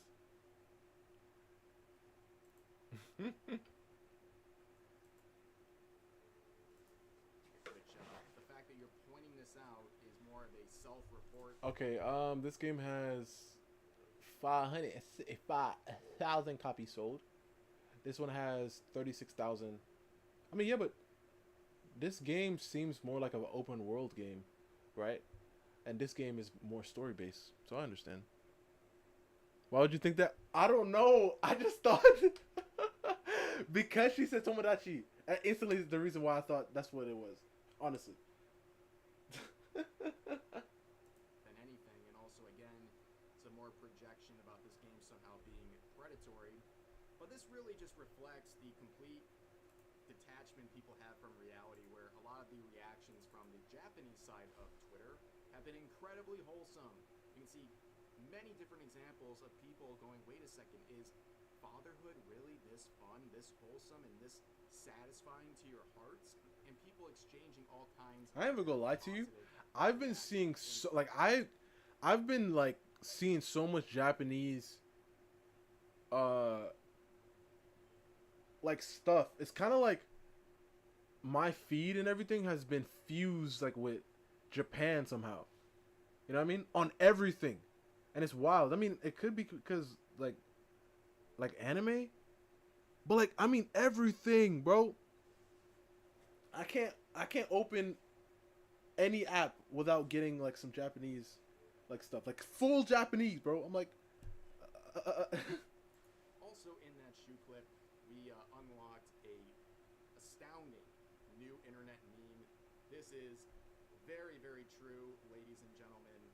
A lot of the tweets I saw came from a lot of, let's just say, individuals who like to sell their body on the internet, like this, who are freaking out over people enjoying Pragmata, basically saying anyone enjoying this has no idea what it's like raising an actual human being, and that these people have no idea what it's like to be a parent. And Well, it's all projection, of course. These people do not have kids. And you compare that to someone like Shoe on Head, and the dichotomy, the complete 180 in how they reacted to this game is very telling. But speaking of this rash of insane reactions to Pragmata, we know the Hassan angle here, where he saw a description of Pragmata and went completely nuclear, totally not projecting, by the way. In one emotional moment, she gives him a crayon drawing of the two of them together as a little family. Even streamers who say at the start they didn't want kids end up breaking down happy in tears. So, what's really interesting about this is all of these unspeakable losers in the gaming sphere always talk about like starting families and stuff. And I don't understand like why this is the thing that they care about. Like, if you're a gamer, you should care about things that you actually experience. You should care about things that you actually enjoy, right? If you're a lonely gamer who's never been around a woman and will never have sex with a woman, why do you care? Like, why do you care about having children or like riding for? That doesn't even make any sense.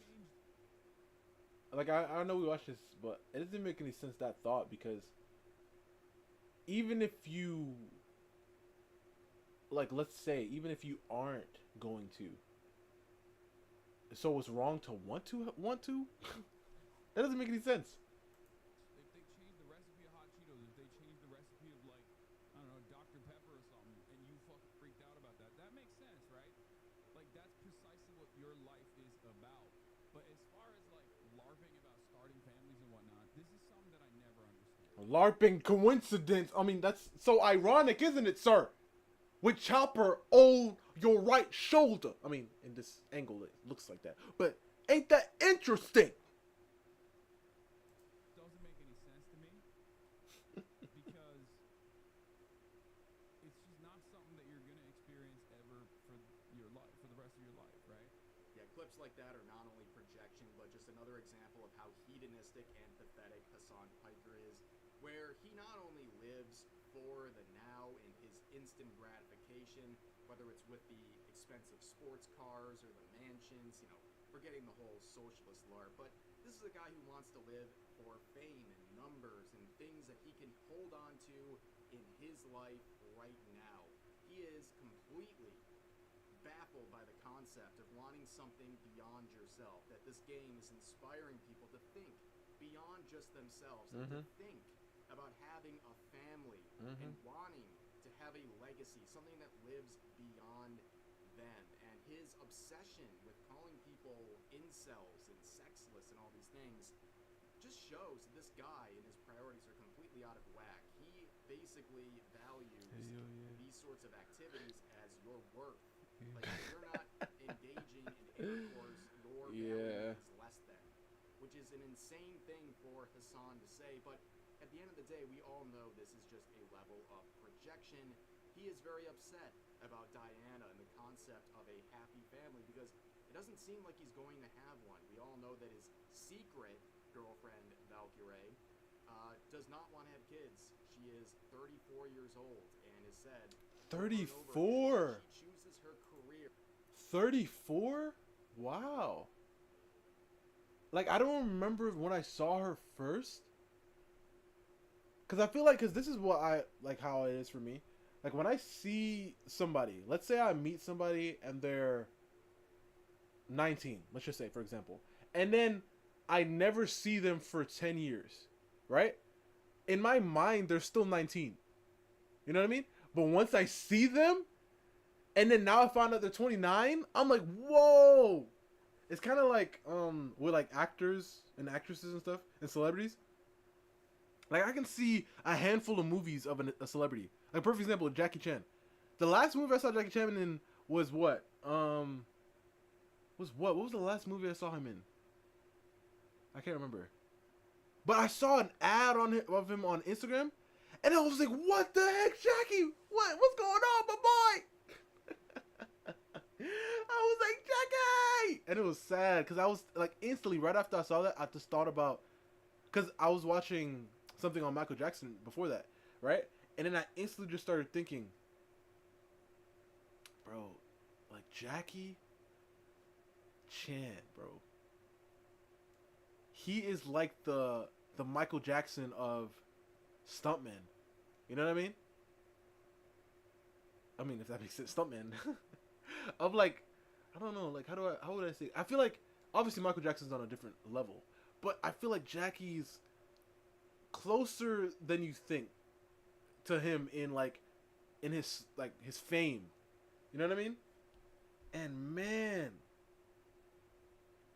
like, you know, when Jackie, you know, sadly, you know, when he does, it's gonna be like big news, bro. You know what I mean? It's gonna be crazy. Cause it's Jackie. How old is he now? Probably like, I don't know, 70s maybe or 60s. Probably 60s. Watch he be in his 50s. There's no way. How old is Jackie Chan? Yep, 72. Jackie Chan is 72 years old. 72, Jackie. So yeah, I didn't know. Like, I feel like the first time I saw Valkyrie was, I don't even know. Definitely years ago. Wait, if that's the case, then she was 30. She was 30 then? Wow, she looked young. She was 30 when I met her, probably, because there's no way I met her 5 years ago. Wait, actually, 2020.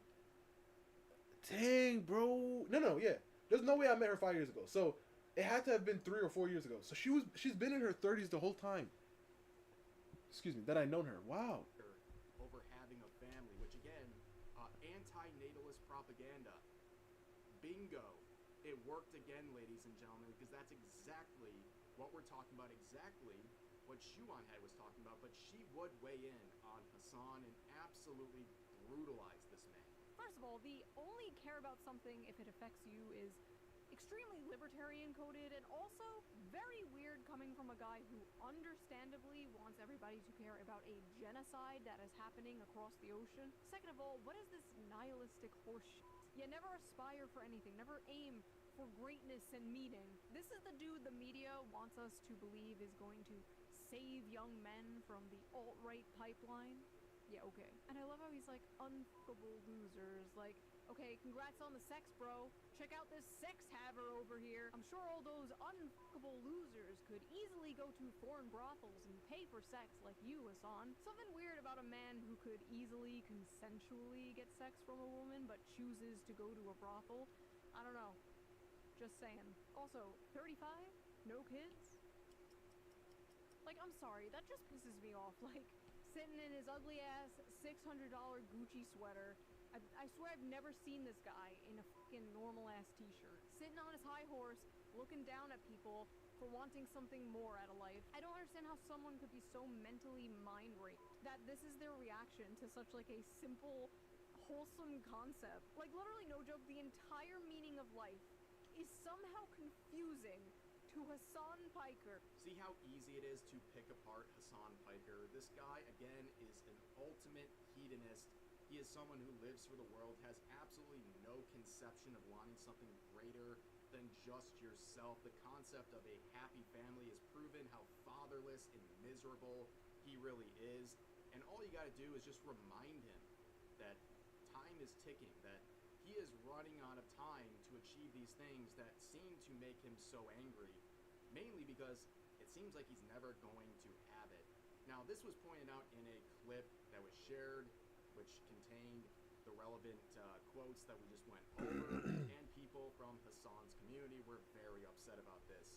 This individual, in quote saying, "Herder, what leftists think we deserve," says the guy who will never experience consensual intercourse. A very aggressive response, and also kind of proving the point everyone's making here. Here's a quote saying the world's biggest pick-me and her Hassan bad arc to please her Nazi incel audience. Oh my gosh. Multiple buzzwords. Surely that'll make your opinion more valid. Squidward Leninism. Amazing stuff. congratulations on being completely manipulated by Hassan Piker. Like, imagine being brainwashed by Hassan Piker, defending him in this situation while pretending to be some commie on the internet. Meanwhile, you're simping for the greatest communist with a Gucci bag, Hassan Piker himself, who recently made it very clear how easy it is to grift to stupid people, which is what he does on a daily basis. This guy lives in complete contrast to all the beliefs he pushes out on the internet. All he has to do is LARP as some communist and drive around in $250,000 sports cars in outfits that cost more than people's monthly salaries while living in a mansion. And people will be like, okay, well, we still side with Hassan. It's so pathetic. But here's another quote saying, wig on head should stick to OF, buddy. She's not fit to discuss such topics. I mean, first of all, I think you're kind of like projecting your own fantasies here, but on top of that, definitely telling a woman she's not allowed to discuss serious topics, not very woke of you, sir. And you look at their accounts and it just makes sense, right? But then again, they're also a vegan, so maybe they're not getting the nutrients they need. I would understand why they're so frustrated all the time. But I could never, bro. Saying, when will this creepy, reanimated Barbie doll F off into the woods with her insane 13th Nazi boyfriend? I'm so tired of hearing this woman's opinion, man. She's the biggest capital G grifter on the effing planet. Goes wherever her boyfriend pulls her by the hair. I think you are, again, projecting your own thoughts onto Shoe-on-Head here. And very aggressive. Again, these progressive people really hate when a woman has an opinion they don't like. Here's another person saying, best monetized pick-me on the internet. Yeah, they have no real argument. Have you noticed that? There's not a single counter-argument to anything she's saying. All they call her is names, like pick-me, grifter, and then they call her fan base a bunch of incels and things like that. You know, a bunch of buzzwords and phrases that have lost all meaning whatsoever. Then we have this individual saying she went from warning about incels years ago to now grifting for their attention. It's actually effing sad. Also, WTF does something Hassan did one time 15 years ago have to do with making fun of losers who treat every piece of new media as an One time 15 years ago. So insecurities, projection for Hassan right there. Friendly fire. Oh, when he did the, as pointed out by when he Shu, paid for the I thing? harped on this for years. Hassan, number one, will bring up something that happened 15 years ago to his enemies, like without hesitation. But he's always calling people sexless and incels and all these things. But as pointed out by Shu and myself many times, he is a guy, despite his looks, despite his wealth, despite his connections, despite his fame, still has to pay women for intimacy. Isn't that like the saddest thing you've ever heard? It's actually beyond pathetic. That is Hassan. That's the guy who you think is some alpha Chad. He still has to pay for it. It's actually profoundly embarrassing. Meanwhile, also, when he does find a girlfriend, he has to keep her on the down low because he's so insecure about his numbers, he doesn't want to hurt his bottom line by making it more clear to his viewers that he's not available to them. Also, It's he has a mainly also, female as pointed out in audience. this quote, when Shu asks, what does incel mean anymore, it is because she didn't understand how the insult works. Incel does not refer to a man who is involuntary celibate. It Anymore. refers to a man that the leftists believe deserves to be involuntarily celibate. Now, this is definitely true. I mean, the actual definition is this, right? But it's been twisted into a man that the leftists primarily believe deserve to be in that state, right? It's an insult really for people they believe does not deserve any sort of intimacy in their life because wrong thing. Now, Hassan hasn't really responded yet to this. His only really somewhat relevant tweet is saying if the president doesn't want to be called a Nazi, perhaps he should stop behaving like one. Coming from the guy who recently had a 60-plus part compilation of him wishing violence on others and glorifying and endorsing terrorism, I'd be very careful with a standard like that. But then again, I mean, does this guy have any standards? Does he even care how much of a hypocrite he looks like? Obviously he doesn't care. But that's going to do it for this video and the latest Shoe on Head video. As I said, you know, I'm required to react to it as a VTuber. Yes, of course. The rules. Yep, all the VTubers must do it. I mean, I only know two. Him and the other girl with the different color hair. I don't remember. She mentioned her in her video too. Alright, so now we are going to watch this quick video about the news about this guy. Hey there. Just wanted to share the latest in the David murder case.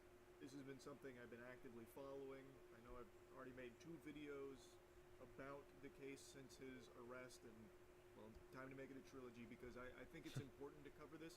There were a lot of people, and still, even in the face of everything I'm about to tell you that was brought up today from the prosecution, there are still a lot of supporters people that are fighting tooth and nail, raising their shield to defend David, still believing, I'm telling you, their whole it's heart because of his and music, minds bro. that he was framed and is actually a victim in all of this as well, because he had nothing to do with the death of Celeste Rivas Hernandez, a child. Okay, listen. Because we don't know if he did do it yet. But if he did, I mean, even if he didn't, this man has been doing some weird stuff anyway. Right? Can we all agree on that? This man has been moving strangely. I don't like this. He has been moving strange.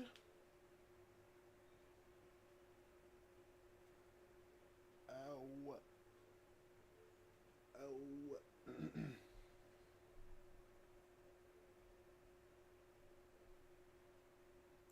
David was dating, by the way. Yes, that's the strange part. The David movement always likes to, you know, bury that one as quickly as possible. He's homeschooled, so he didn't know. And he's just a little zany. He's a little quirky. He's homeschooled, so he didn't know. What does that mean? He doesn't know what ages mean? His parents or whoever taught him, because, you know, homeschooling isn't just your parents. Homeschools could be, like, you do all the stuff and, like, workbooks and stuff like that. So when I'm talking about homeschool, I mean, like, your parents are teaching you.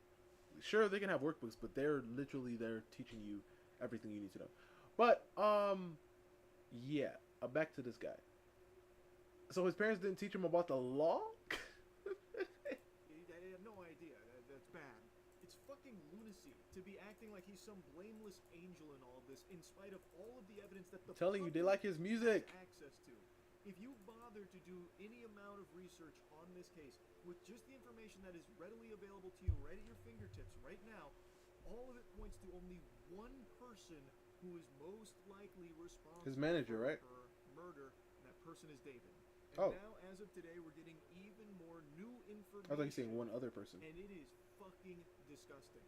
They already mentioned a couple days ago that the prosecution has 40 terabytes Yeah, I remember that. here in this case against David.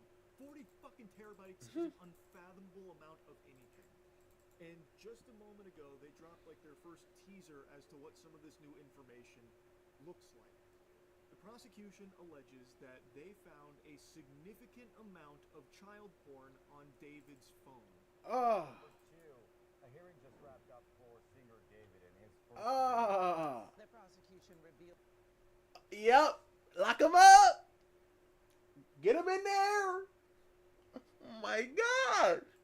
Details about disturbing digital evidence. Let's get to CBS LA's Rick Montanez with what we learned in court today. Rick, what are you hearing? Time out. On his phone? Oh, when they took him in, they probably like seized his phone and everything, right? Amy, Chris, the hearing just wrapped up within the half hour here, and cameras were not allowed in court, but I can tell you that the defendant, David Burke, was in court today in shackles and wearing that orange jumpsuit. The biggest new piece of evidence revealed, prosecutors say a significant amount of child porn found on Burke's cell phone. Now, I imagine that isn't just some baseless claim from the prosecution. They probably have all of that evidence as part of their 40 terabytes here that they will be providing to the court. There's still a lot of Bro, did you see this video? that they are going through right now because There is so much Oh, they that have David. in this case over the last 7 Yeah, I months. already did But now they are recent stating they research. have evidence that there was a significant amount of child porn on David's device. What did you say? His lawyer got to be stretched 100%. What did you say, Morgan? Morgan said, "Yeah, I already did research." Also, what? Morgan, are you that close to the case? I mean, in the sense of you like studying it and everything. Oh my goodness.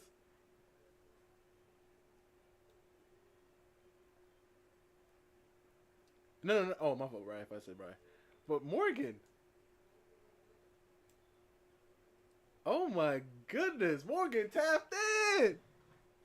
Morgan, like, we're gonna find out the truth. Also want to point out that this all happens one day after the medical examiner's report became public. Oh, man. That is the report on the death of Celeste Rivas Hernandez. The report says, or I should say the family of Rivas Hernandez is absolutely devastated to learn the gruesome details contained in that write-up. That's according to a family statement.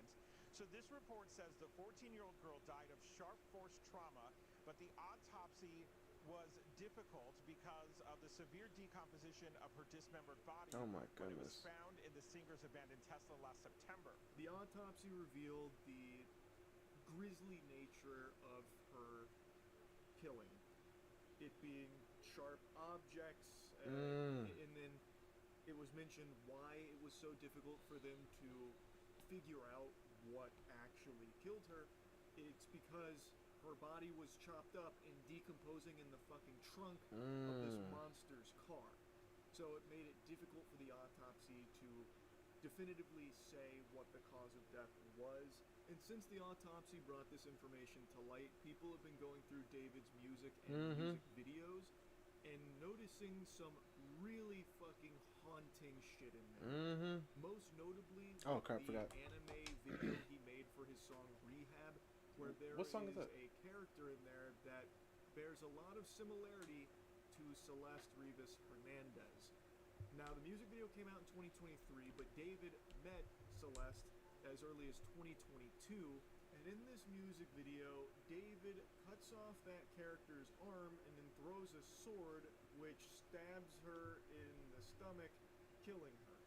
In real life, Celeste had her body chopped into pieces. Oh my gosh, Morgan P.I. thrown in a trunk, and the There's a reason I like Rotten Mango. Yeah. cause of death was sharp objects through the torso. Oh my goodness. Notably her upper abdomen and hitting her liver. Now, of course, I have no doubt that none of that is going to be used in court in any way, shape, or form by the prosecution. I imagine they have far more solid evidence to be bringing to court in that 40 terabytes. I don't think they'll be using, like, similarities from the music video versus what actually happened, or, you know, video clips that exist where he's saying some crazy shit. I imagine they're going to be going for, like, completely irrefutable You things see, to this is get. why they say don't meet your heroes, bro. You know what I mean? And I'm not saying he was ever a hero. I mean, he's probably a hero to some people. But what I'm saying by that is, like, you don't want to find out who the people you admire are really like. You don't want to find out. Because that ends up ruining the media for you. Which is why I asked that last stream, can you guys still listen to his music? Right? And obviously we didn't have no big fans in here. But imagine there were. They're probably stressing, which is why they're still trying to hold on to the fact that, listen, he might have been with the girl, but he didn't take her out. They're still banking off of that. Because they know. Yo. That is bad. They know it's bad, bro. They don't want to believe it. They don't want to believe it. Just write off as a coinky-dink or something like that. But I wanted to mention it because it really does feel like David was just leaving breadcrumbs in his music to the sick and twisted. They do say people who do these things, they have an urge to be caught. Like people who get away with a lot of these things. This is why a lot of the serial life enders or serial deleters that's not funny, but it's there's a reason why a lot of them are caught. It's because they kind of out themselves, because there's something in them that wants them to get caught. And they say that it's like a psychological thing. Listen, Morgan, you know more about this than me. You might be able to set some insight, but I've heard like a lot of these people who like commit these acts, they kind of don't want to get away with it. It's kind of like how I feel like it is. It's kind of like fire ants, right? Like they keep biting at them, right? Until they confess or until they like say it out loud. You know what I mean? And in his case, let's say it's like symbolizing like her and all that stuff. In his case, he was just he was telling it, but not telling it at the same time. In hindsight, we can look at it and be like, yo, this man was telling us the whole time, right? But like back then, we're just watching it like, yo, this is a creepy freaking video, bro. This man is on some weird stuff. What's going on? You know what I mean? And that he had this like murderous intent. It's fucking sickening stuff. On Monday, he pled not guilty to the capital murder charges. We spoke with a former federal prosecutor Oh my goodness. just a short time ago here on Oh my CBS gosh. Mornings about this new evidence revealed This man looks scary. in today's hearing and the fact that David's phone, according to prosecutors, contains child porn. And obviously we don't know if it... This guy. I don't know if that was a purposeful, but like his face, he just like as soon as he says it, ugh. He's like, ugh. And obviously we don't know if it's Celeste Rivas's images and videos or something else, but that is a significant offense. Obviously, it helps prosecutors prove the sex crimes, the lewd and lascivious, Penal Code Section 288. It's also a separate crime in and of itself, and certainly the possibility that the feds even step into this case because they typically will prosecute these types of child pornography cases. It is extremely serious, and this is new information that's been brought forth from the prosecution here. And the fact that they are bringing this as evidence in this case must mean that they have irrefutable proof that on David's device he had that material. I have no idea how the David defenders will even begin to wrestle with that in mental gymnastics, some kind of excuse there, like, he was just holding it for somebody else. He's been framed again. They put it there. He's been holding it for somebody else. Framing him with Crazy. child porn. I have no idea how they could even begin to tackle that one, because even though it hasn't been proven yet, the fact that the prosecution is even putting this forward means they must be able to prove beyond a shadow of a doubt that, yeah, his phone had child porn on it. So that's the newest piece of information that's been brought up. Now, as mentioned, they are still going through a lot of processing for a lot of digital evidence that they have compiled. So in a week, I believe about a week, it's going to go back with both sides, and they're going to discuss if they need even more time about, going to a capital murder trial. So as of right now, we don't have everything being brought forth yet, but it is beginning and it's moving fast. The process is underway and it is moving very quickly. So I guess we'll know more in a week, but I just wanted to give you this update here because that new allegation coming to light here is once again another disgusting development here in the David case. Anyway, Yep. Extremely disgusting. For Celeste here, I truly don't see a world where David is innocent at all. And anyway, that's really about it. So, yeah. Nah, I'm telling you guys, the only way he can get away with this is if the clone come out, bro. If the clone come out, bro. This scandal got worse? What? What scandal, bro? Penguin Zero makes good videos, bro. And this it's like straight to the point too, bro. I don't watch a lot of his videos, but he is a One Piece fan, so hey. Diana Rossini and Mike Vrabel cheating scandal. Who the heck is that? So a couple weeks Oh yeah. It was known at the time that Diana The Russini reporter. is a sports reporter, has been for a long time, was photographed in a romantic getaway with Patriots head coach Mike Vrabel. This naughty sin started blowing up immediately because They're both married. Russini has been in the industry for a very long time, and she is married to a man named Kevin. Mike Vrabel has been a coach for a while. It is a very prominent coach at the moment, and he is married to a woman named Jennifer. And yet here they are with this potential affair just now broadcast out there for everyone to see. So they started scrambling That's to so try dumb. and come up with excuses like, oh, actually, we had so many friends there and you guys just didn't catch them on camera. This is totally normal for a sports reporter to be romantically hugging and touching. That is so and dumb. being Why in a hot public, bro? alone with the head coach that she's probably reporting on. And make no mistake, Diana Russini's favorite topic is Mike Vrabel. Before she deleted her Twitter account, banishing it to the shadow realm in a panic when people started combing through it, she had more tweets about Mike Vrabel than she did her husband and son combined. Dang. She thought about Mike Vrabel more than Garfield thinks about lasagna. She was always posting about him. And anyway, no one really knew how deep this rabbit hole went until the last couple days as more and more pictures emerged. This was an affair that had been going on for approximately 6 years. It gets Dang. fucking diabolical. Before getting into the new information, though, I want to once again set the stage, showing you just how much there was out there. It seemed like she was constantly gloating subtly about being unfaithful to her husband, but she wasn't shy about humiliating her husband, Kevin. In fact, that became like her anime finishing move. Diana Russini wants to make a joke? Well, it's got to be at the expense of her husband. To address this, it happened earlier. Oh in our yeah. program today. For those of you who I aren't saw watching, this. Diana Russini said this. And I think we all do weird things when we're in love, and we overshare and overpost. And look, he's married. He's getting married to a beautiful actress. And she married Someone average. Yep. I don't post a lot about him. If I was married to someone beautiful, I'd overpost too. Mm-hmm.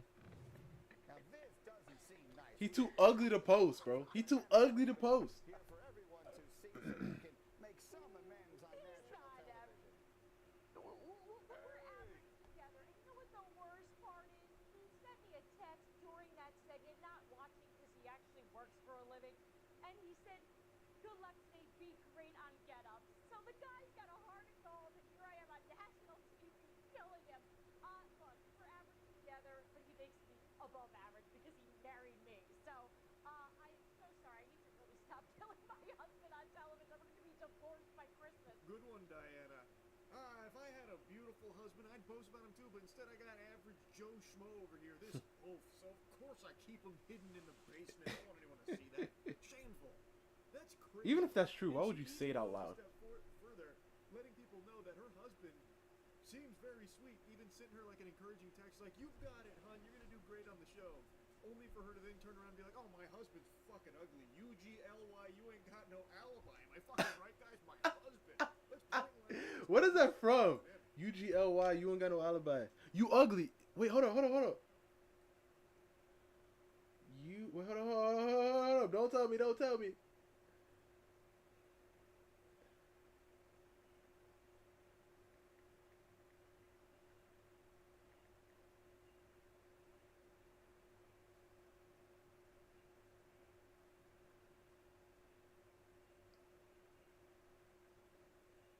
Wait, come on. Hurry up. Come on.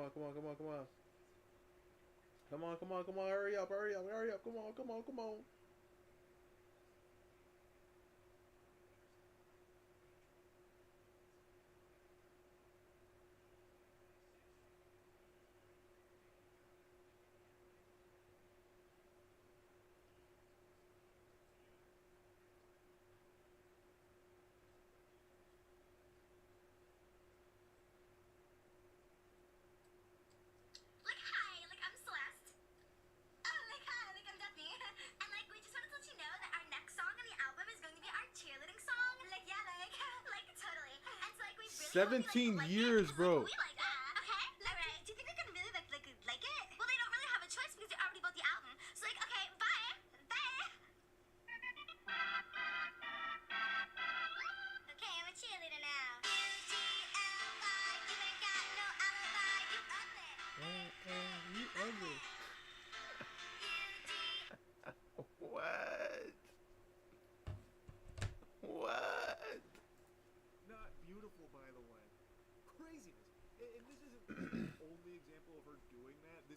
most egregious and most cruel.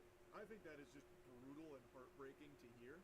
But she has plenty of others where she'd make jokes like, there are so many things I did in Miami I Oh, can't yeah. tell my That was husband, tough. and you would not understand. And just a bunch of like jabs at her husband. And Mike Vrabel also did the same to Jen. Oh, really? There's a resurfaced clip of Diana Rossini interviewing Vrabel and bringing up his wife, which is also some sick, twisted shit because these two were in an affair for an extended period of time. And Mike Vrabel also just insults his wife too. So it seemed like it was part of like their bonding ritual, Diana and Mike, to insult their spouses publicly. Your wife, Jen, is a superb athlete. I would say used to be. Maybe used to be, but she still got it in her, I'm sure, the way you do. Which sport do you think Jen could beat you at now? Ping pong. Ping pong. Have you ever done it with her? I get too aggressive. Yeah, I I can see can't. that. After it's 2 volleys, I just try to. Real classy stuff there. What? Mike. What an excellent answer. What? Your wife is a superb athlete. Oh, well, I wouldn't go that far. I don't know about that. Actually, I mean, I don't think. Okay, listen. is more Okay, appropriate. listen. Sure. But if he's like, especially because he's a head coach, surrounded by athletes all the time, right? So he understands like the peak of the game, of like being an athlete or the peak athlete. Okay, I can see him saying that. Sure, it probably would have been better if he didn't say it that way. But I feel like that's less bad. But that's still bad. Don't get me wrong. Especially because he's talking to the woman he's sleeping with. You know what I'm saying? That's why he's probably doing that too. Trying to put her down because, hey, my little shouty in front of me. But, yeah. She called him ugly. She said, nah, he too ugly for me to post him. He like, bro, she ain't. Back in her heyday, she was moving a little bit. But now, man, she might beat me at ping pong because I'm tripping too much. She is no longer. But Diana, speaking of superb athletes, huh? How about you? Yeah, exactly. Gold medalist Oh, he says that? Dickus. The cockput. Am I right, Diana? We're fucking. That's what I'm saying. Oh, okay. Yeah, okay. He didn't say that. You don't you, Diana? Here, let me belittle my wife. Let me put her down in front of you, Diana, so you know. Yeah, that's all I was saying because his shouty in front of him. My wife, huh? Good stuff, Mike. Really incredible stuff. Point is, Whoa, don't. Hey. Oh, yeah, he got my same name. weren't exactly overly shy about farting on their spouses here in the public eye, making them kind of a joke and insulting them. Now, the aftermath of those initial photos and initial information that came out was Diana Rossini's resignation. She resigned from her position at The Athletic. Mike Vrabel also just recently made a statement, but there's been even more new information. It has truly been Pandora's box that's been opened on this topic. There are so That's what many happens. photos of them together dating all the way back to 2020. Dang. That is these photos right here. These were taken in March 2020, and they showed Diana Rossini and Mike Vrabel getting intimate publicly. Wow. That, You see, why do people do that? Smooch coming in there. I'm no Excuse me. private eye, but I can say with a high level of confidence that that right there is a kiss. I would eat my left shoe if it turned out to be anything but a romantic exchanging of saliva. So I think it's pretty clear these two had been seeing each other for an extended period of time behind the backs of their significant others. These photos were taken approximately like 6 months before Diana got married to Kevin. And But what she was still with becomes him. Even more evil is Diana Rossini's son was born in August of 2021. And guess what the son was named? Michael. Oh. That's fucking crazy. Oh, there's no way. There's no way, especially if that is his kid. Oh, nah. Oh, nah. That's crazy. I don't even care. Listen, because you so close to that guy, there is no way you giving him that name. Even if I were to choose that name, you gotta say, nah, bro. Ah, that's crazy. Because her son now shares the same name as the man that she's cheating on her husband with. Again, I'm not a detective, but I can follow a stinky smell, and I think these breadcrumbs have got quite the odor. I don't think that's any kind of innocent coincidence, especially when you take a look at further evidence from her tweets like this. Keep looking at my almost 4-day-old son Michael whilst trying to figure out who are the best Michaels to ever play and coach in the NFL. Oh my goodness. Mike Vrabel was formerly a player in the NFL and is a head coach in the NFL, formerly with the Titans, now with the Patriots. I mean, that tweet is 4 days after her son was born. That is and crazy. She's instantly talking about a potential best coach named Michael. That's kind of weird. And she had been routinely cheating on her husband with a coach named Michael Vrabel. I mean, it doesn't take a genius here to piece this puzzle together. That's fucking disgusting, man. I feel so bad for her husband.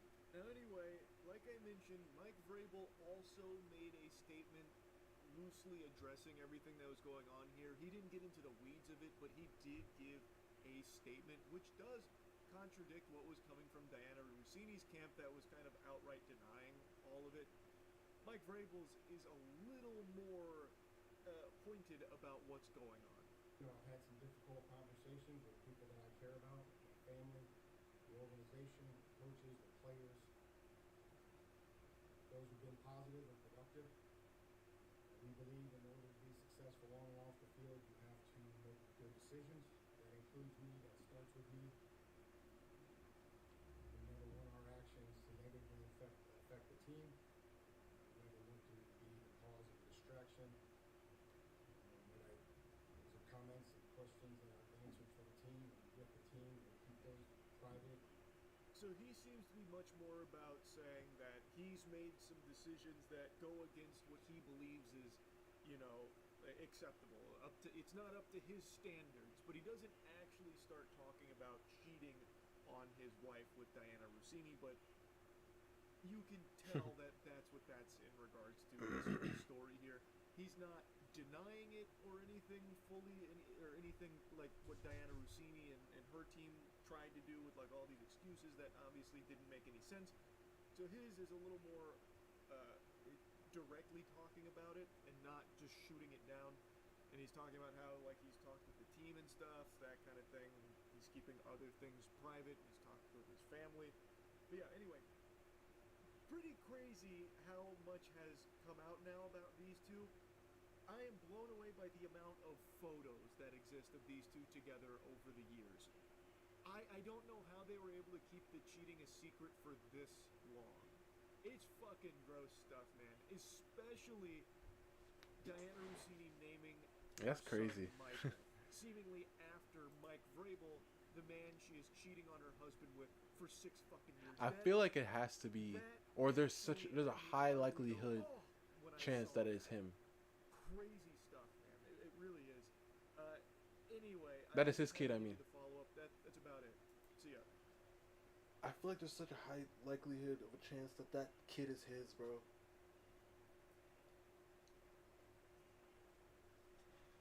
She talked her last. Oh. I kind of want to see this. Because after the whole crypto thing she did, that scam, or that scam that ended up happening because she wasn't involved. That's what she said.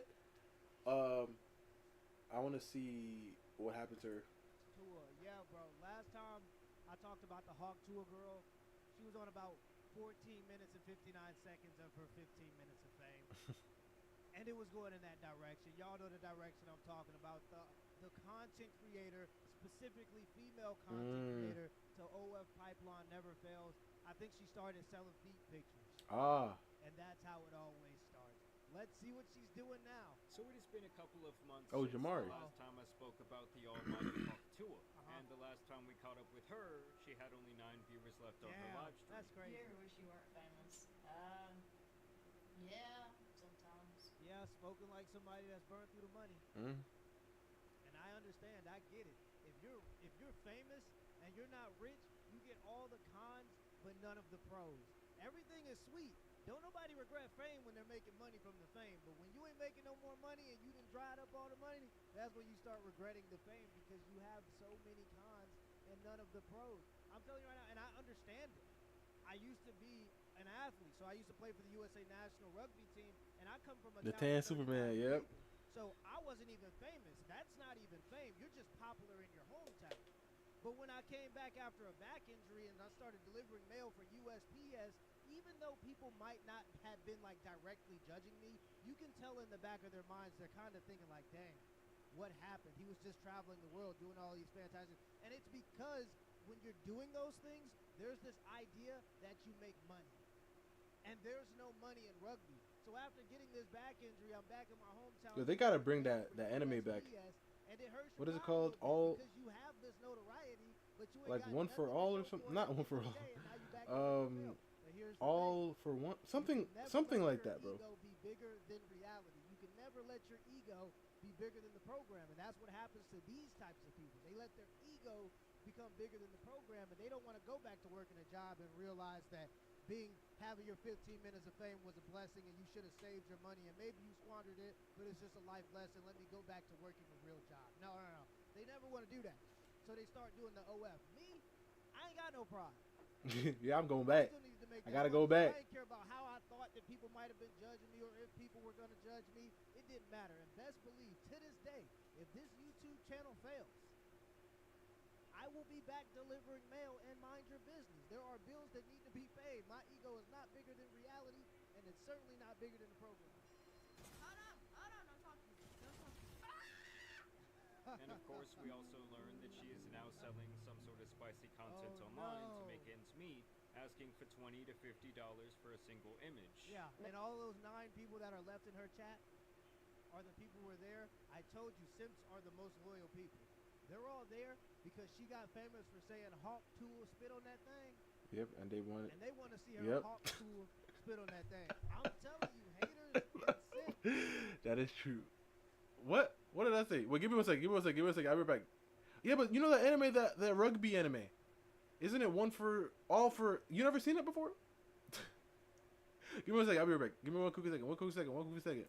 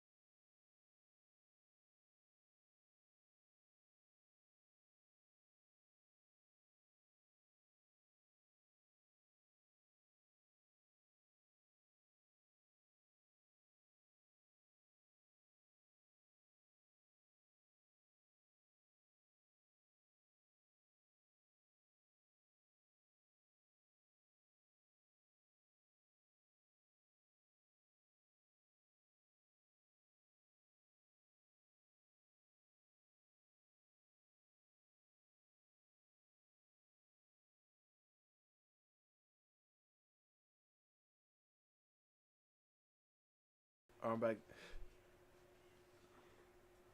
Haktua Gaming? I mean, hey.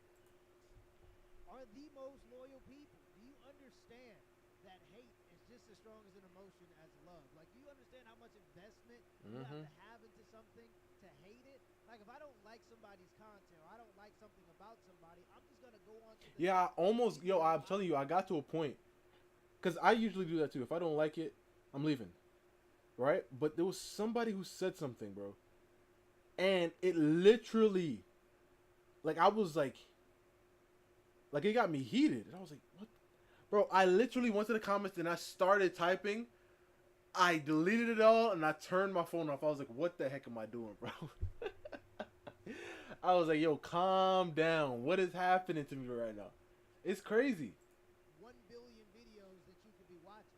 The haters will watch your stuff to incompletion just because they don't like you. And simps are loyal because love and and lust seem very similar, especially when you're building a parasocial relationship with somebody and they're just waiting for you to get desperate so they can offer you an opportunity.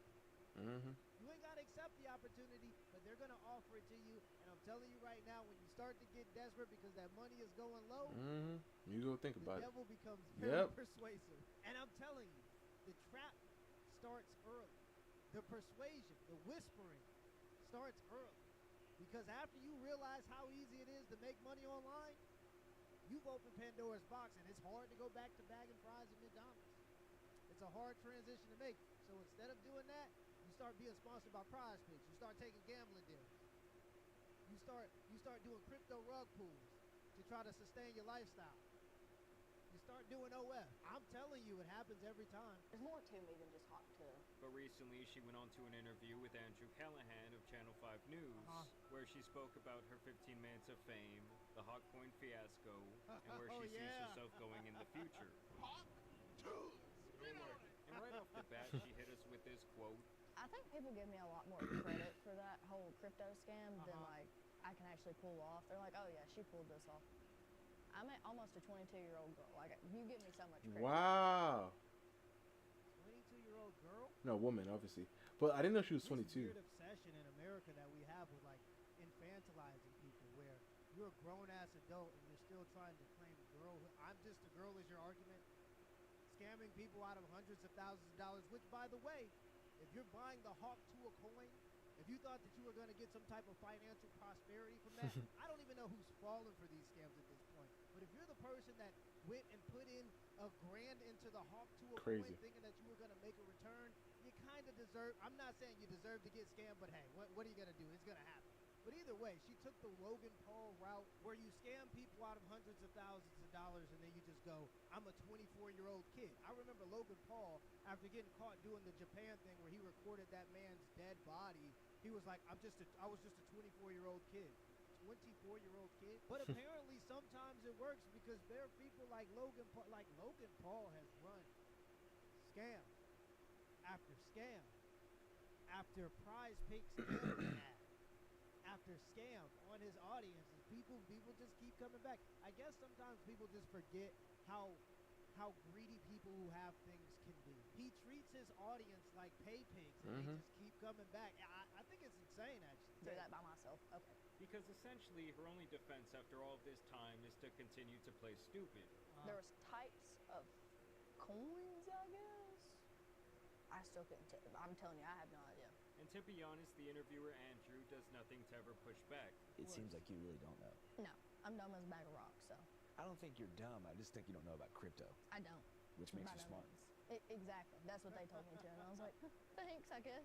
Like, if anything, to me, this interview read as much more of like a PR fluff piece, much more than anything else, as he helps her kind of paint this narrative of like the unassuming little girl. All of scam YouTube is kind of using you as this pariah. This is one of the most miserable, horrible launches I've ever seen in my life. Okay, then why the fuck are you on? He's barking up the wrong tree. Like, he thinks I did this. Like, full intent, knowing what's going to happen. I didn't know anything about it. We're going to take all her money. She took our money and stuff like that. And it's bullshit, really. Because, like, I didn't do it. Like, you can look at me sitting here and you're like, yep, she's a crypto yeah, I scammer. see you sitting there. That's the I'm about to apologize outfit. That's the I'm going to play the innocent lady role. You got the comfy sweatpants, no makeup. That's the I'm about to cry into an apology outfit for sure. She took all the money. No, I just think that because she was the face of the entire operation, obviously she took the brunt of the criticism. Yeah. Like if I opened up Jamari's lemonade stand and this guy Bob over here is scratching his nuts and then pouring the sugar in, mixing it with his little pinky, and then all my customers get sick, guess what? They're not going to say, yo, what happened, Bob? They're going to say, Jamari, what happened, my boy? Right. And I get that she is not the sharpest crayon in the box. But this whole I'm just a dumb girl routine is beyond played out at this point. Yeah, but I will say this, though. When you do, like, catapult into, like, these 15 minutes of fame situations, there are a bunch of people in the name of, like, agents and management agencies that will come after you to get a percentage. And it used to be in the past, like, if you were a manager or, like, you were an agent, you were supposed to be scouting talent. But now with the internet, and especially TikTok, and people getting this notoriety overnight and it happening more than ever, they only want the people who already have the ability to draw an audience. It used to I be think I'm you going to have get into build- cosplay. Ooh, really? You know, create this character Do you have any cosplays you? Yeah. Do you have any cosplays you have in mind? You would create this person into this famous idea, but now it's like the management agencies just go after people who already have the pool. So you really have to ask yourself if they add anything to what you're doing, because oftentimes they're just taking percentages off of stuff that they're not really contributing to. And when you see stuff like the live streaming, you're seeing so many people try to go Monster into Hunter. live streamers. Like there's this new idea. Who? Which People one? say stuff like live streamers are the new rappers. Like, is it one of the characters? Rappers are trying to be the new on live Monster Hunter? streamers because that's how much money there is to be made online, and all of these management agencies know that. So what they do is, because they don't really understand the depth of content creation, just like people who watch videos sometimes, they think you just sit behind the camera and you could just generate an audience out of thin air. And so these management agencies, in order to keep that percentage coming, they start telling them to do live streams, and then they start introducing them to cryptocurrencies, and then they walk off with this huge 10%, 15% of whatever they introduce them into, and then the person who promotes the coin and who put their image on the coin and branded the coin takes all the hit for it, while these management agencies and managers and all these things, they walk away with all the money, right? So I will say, like, there is like a certain type of, I wouldn't say predatory practice, but there are people looking to take advantage of people who don't really know anything about content creation that get catapulted into fame, and so they look for some type of guidance, and these people don't really give them any genuine guidance. They just kind of just want a percentage, kind of like that. And I'm telling you, there's so much money you can make online. Go get the Reaction Creator Academy. Oh, all of them. I'm a person that's been doing this for 6 Okay. years. I've built an entire career off of this, and I'm still actively doing it. I'm not some washed up guy that's just trying to sell you something. I don't really need to even sell it. It's just something that I'm doing in addition to what I'm already doing. But there are so many people who spend so much time online and they don't even know how to make a single dollar on it. And I just think that that's insane. Go get the Reaction Creator Academy. The link is in the description. But either way, yeah, there is part of it that's a little bit predatory, as you could say, because there are management agencies that kind of push them into these types of things. And if you're promoting something to hundreds of thousands of people, then yeah, you do have a responsibility to at least be a little bit knowledgeable. Yeah, you have to know at before least. you promote it. But there are these people that push these types of people into that as a way to try to make like a quick buck. And because that was the central theme of this interview, I felt like when I was digesting this video, I was missing the fucking pickles. Bubble bath? What do you think? This is pretty good. Oh my gosh. Only one thing. Classic. You forgot the pickles! And I do believe that Andrew feels this way because he himself found popularity doing these same types of drunken interviews on Bourbon Street in New Orleans back in the day. Really? Now this is one of my deepest secrets, you heard me? I was having sex with a bra, Yeah, right? heard And me. I'm hitting and I start feeling the shit, you heard me? What? The whole man that night, my nigga. Oh! The man, son. Talk be like that. It be like that. I'm sorry, bro. It be like that. That information out of me. What? He could be slamming my head into the desk. He could be slamming my head into the metal interrogation table. That man couldn't be that information. What? That's something I gotta take to the grave. No, we gotta take that to the grave, because if you scam me into doing something like that with you knowing that you a man, we both gotta take that to the grave. It's a What? double whammy, bro. He said it be like that. Man couldn't get that information. What? He gave that up for free. Like, people will lie to their moms. They'll lie to their girlfriends. But they get 3 shots in a microphone and a light in front of their face, and now all of a sudden Final they want to Fantasy. tell God on his truth. Brother, I don't know those characters. you got to take that one to the grave, bro. Could you send them to me? The guy has some sort of eternal guilt about his past, admitting that he is ashamed, and now he's been claiming that there should be a legal penalty for filming people in this fashion. It's sad because I know that I sort of created the party strip interview model, and that's the thing that I'm most ashamed about. Brother, you're delusional. There was a whole thing called Girls Going Wild when I was younger, where if you stayed up 2 hours past your bedtime, you would see people lifting up, drunk people being interviewed, lifting up their shirts. Brother, you didn't invent the drunken interview idea. That's not an original idea. I was in Scottsdale the other day just visiting some friends, and I'm walking on this party strip where there's like shit-faced college kids walking down the street, yelling. They don't know what they're doing. They're just kids. And then you have 4 man on the street, dead sober interviewers asking everybody, what's your body count? What's the freakiest shit you ever done?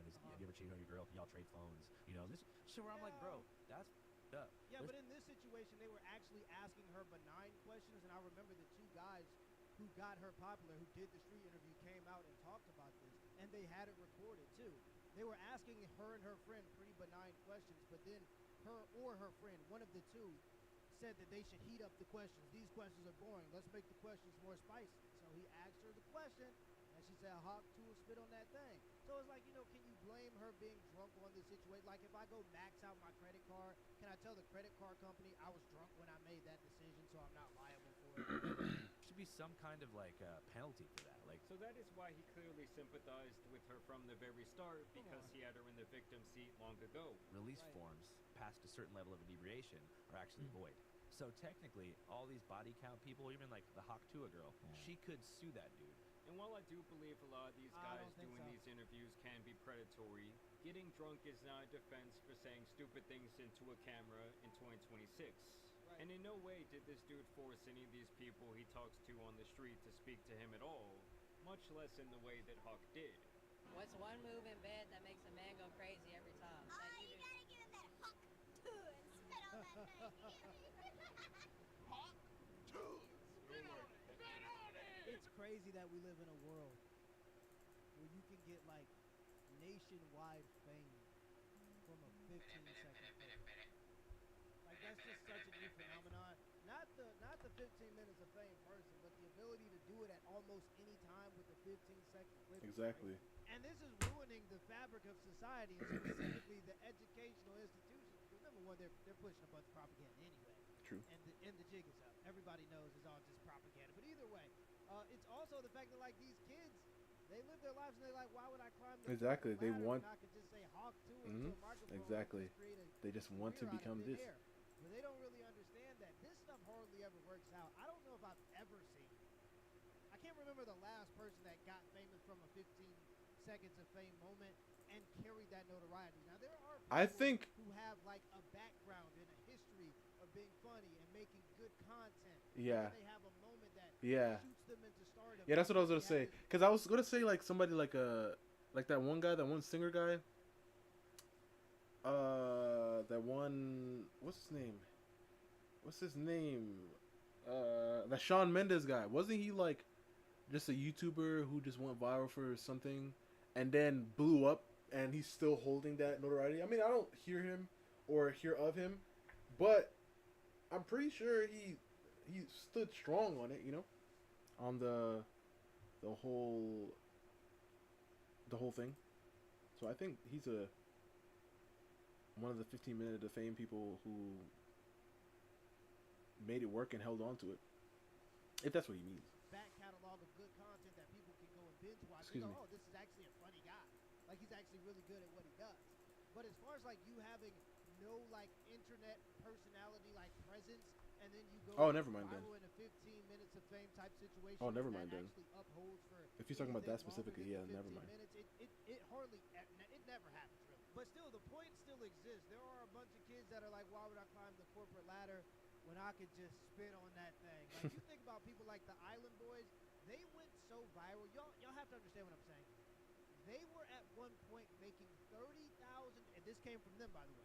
They were at one point making $30,000 per day. Crazy. There's no And they way thought I'm the going money was broke. gonna last forever, so they spent it all just as quick as they made it. And now Crazy. they're kissing each other on Yeah. OF to try to make. I don't like. How do you go broke? 30,000 a day? He said, right? A day? business per day. Yeah. How do you go broke? And they thought the 30,000. money was gonna last forever, so they spent it all just as quick as they made it, and now they're kissing each other on OF to try to make money. See, How? The content creator to OF pipeline never fails. Like it's always like I feel like it always happens when they go crazy and start spending everything. This actually does her no favors because it voids her of any chance to show true accountability. And I saw like the seeds of cruelty begin to be planted. People were like, Haley, you're gonna have to make an OnlyFans soon. Like time's coming to a close. Like Exactly. Shaq's not gonna have you at his next DJ Diesel set at the Bellagio in Vegas. Think of something new.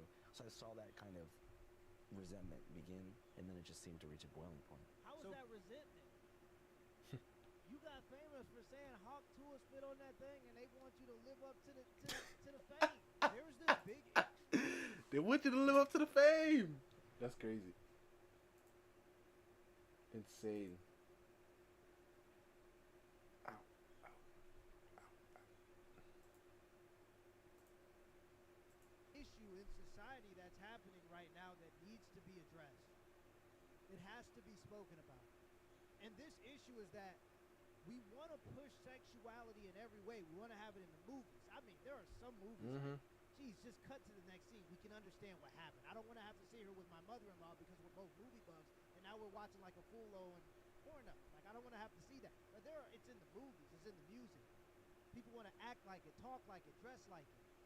But when a man with $40 comes and says, hey, I got some money for you, and offer you an opportunity, all of a sudden you can demonize those guys. Like, $40 and an opportunity. That our society promotes this like sex culture so vehemently, but then when it comes down to the people who are buying it, they shame those people. It's like protesting for dispensaries to be legalized, but then being angry that there are people waiting in line. It's inconsistent and it doesn't make any sense.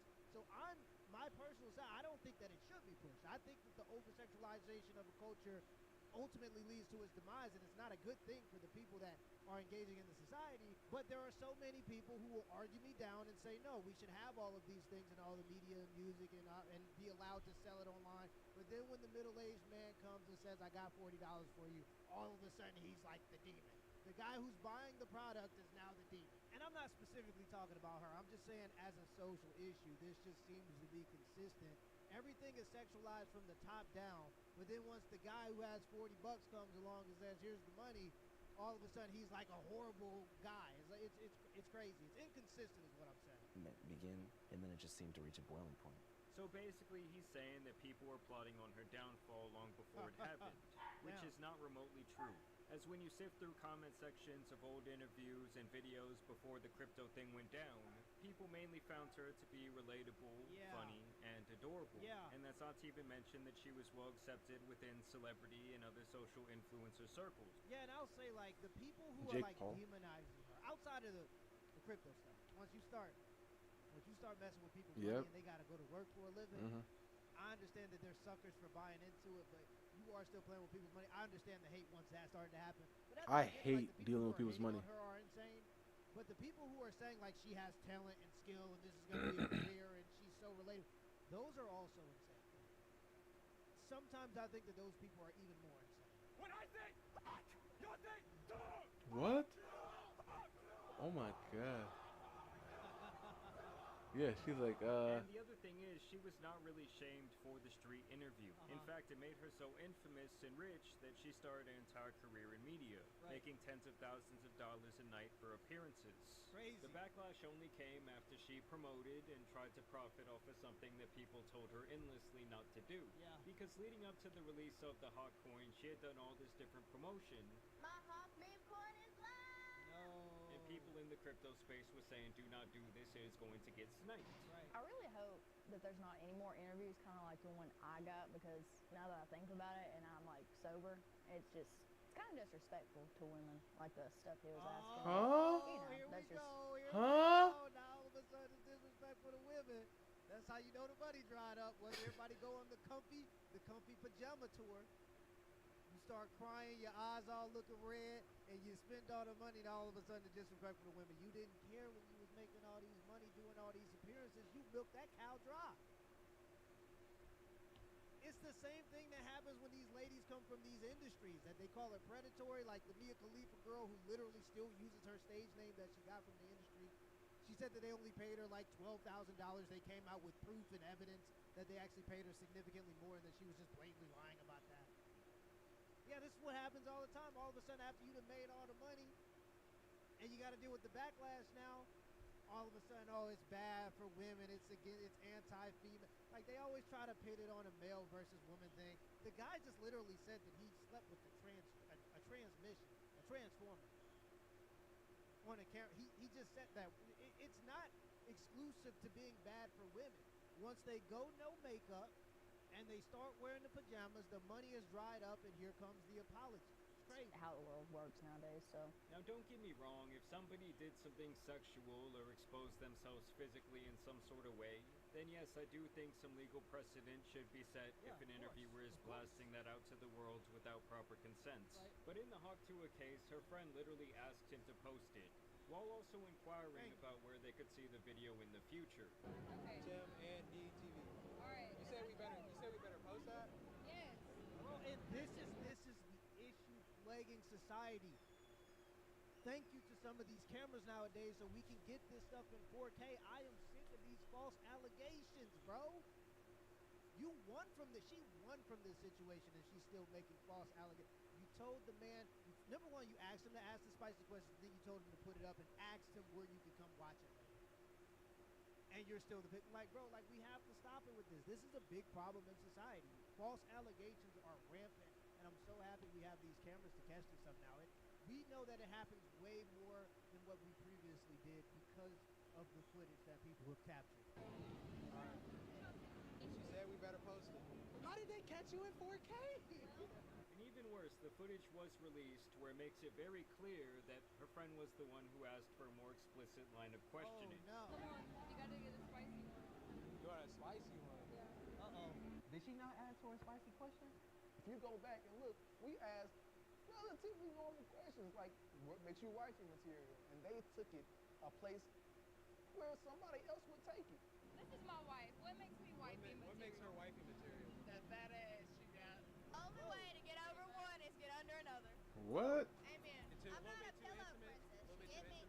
Back Whoa. shots. So to me personally, my Back shots. Whoa. sympathy Excuse for her is very low because not only did this song now have to disgrace my ears, Oh. but she Oh. What? What was that? because not only did this song now have to disgrace my ears,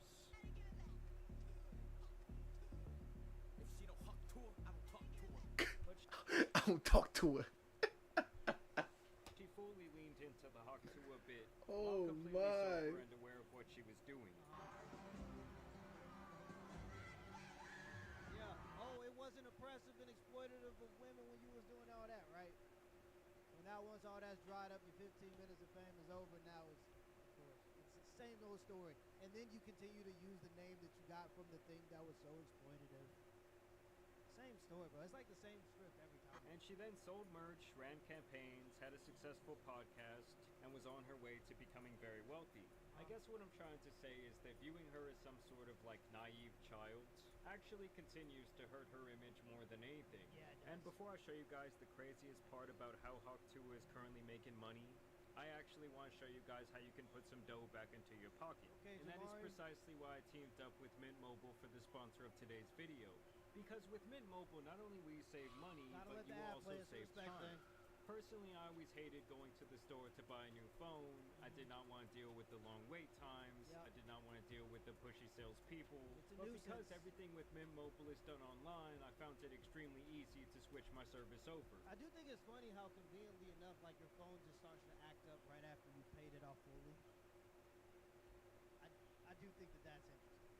I literally just signed up from the comfort of my own house in my underwear, and then they sent over my eSIM, and I was back connected in a matter of minutes. And for me personally, this was like getting a 60% discount on my phone bill. And with their premium wireless plans starting at only $15 per month, I do think that you will have a similar experience. I'm talking unlimited talk and text, including free phone calls to both Canada and Mexico on the largest 5G network. So if you out there love saving money, I need you to check out Mint Mobile today. You can shop all their plans at mintmobile.com/Jamari. At the link below in the description, new customers can shop plans for Mint Mobile starting at $15 a month. Upfront payment of $45 for 3 months, 5 gigabyte plan required, equivalent to $15 per month. New customer offer for first 3 months only, then full price plan options available. Taxes and fees extra, see Mint Mobile for details. That's like the part of the pharmacy ad or the medicine ad where they tell you like All the side effects. include death, rectal bleeding, penis shrinkage. Like that's a part of that ad. It's interesting because normally I do enjoy the Channel 5 platform. I think that Andrew normally has a way of disarming people with his polite tone, while also still subtly calling them out, like in a recent interview he did with Shia LaBeouf, where he questioned his drinking habits several times while not coming off like a dick. I just noticed my personal experience, like when you're going through a super hard time, it's really best to put the bevs down. Yeah, it is. Yeah. Because when you're drinking is to cope with sadness, oftentimes it can spiral into something deeper. Yeah. Because you're just delaying processing of those sad feelings for a long time, and eventually you're gonna get to that brick wall where you're like, I gotta face this shit. Yeah, I agree, but the problem is drinking is fun. and that's something that has to be taught. It is actually fun. Sometimes you have to ask yourself, like, is this fun worth me living like 5 years? You see, less? this is why. That's a question you have to ask This yourself. is why I don't like. I really don't like any of those things. Like, I don't drink. I don't even like taking painkillers or any like types of like things that kind of numb me, because I know how addictive it is. Right? I know how like people get really addicted. I know people who get addicted to them, right? And I just don't ever want to be in that situation. So I don't do them. I don't drink. I don't smoke. I don't do none of that. Why is it doing this to me?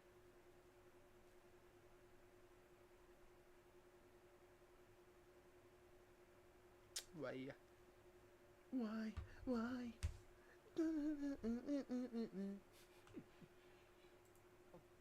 But drinking is actually fun. It's a good time to act like it isn't. It's just a lie. Saying going to jail, like, have you Not thought, like, belligerent, damn, though. maybe if I wasn't drinking, that wouldn't happen. Like, I Who got gives a chill. fuck, though? It's another experience. Yeah. Jail will be another adventure.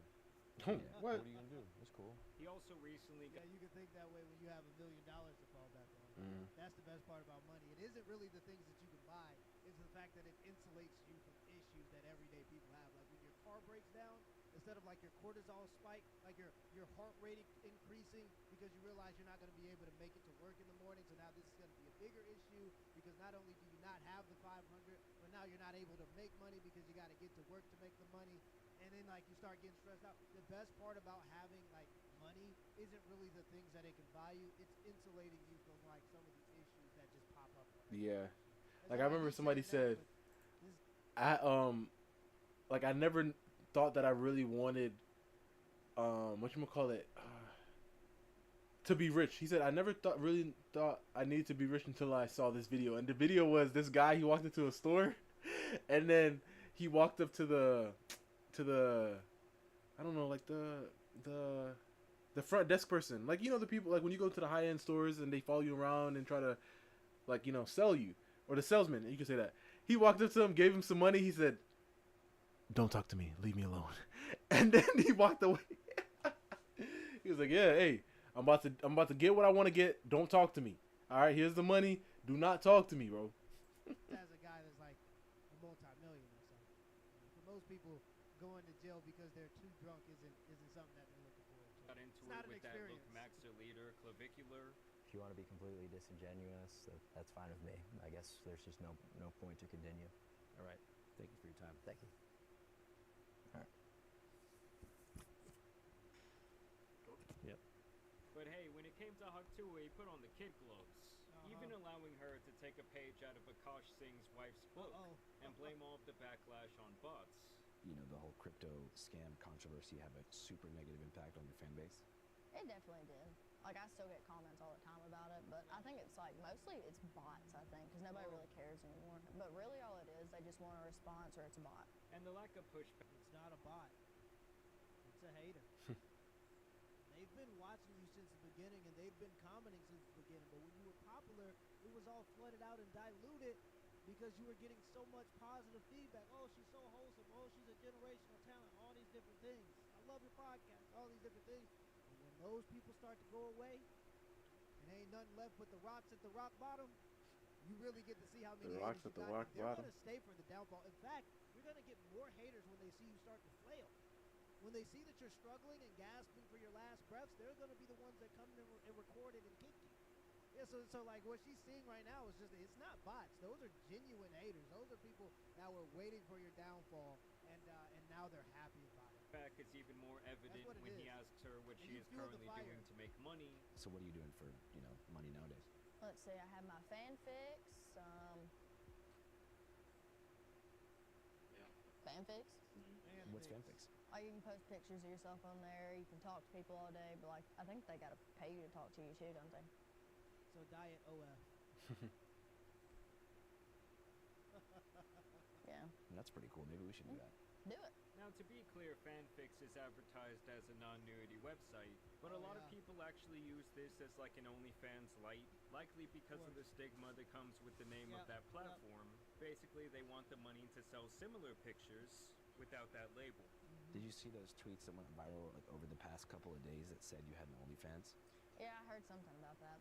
Not true. No. I don't think I could ever do it. Andrew inquiring.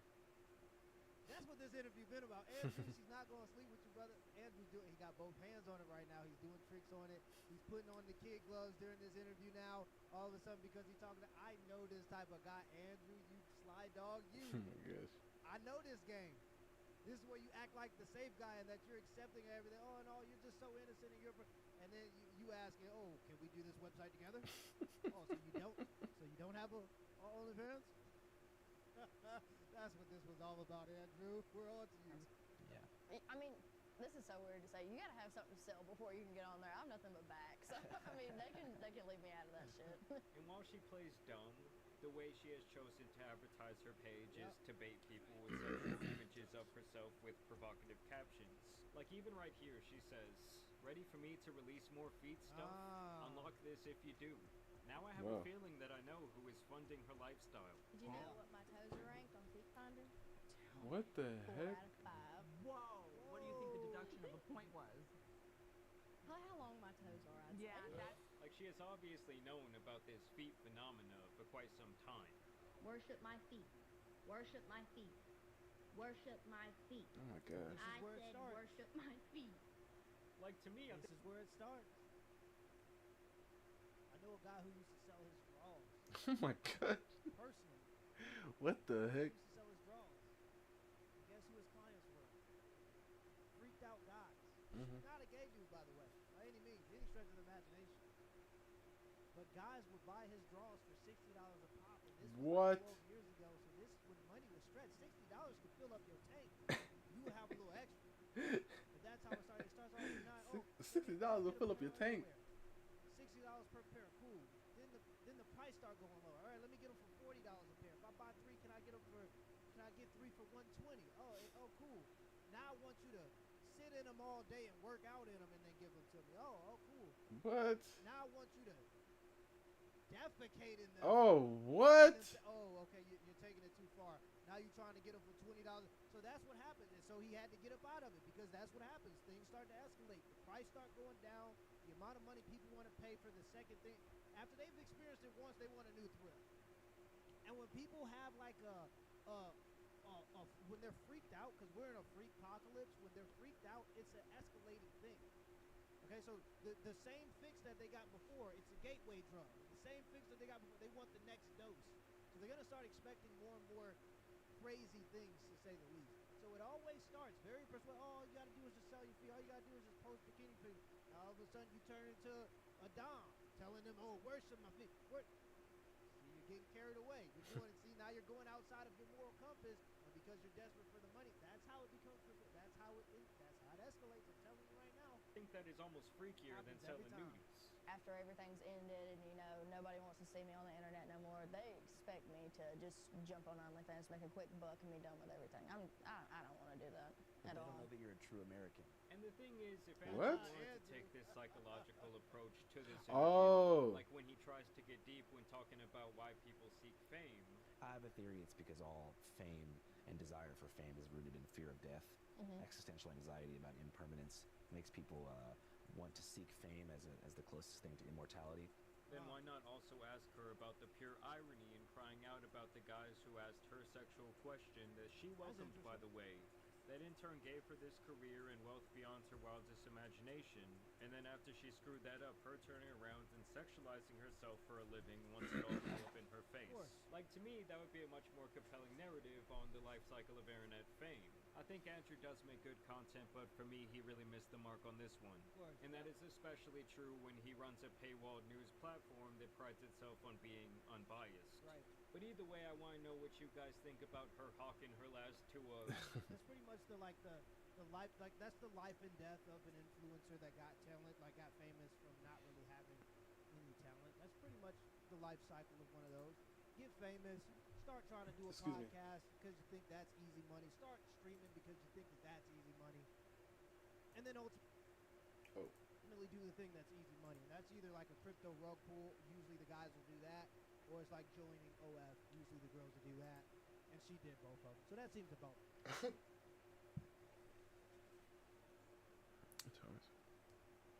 Oh, Zang. Yeah, guys, this would be for me today.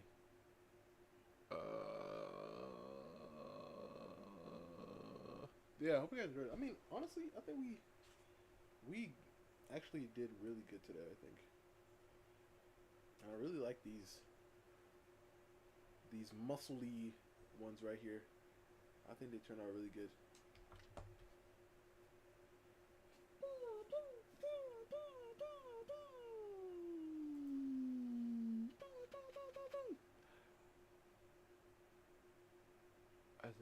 But yeah, I still do feel this. Yeah, but yeah, hope you guys enjoyed, and I'll see you guys when I see ya.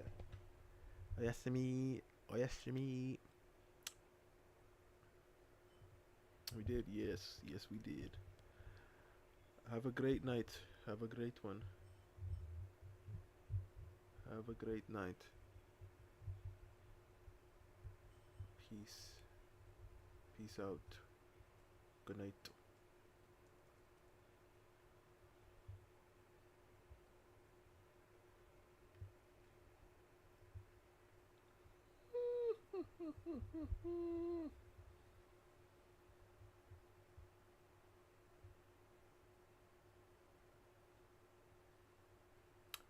Peace, love, and burger grease. Peace, love, and burger grease. Peace.